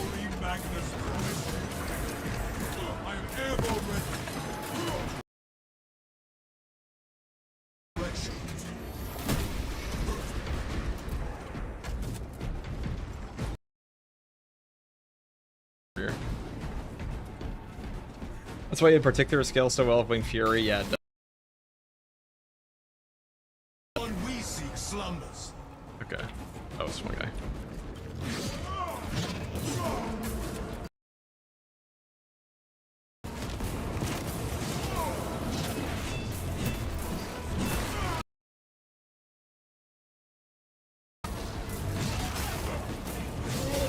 Jump pack refuel.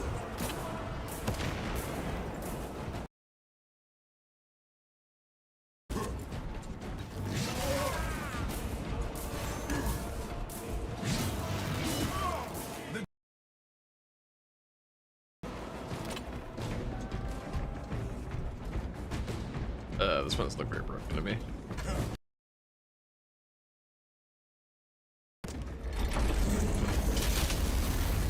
Okay.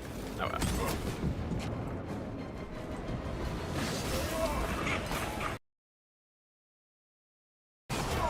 The generator awaits resurrection.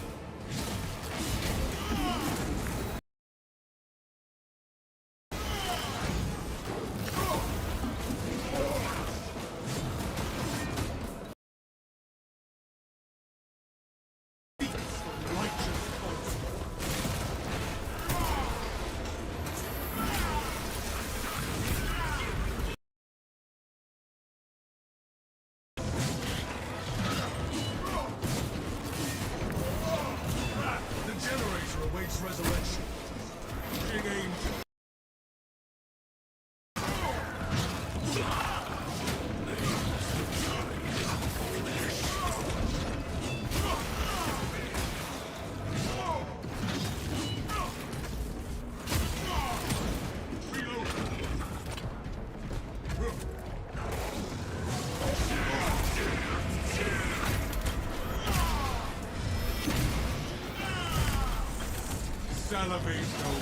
I'll say the thing with the Incarmine Axe is you're giving up a little bit of damage for like a ton of cleaving potential, a ton of utility, and like also just a more varied perk tree in my opinion, because most of the time with the Block Axe, you just build Riposte, and you take all the damage perks. But Pony, if you know this, I'm actually curious. Do the overheads in this game count as light attacks? I think I've never checked. That would explain why my CHP recovery feels higher here for the 100% bonus. Alright, final generator's like right over here. I can't really see the blinking lights. There it is. I have discovered the Silent One.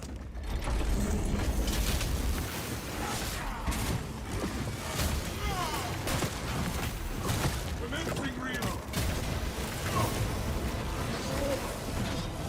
A malformed abomination comes towards us. It is as grotesque dead as it was alive.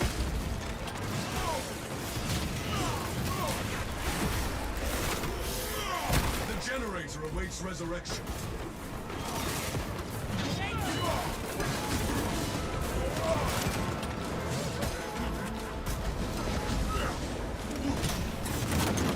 Send Gilliman's regards to the Raven.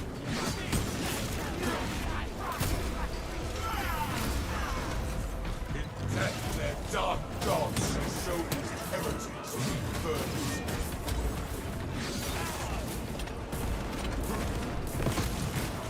I am righteous. I am airborne. The generator awaits resurrection.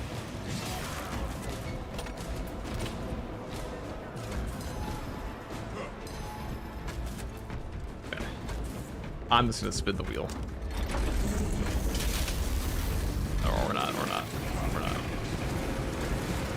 Slay the corrupt Terminator, the avenging angel.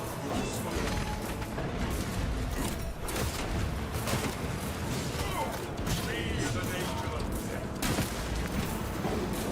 Reloading magazine.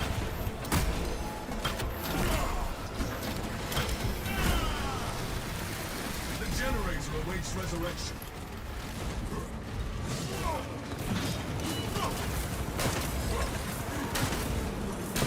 That camera pull almost blocked me.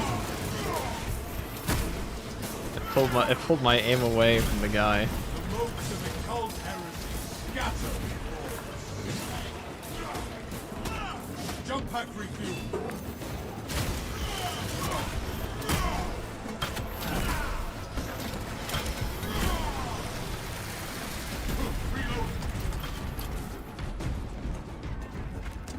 Okay, I've not specifically checked it, but I guess that they do, since their damage is based on the damage profile of the light attack itself with a minus 50% damage modifier except on the axe. Okay, so actually that...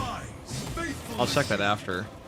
I mean, I won't be able to see like the exact number, but if my CHP goes up more with the perk, we'll know.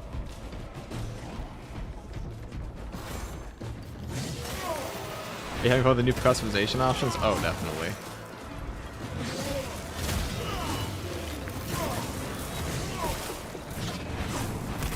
There's that 15-second cooldown. This game needs to show you more of your cooldowns when they're active, though. That'd be nice. And like, there aren't even that many cooldowns in this game for most classes, so it wouldn't be like the absurd UI clutter of Dark type.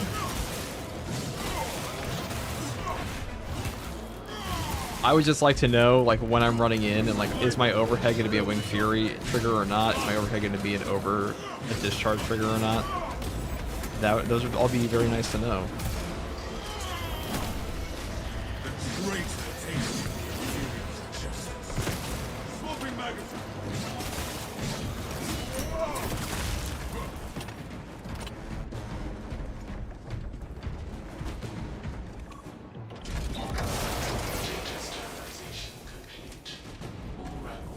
Dark Tide is a strong mod scene that lets you totally customize your UI and clutter it up even more. I know, dude. Dark Tide fans like having fucking everything to an absurd degree on your screen. Significant warp energy spike inside Nozick's laboratory. Reach the lab and eliminate the heretics. Do not allow their ritual to reach completion. It shall be done. Viridian advances with righteous fury.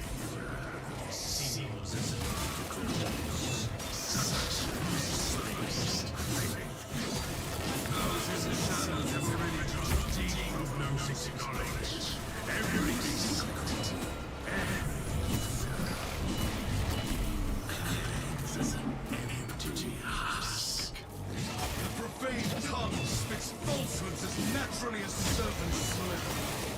Falsehoods pour forth like fire. We shall cauterize the source.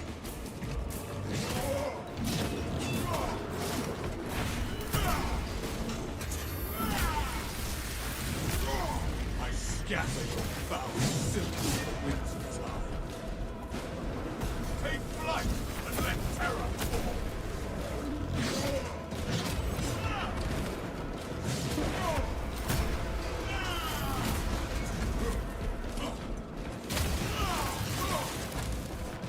I'm back. Is this the new axe? Is that Dante cosplay? Yes, it is Dante cosplay. That Dante build. Alright, we're one step closer, guys. I swear to God. They better give us a Perdition pistol skin for the heroic Inferno pistol, because Dante has a very particular type of Inferno pistol. It's like a Dark Age technology pistol.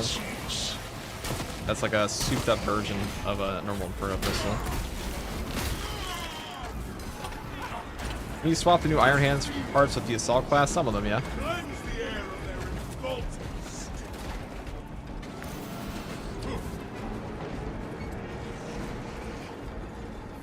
The twisted spear can land at sharp twigs.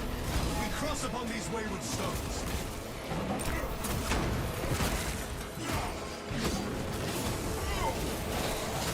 I'm airborne ready.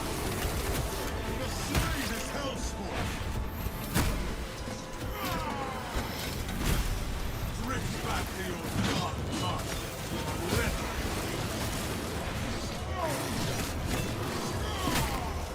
We have nullified this corrupted being.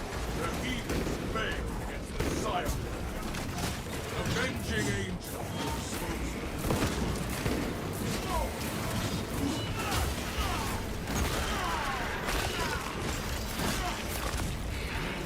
The world this Xenos sought to consume now consumes. Ow. Finished shot by autoguns. Go up.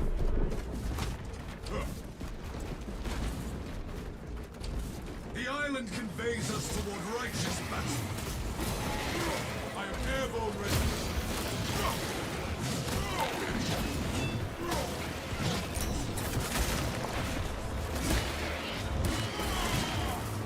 Reloading magazine. It's been way too long to realize you meant Dante from 40K and not from DNC. Don't blame me, dude. I mean, Dante from DMC is pretty cool too, but not exactly the same character. Now, I've had this guy do some diabolical angles on me. From like right here. Yeah, this is like the Doom corner time. Alright, give me 2.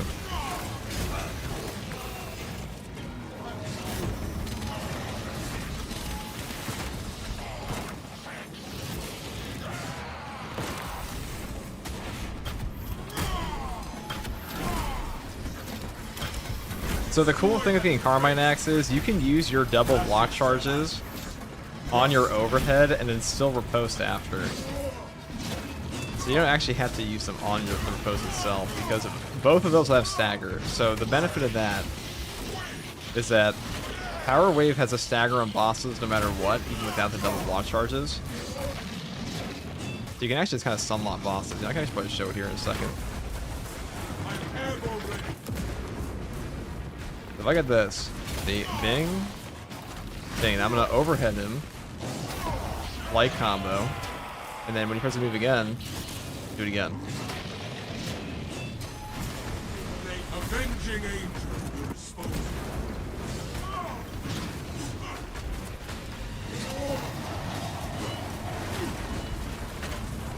Really awkward place to do that on though.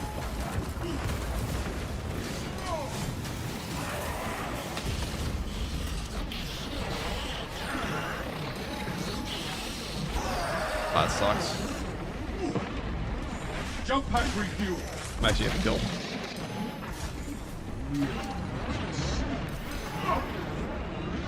Lay them abhorrent.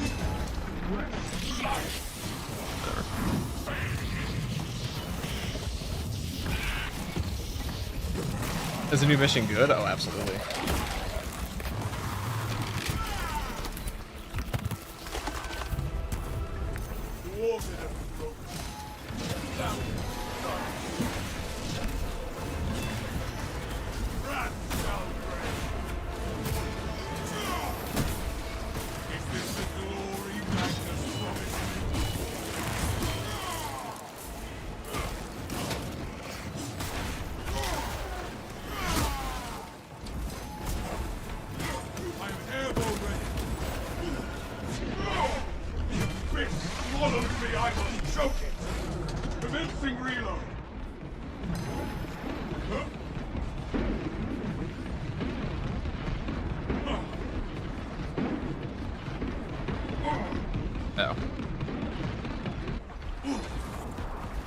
I don't think I dislike any of the missions. I definitely dislike Obelisk. I would never play that one for fun. Reliquary is also pretty shit. Those are 2 missions. Like, I mean, look at how good the chaos missions are now that we have compared to those. Where am I even going? Is my lift even working? Okay, good. Wonderful.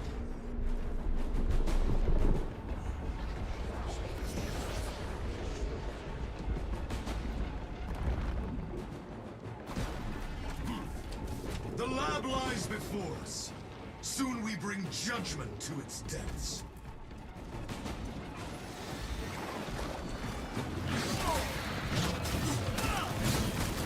Soon the heretics will face our unwavering wrath.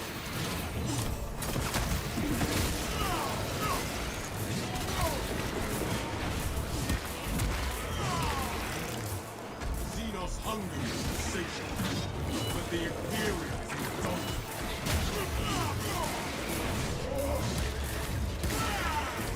End that one's pitiful life and try to reinforce the heat.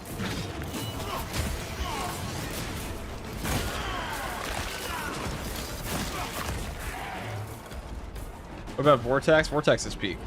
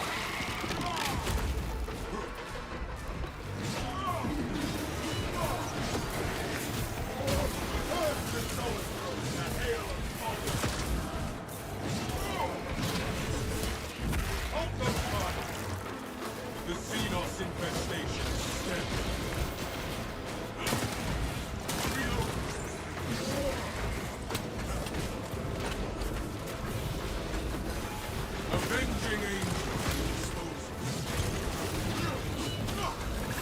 Another tyrannic monstrosity to stop. Swapping magazine.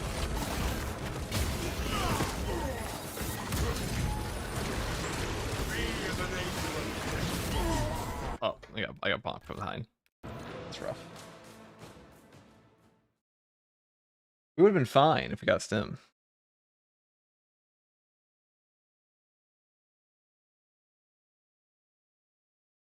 But I can go test this build a little bit. That one Hellbird fight kind of fucked us a little bit, not gonna lie, Chief. You pull the chat.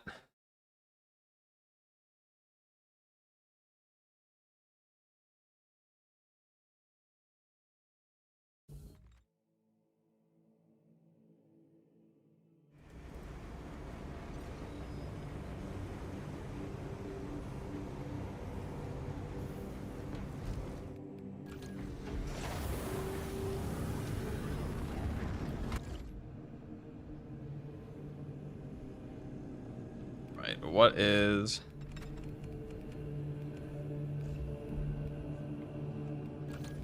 Okay, a couple things we need to check. So active attrition is really easy to trigger on this, but also...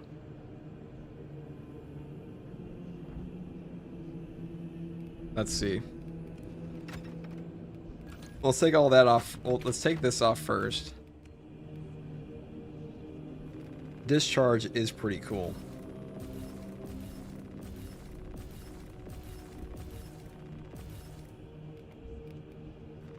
But first...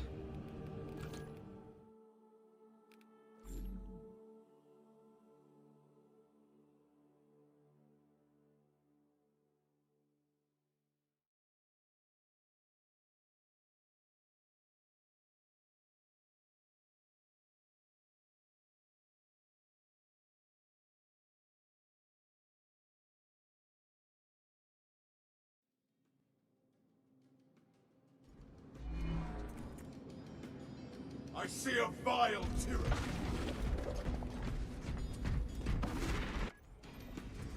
So if I do this 1, 2, and then... 1, 2... That's 43. That's 57. The Xenos infestation is stemmed for now. Alright, well that's one combo we did on him. What if we take out... I'm pretty sure it does work for the overhead too. The light combo recovery is actually pretty good. Ripperoni, how's it going, FTG? We're just making a Dante build again. We've done many times before. And we'll surely do again.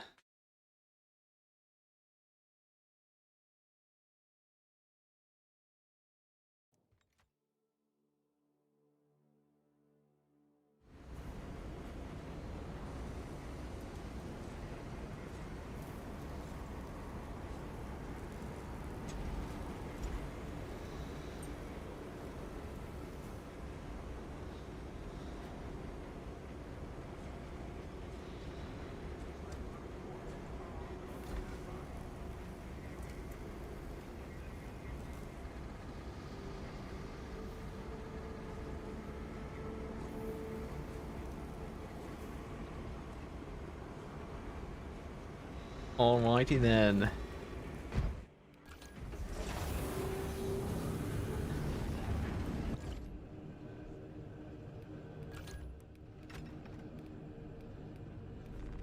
I mean, this is the best setup for this, for sure.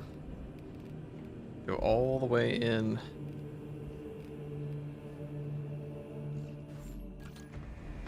Straight back to Purgation.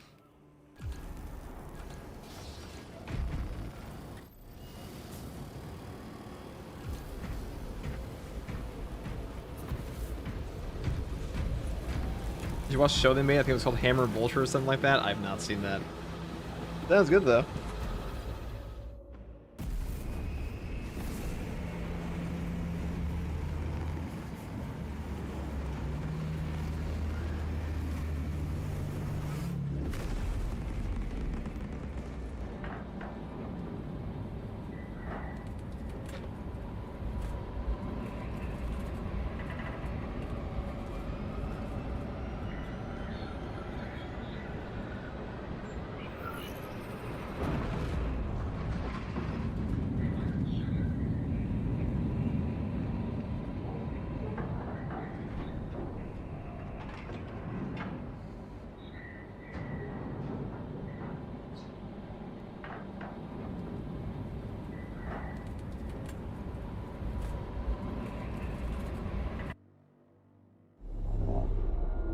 have lost contact with the Mechanicus facility in the Kadaku swamps.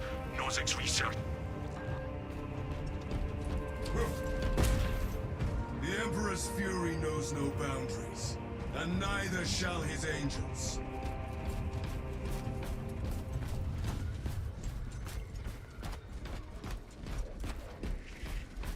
Scions of the traitor Legion sully this place. An affront we shall correct.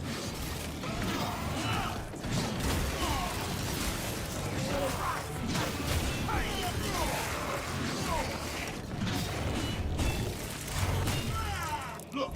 A heretical spawn of foul madness!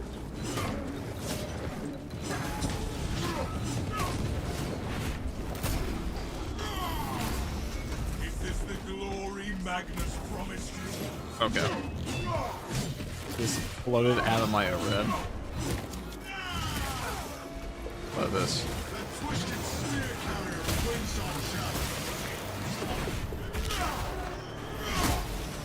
The tames of the war in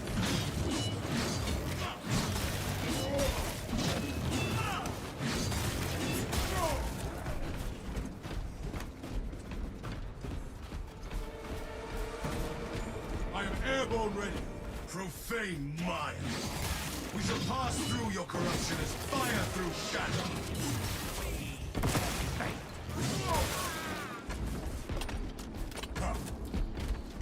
Whittle down these heretics until they are thousand sons no more.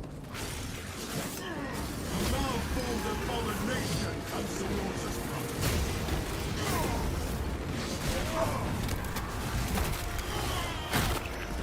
we have nullified this corrupted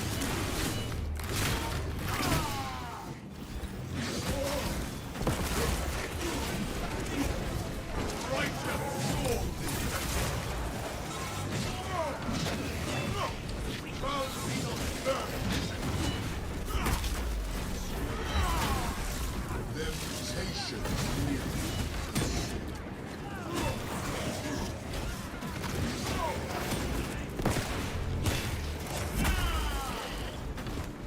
Swapping magazine.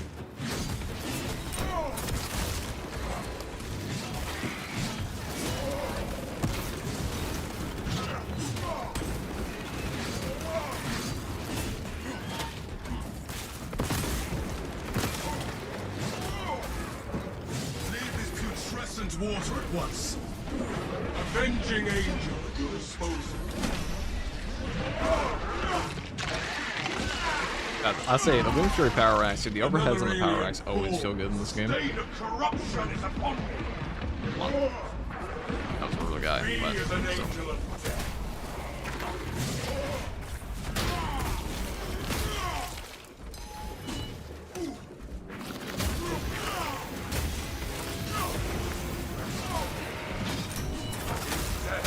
Dark gods shall show his heritage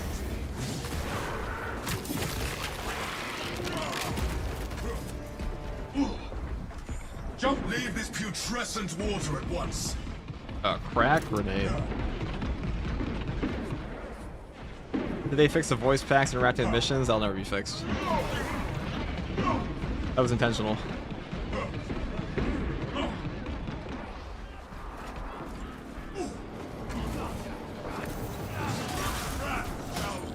Airborne ready.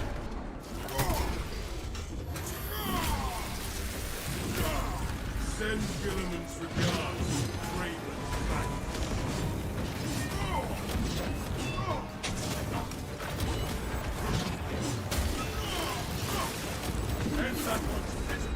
Stop like teleport. Leave this putrescent Get back water here. at once. Nothing I don't care about.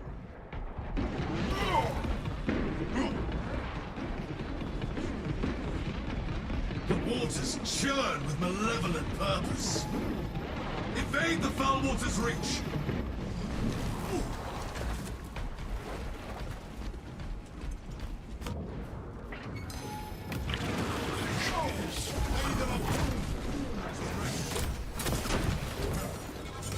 Slay the corrupt for the Imperium. Victory goes to the righteous, not the proud.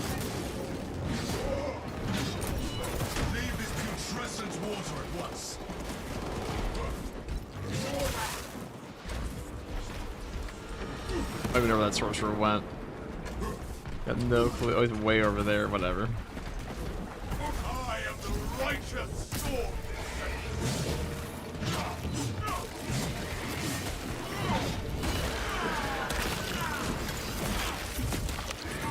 Deliverance. Now, let us visit death upon our enemies.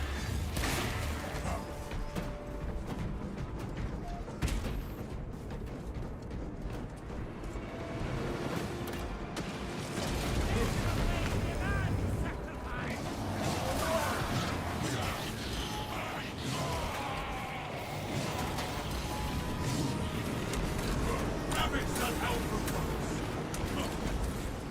We, avenging angels.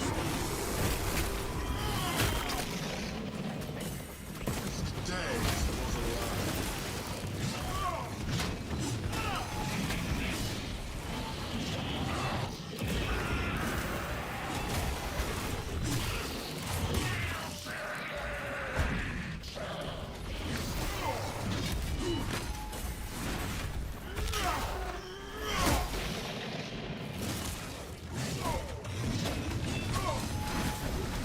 And let terror fall.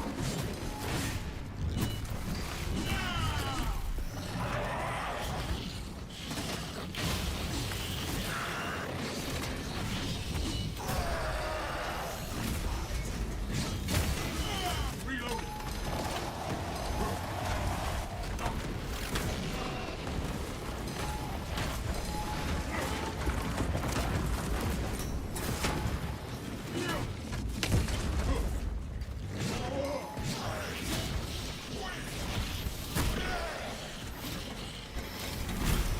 The moats of it. I am the righteous. Jump and refuel.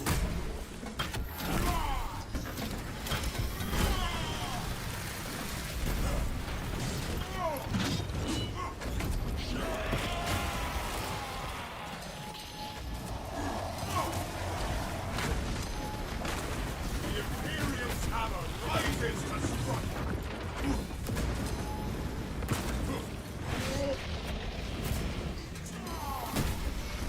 I scatter your foul sins to them.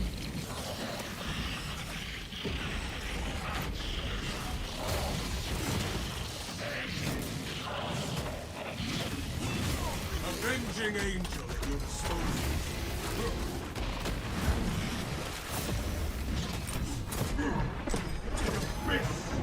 Water that broke the 1,000 suns tasted meat. It's a pretty cool little boss arena back there. I say this map feels very varied. Like every time I play it, it feels longer than it actually is because there's just so much going on. Like the no location drags on for too long in this one. I feel they're all like perfectly timed. They did a pretty good job on that front.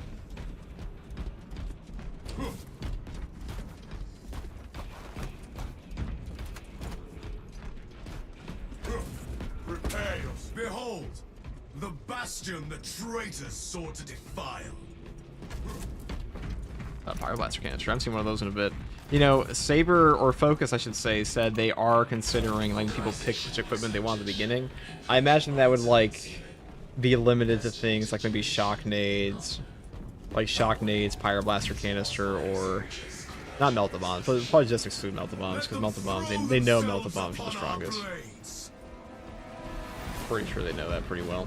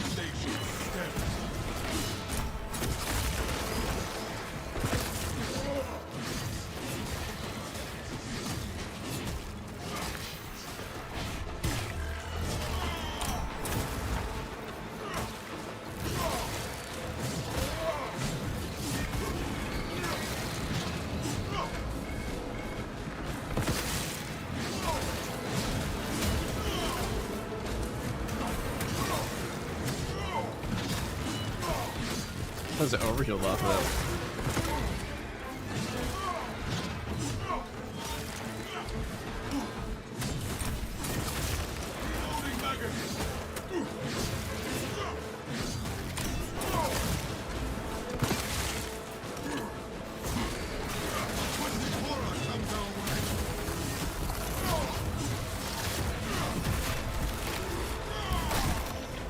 Our eyes need no longer gaze at this atrocity. Jump pack refuel.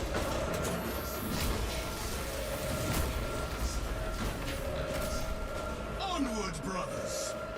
The sons of Magnus skulk within, weaving their sorceries.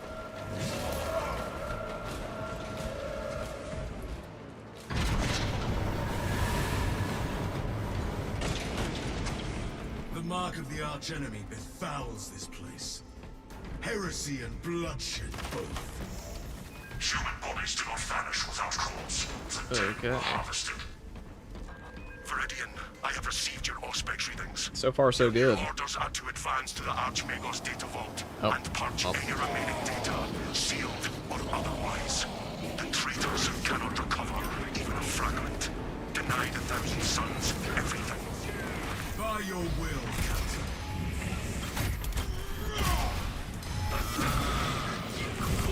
Emperor's loyal.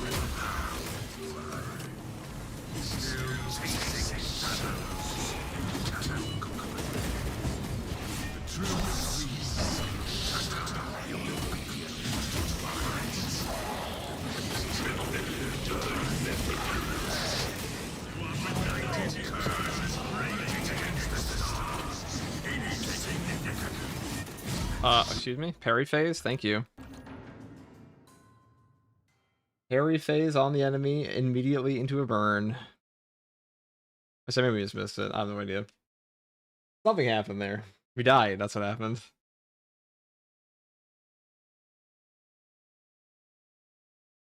That's what happened.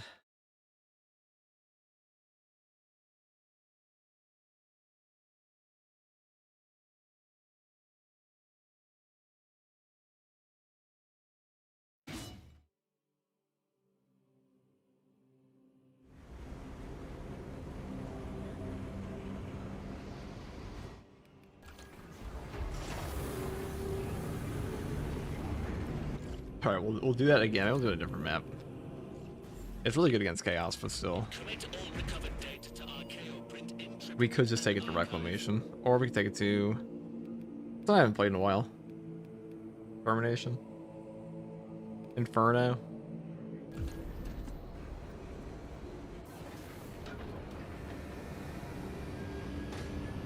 Super riveting gameplay, guys.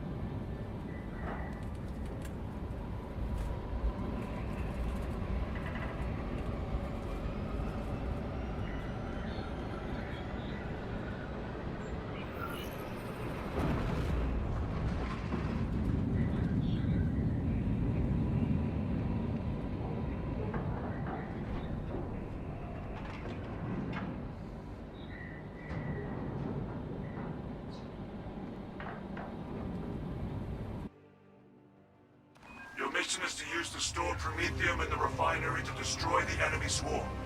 The Cadians were tasked with providing assistance, but we have since lost contact. First, proceed to the Cadian outpost and establish their fate.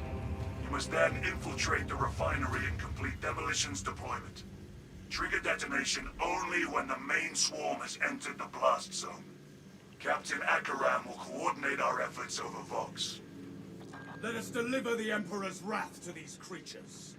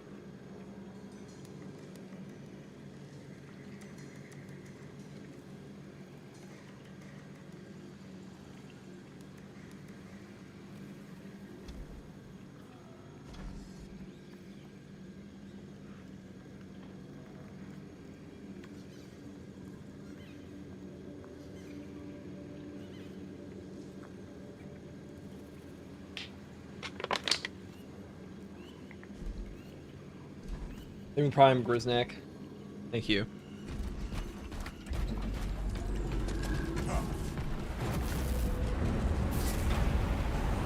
Another Inferno run? Wow.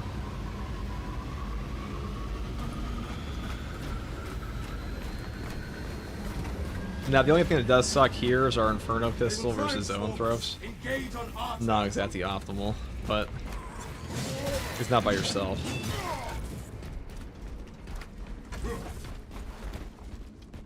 Well, Xenos burn.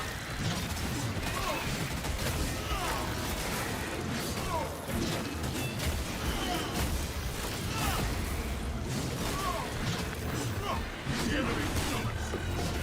Take flight and let terror roar. The Xenos infestation is steady.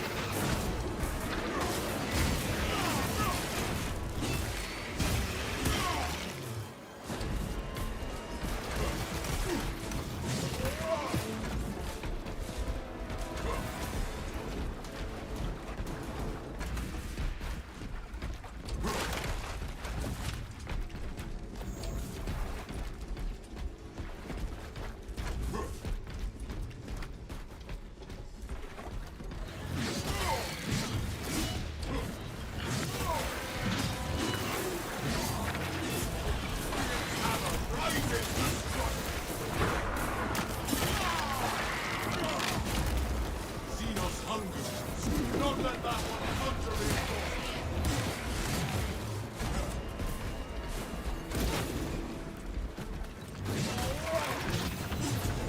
Jump pack refuel.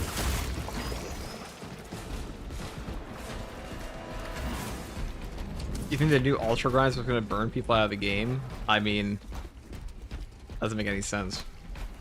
How's a grind system that ever existed in the game going to burn people out who have been grinding it the entire time for no reward?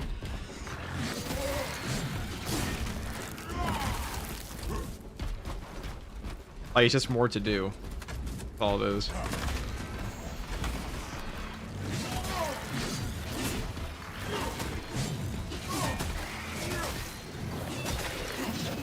What burns people out of a game is giving them nothing to do.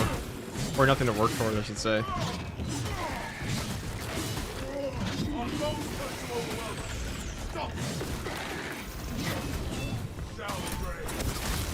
The world this Xenos sought to consume now consumes. I've heard the Heroic Planets pistol is good, you've heard correctly.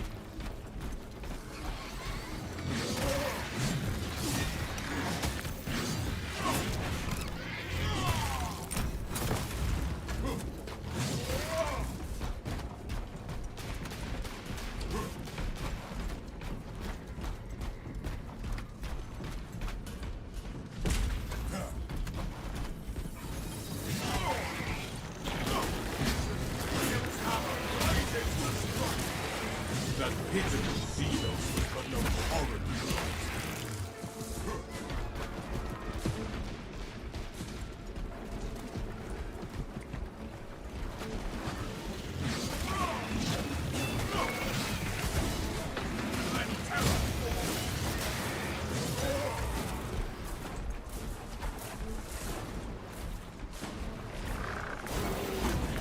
The victor hunts veiled by ancient step. I am the righteous storm. Survivor forces, avenging angels. Their numbers are meaningless.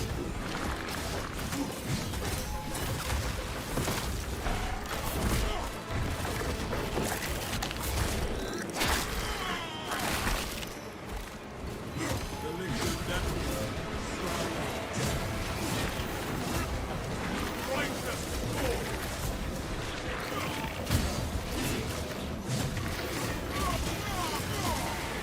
Xenos hunger insatiable. They appear by airborne ready. No alien trespassers allowed.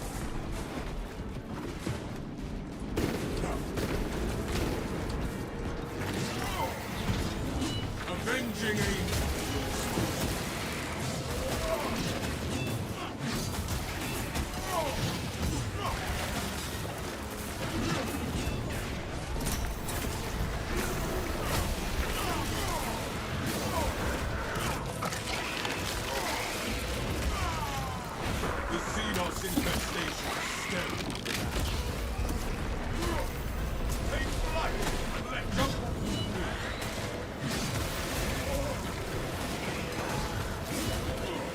up there.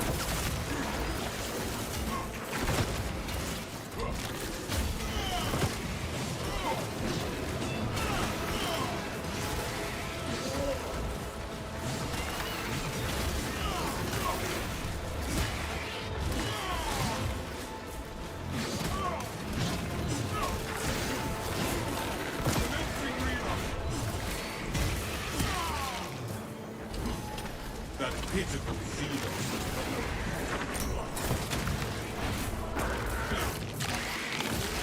Avenging angel at your disposal. Hammer rises to strike. This sector is cleansed.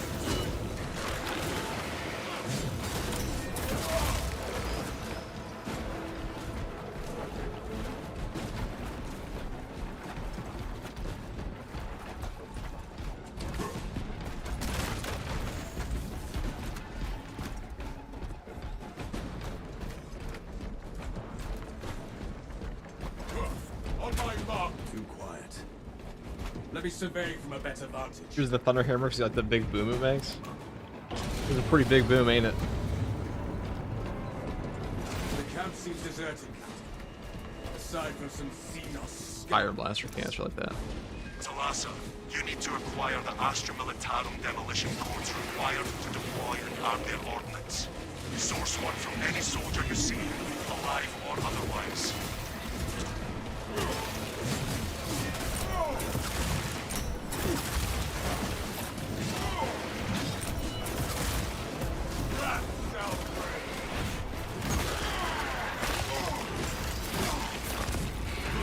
The world is Xenos sought to conceal, now consumed with its cast. I doubt an aerial scan would speed things along, but I'm beginning to wonder. Avenging angel, your disposal.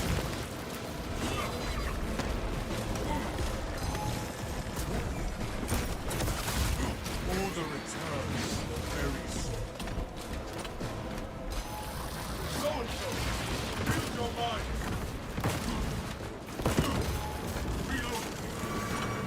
I doubt an aerial scan would speed things along, but I'm beginning to wonder.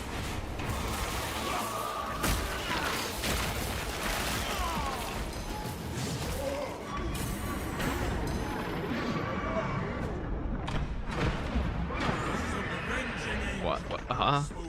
Okay. Bye my HP. Okay. Cool. We love that. The armory provides. I am having no luck.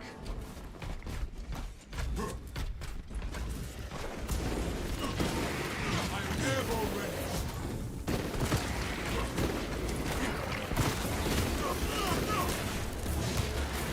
End that one's pitiful life. Rise to the enforcements I need. Let me fire.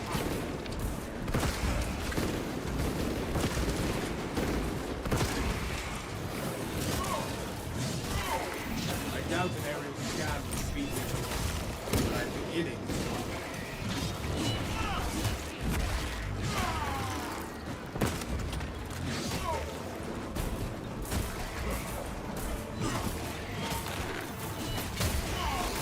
Avenging angel will dispose of. The Xenos infestation is stemmed for now. With no codes.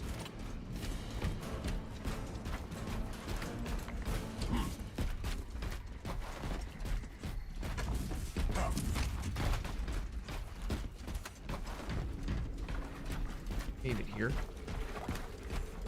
God damn.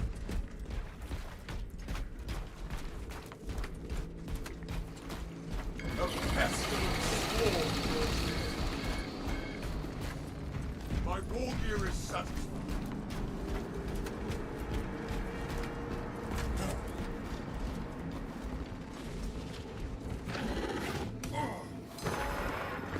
Codes obtained. Captain, codes secured. The Emperor provides. Proceed to the Promethean refinery and complete the demolition preparations. Okay. Well, could fight this off, but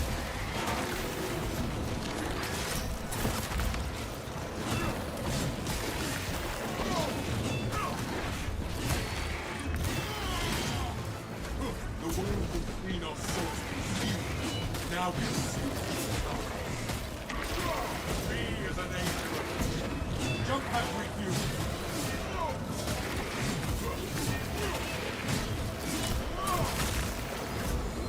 Xenos let us fall.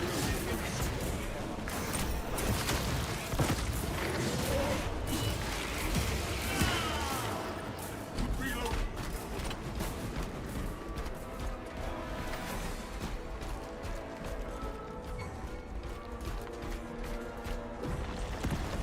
Into the breach once more.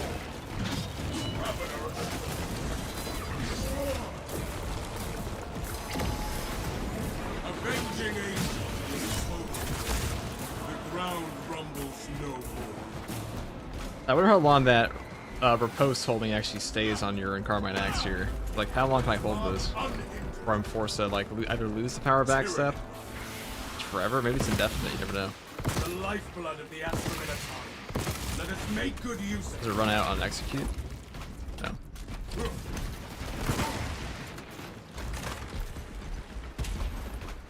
Reloading magazine. I mean, it's feeling like a very long time. Like maybe it is just indefinite.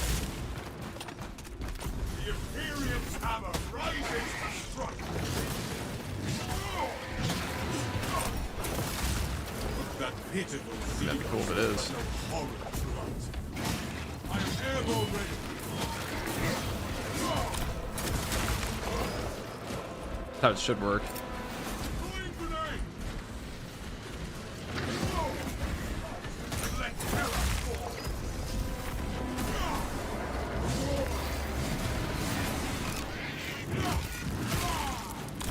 Got him. The high line.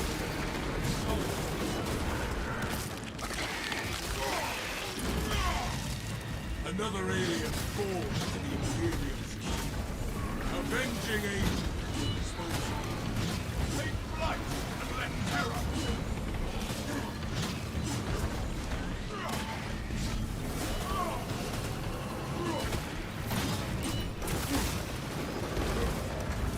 Releasing frag grenade. Imperium's hammer rises to strike. Take heed. Lictors deceive the eyes.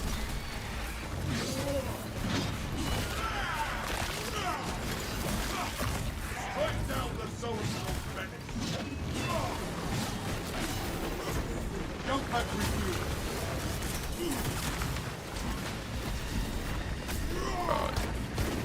Sneaky bastard, huh?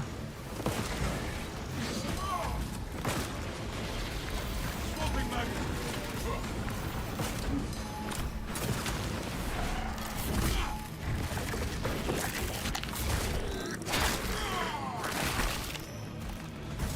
Avenging angel will expose you.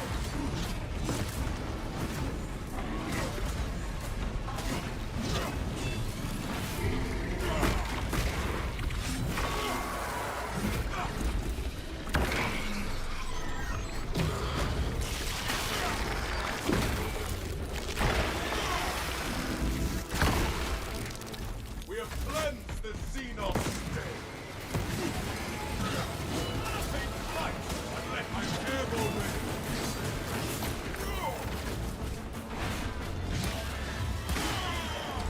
That pitiful Xenos was but a horror. Reload.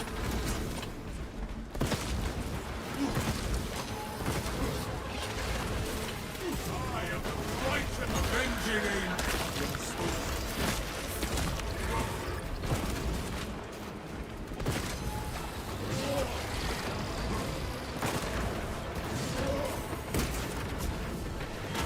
Jump pack refuel.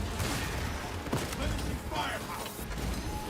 The Imperium's hammer rises to strike. The Zoanthropus fall. I'll do this.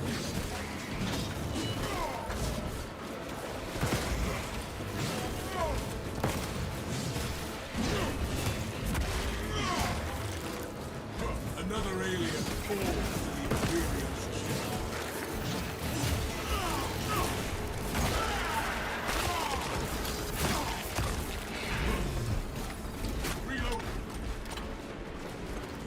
I'm airborne ready.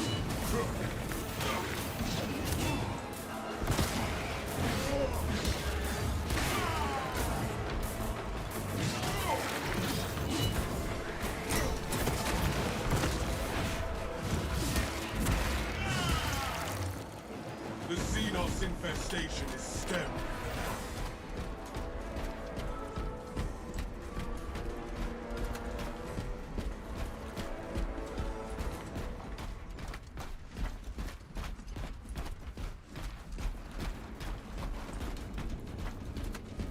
Pretty gross area for a Carnifex fight. Now, having the Lictor just dodge out of my ground pound, that's pretty cool. W Hive Mind. Alas, the Cadians are running out of time. How close are you to the Prometheum facility? We've Oh, we're been close. blessed with a swift arrival. You are making good time. We are going to need it.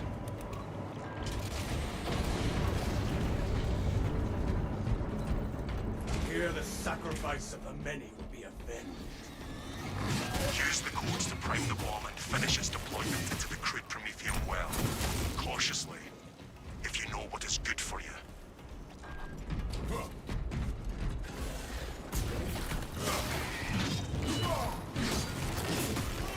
Are we still making build videos? We're always making build videos. Another question? That pitiful Xenos was but no horrid blight. I am the righteous storm.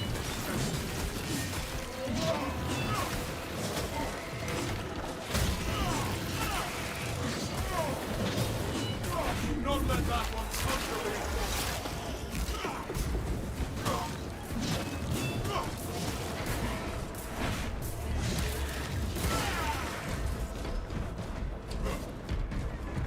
Fresh supplies for our use. All according to the Emperor's plan. Rites of activation have been observed. The generators handling the machine god's name.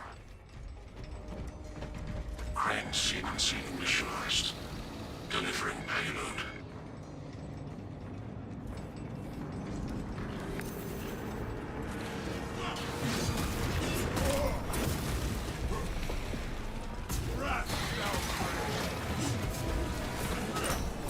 Generator 2 under threat!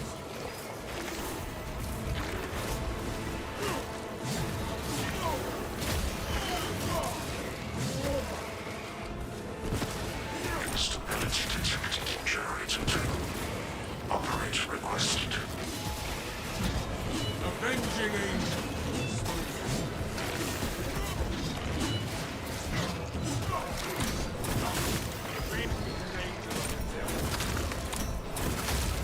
The world this Xenos sought to consume, now consumes it.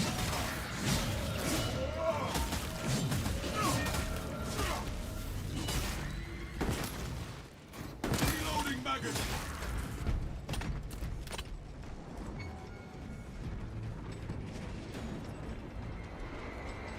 Dante gameplay, you betcha. It's the improved Dante build, now with the new heroic power axe. Designed by the Omniscience Moon. The pious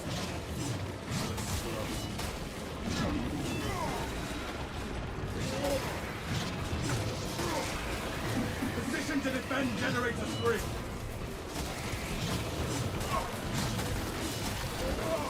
Generator 3 is discharging a regular current. Eliminates these unholy fluctuations.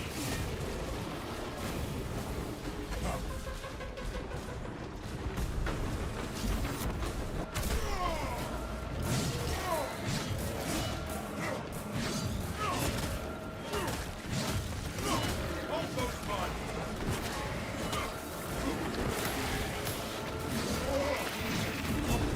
I'm airborne ready! Reinforcements will not provide them relief. That pitiful Xenos was but no horror. It was a tyrannic monstrosity to destroy.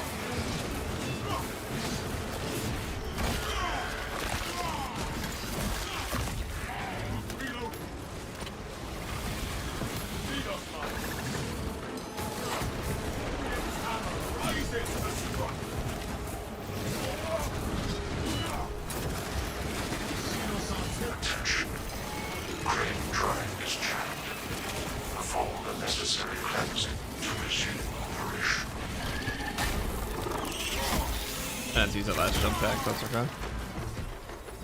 Okay, triple biopore is super fun, we love that. We don't, we hate it. Another alien falls to the Imperial.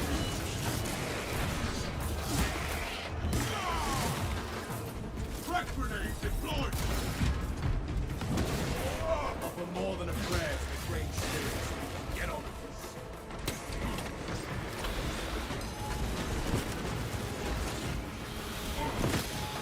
I guess I should just do this, huh? Oh, you fuck. They go so far. I have this one guy is like single-handedly stopping my...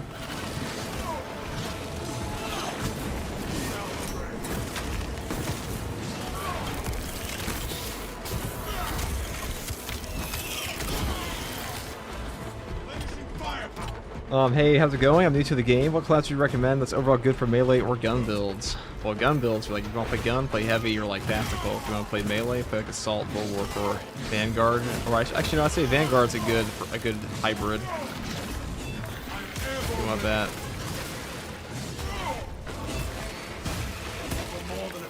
Tech-Marine too. I think Tech-Marine is probably the most well-designed class in this game right now.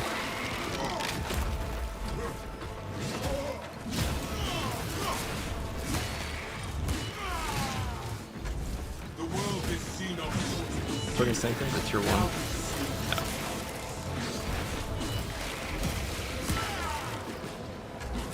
No. Is everybody else on console having issues with purgation, crashing after the start? There have been some crashing issues with the console version. Pretty sure they said something about that. Track Y axis aligned. Margin of error 0.0 nanometers. Tyranids charging generator 4! Size divine precision. The Emperor demands perfection from all who serve, even up on Vacating generator falls cowering. Climbing is not permitted while in operation.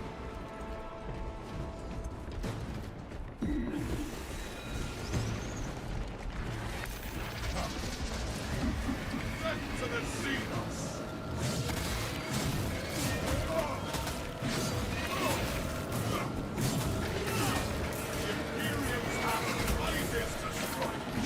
I just wasted both of them. Go on the attack line! Pry that generator from their filthy clutches!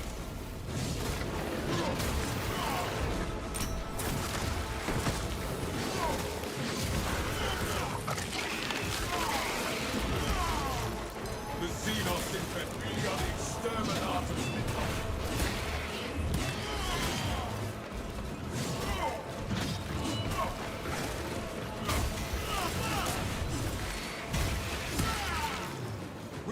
Swapping mag! Jump!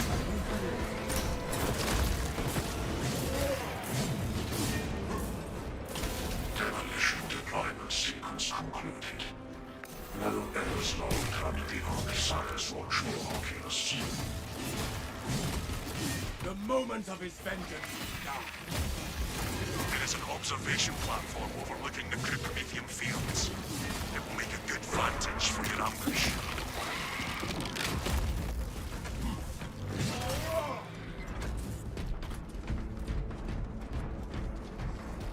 Finally, we can go out of here.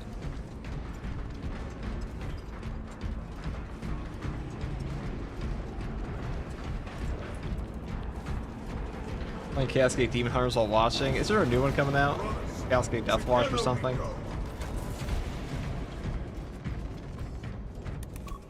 That would be cool.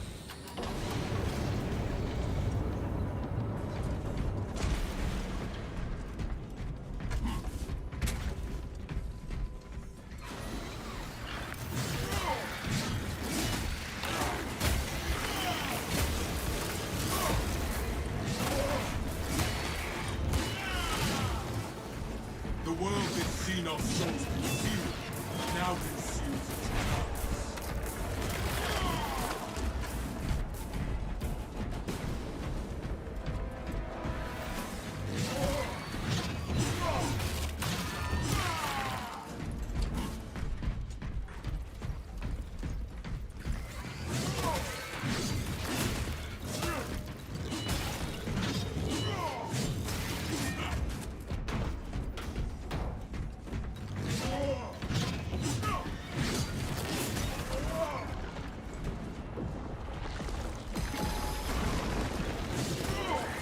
Rebels have seen our spoil.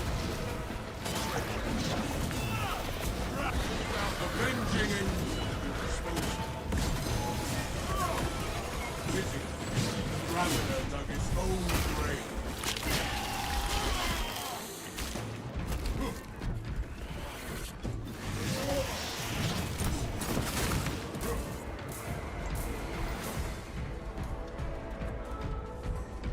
OP Cat's Guy Death Watch is good because Mechanic C kind of fell flat. Did it really? I didn't play it that much. I heard the soundtrack was good.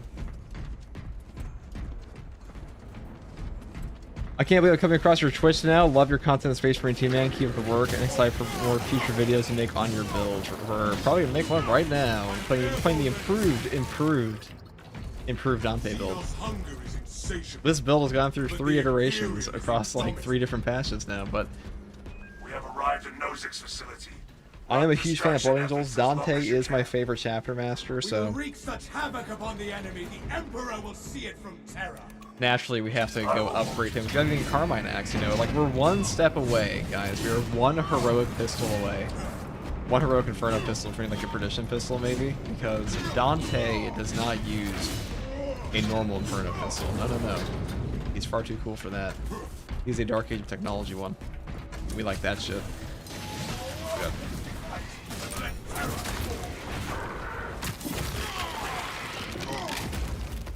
Another alien falls to the Imperium's keen blade.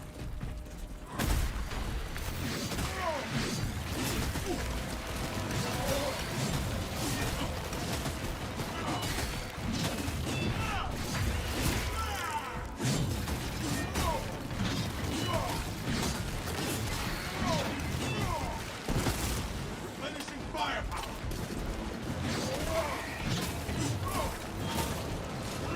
I am witness the holy fire we start in your name.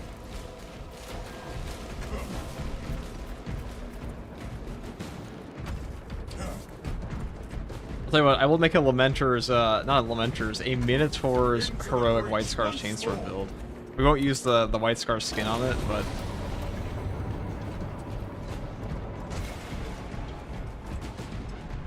that would be pretty good.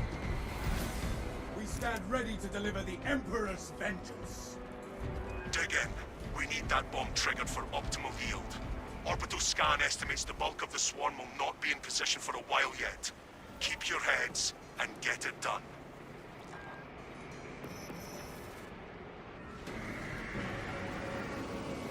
The enemy seeks to consume this place and us with it.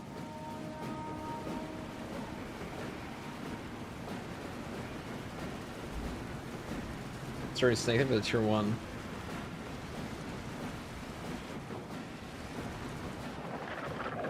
Purge the zoanthrope in a hail of bolter.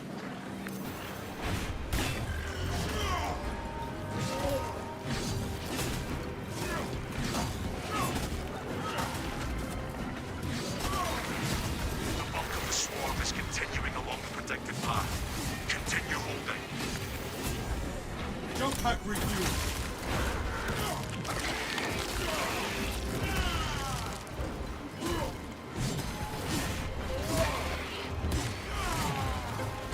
That pitiful Xenos was We aren't exactly the best at hitting these guys, are we?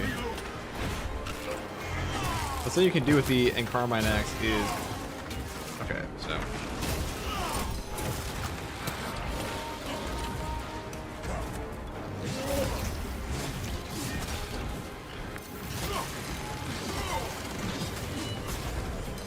airborne ready.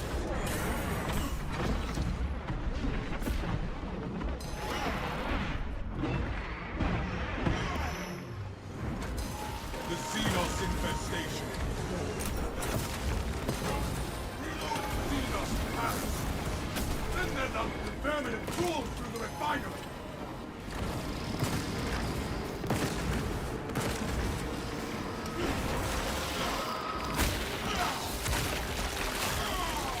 Your reign of terror ends, vermin son.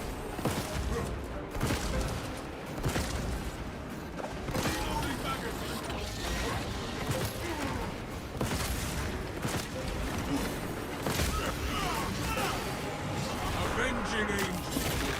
what's stronger, a single?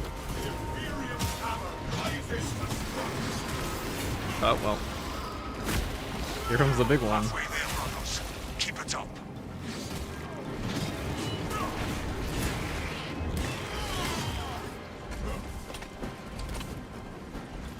Alright, I want to get rid of these. Yeah. I am airborne ready. The world will clean our souls and consume. Now consume its tongues.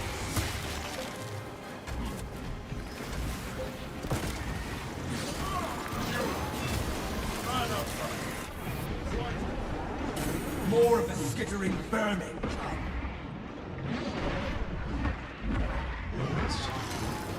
Of course, it's all range spam too. It knew. It knew what I hated.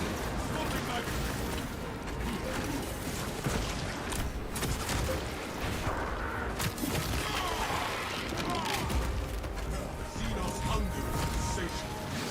Jump at refusal.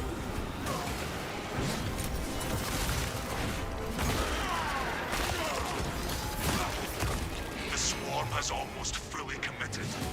Be ready for my mark.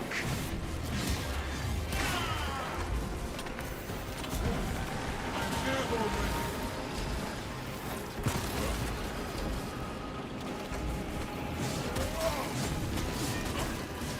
I am the righteous Lord.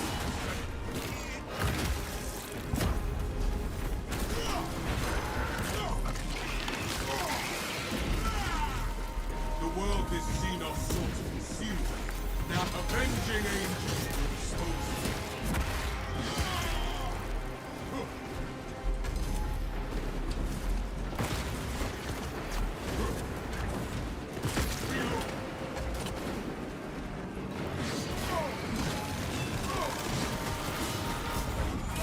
Jump at refusal.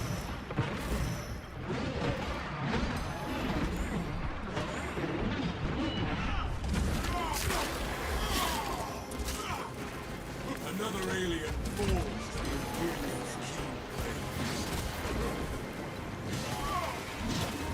The Imperial's hammer, I'm airborne ready. He'll land again one day.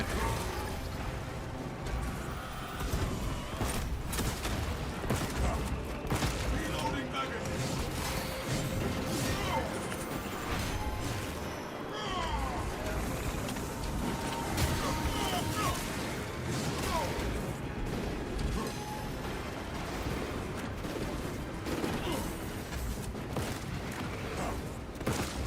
I am the righteous avenging angel who disposes. You are clear to detonate. Cook those rotten bastards. Let us spark the flames of vengeance.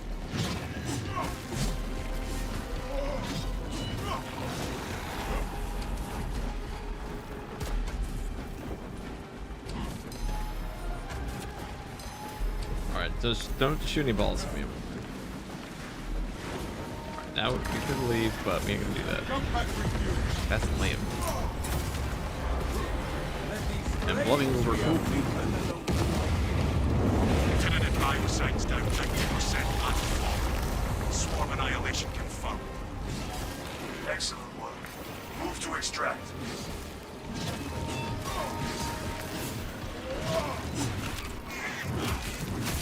Thunderhawk arriving at evac point. Ramp down and ready. The Emperor will not abandon us in the hour of our victory.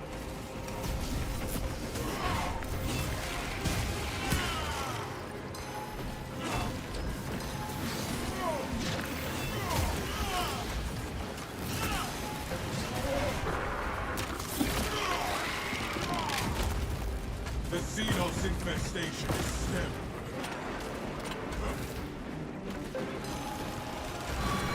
I'm airborne ready. Did you not hear the lieutenant? Move to extract Talassa.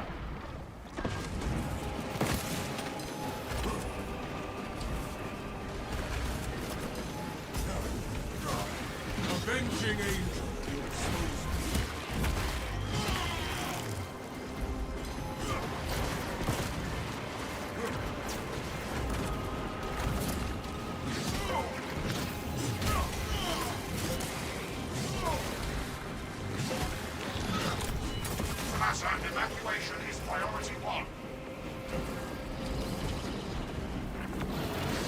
priority one's on this thing.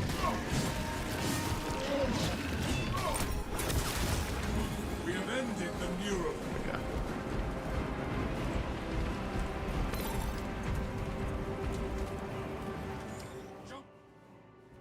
Extraction complete. Returning to orbit. Commendable Wood Brothers. You honored your chapter. Be ready for rearm, refit, and redeployment immediately. That was peak.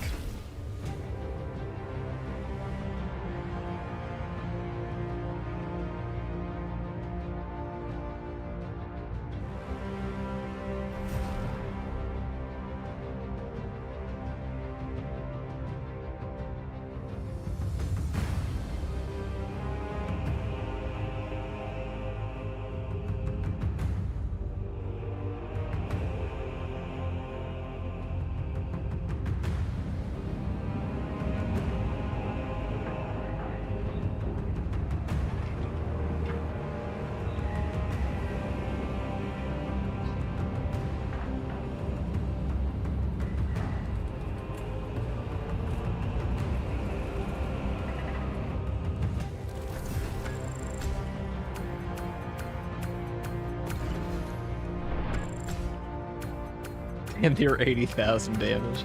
That sounds about right.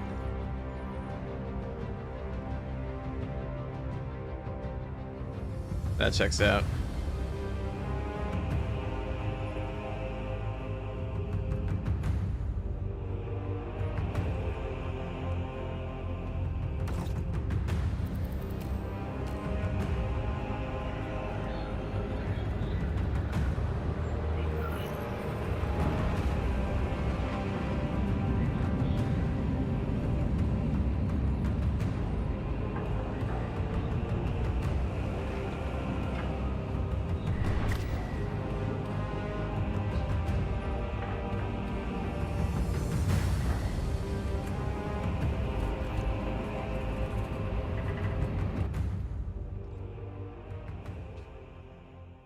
Alright.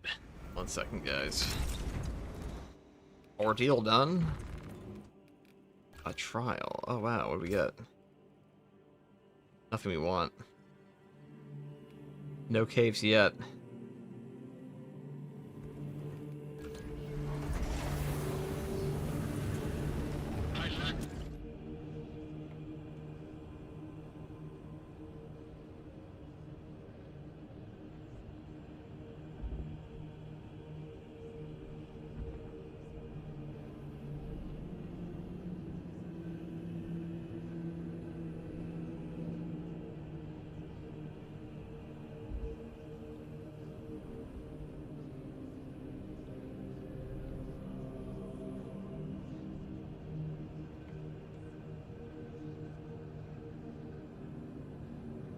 All right. What are our next chat?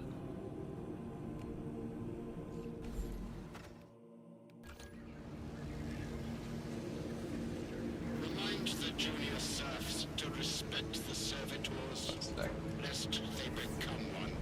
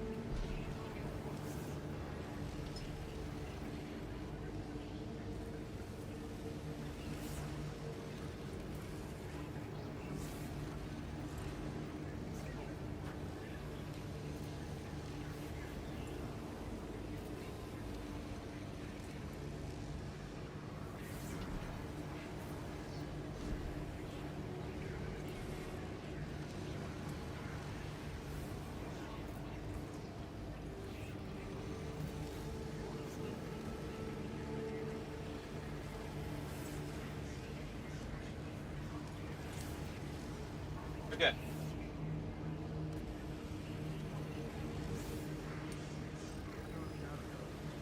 I might be back on in a little bit, guys.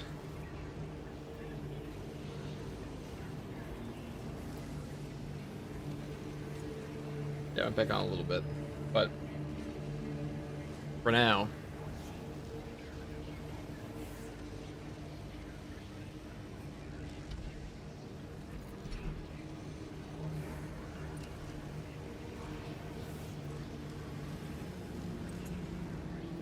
A 3 microgram increase in airborne stimulants.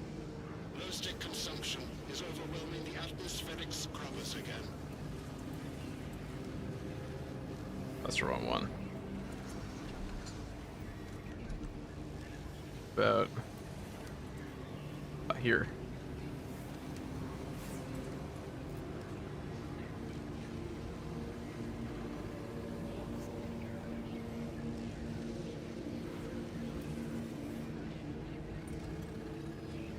Alright, so we're gonna run a rerun for now. And I'll be back.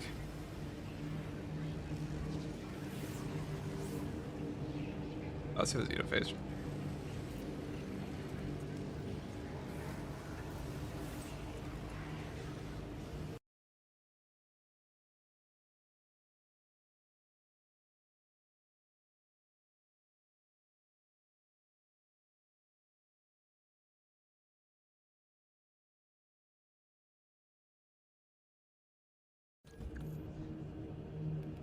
Still what we want. Okay, we'll take that. Still what we want. Do I have the right Vanguard build here?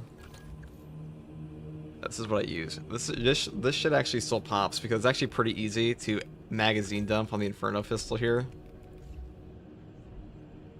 Let's go fucking crazy. Okay. Anyways, we'll do a Bulwark build first, and then we'll do that. I'm also gonna have some water. Since I'm dehydrated. And that's not good.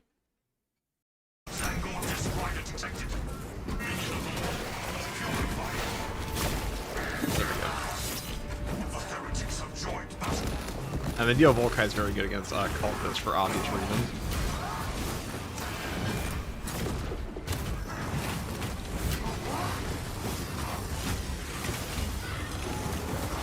Oh my god.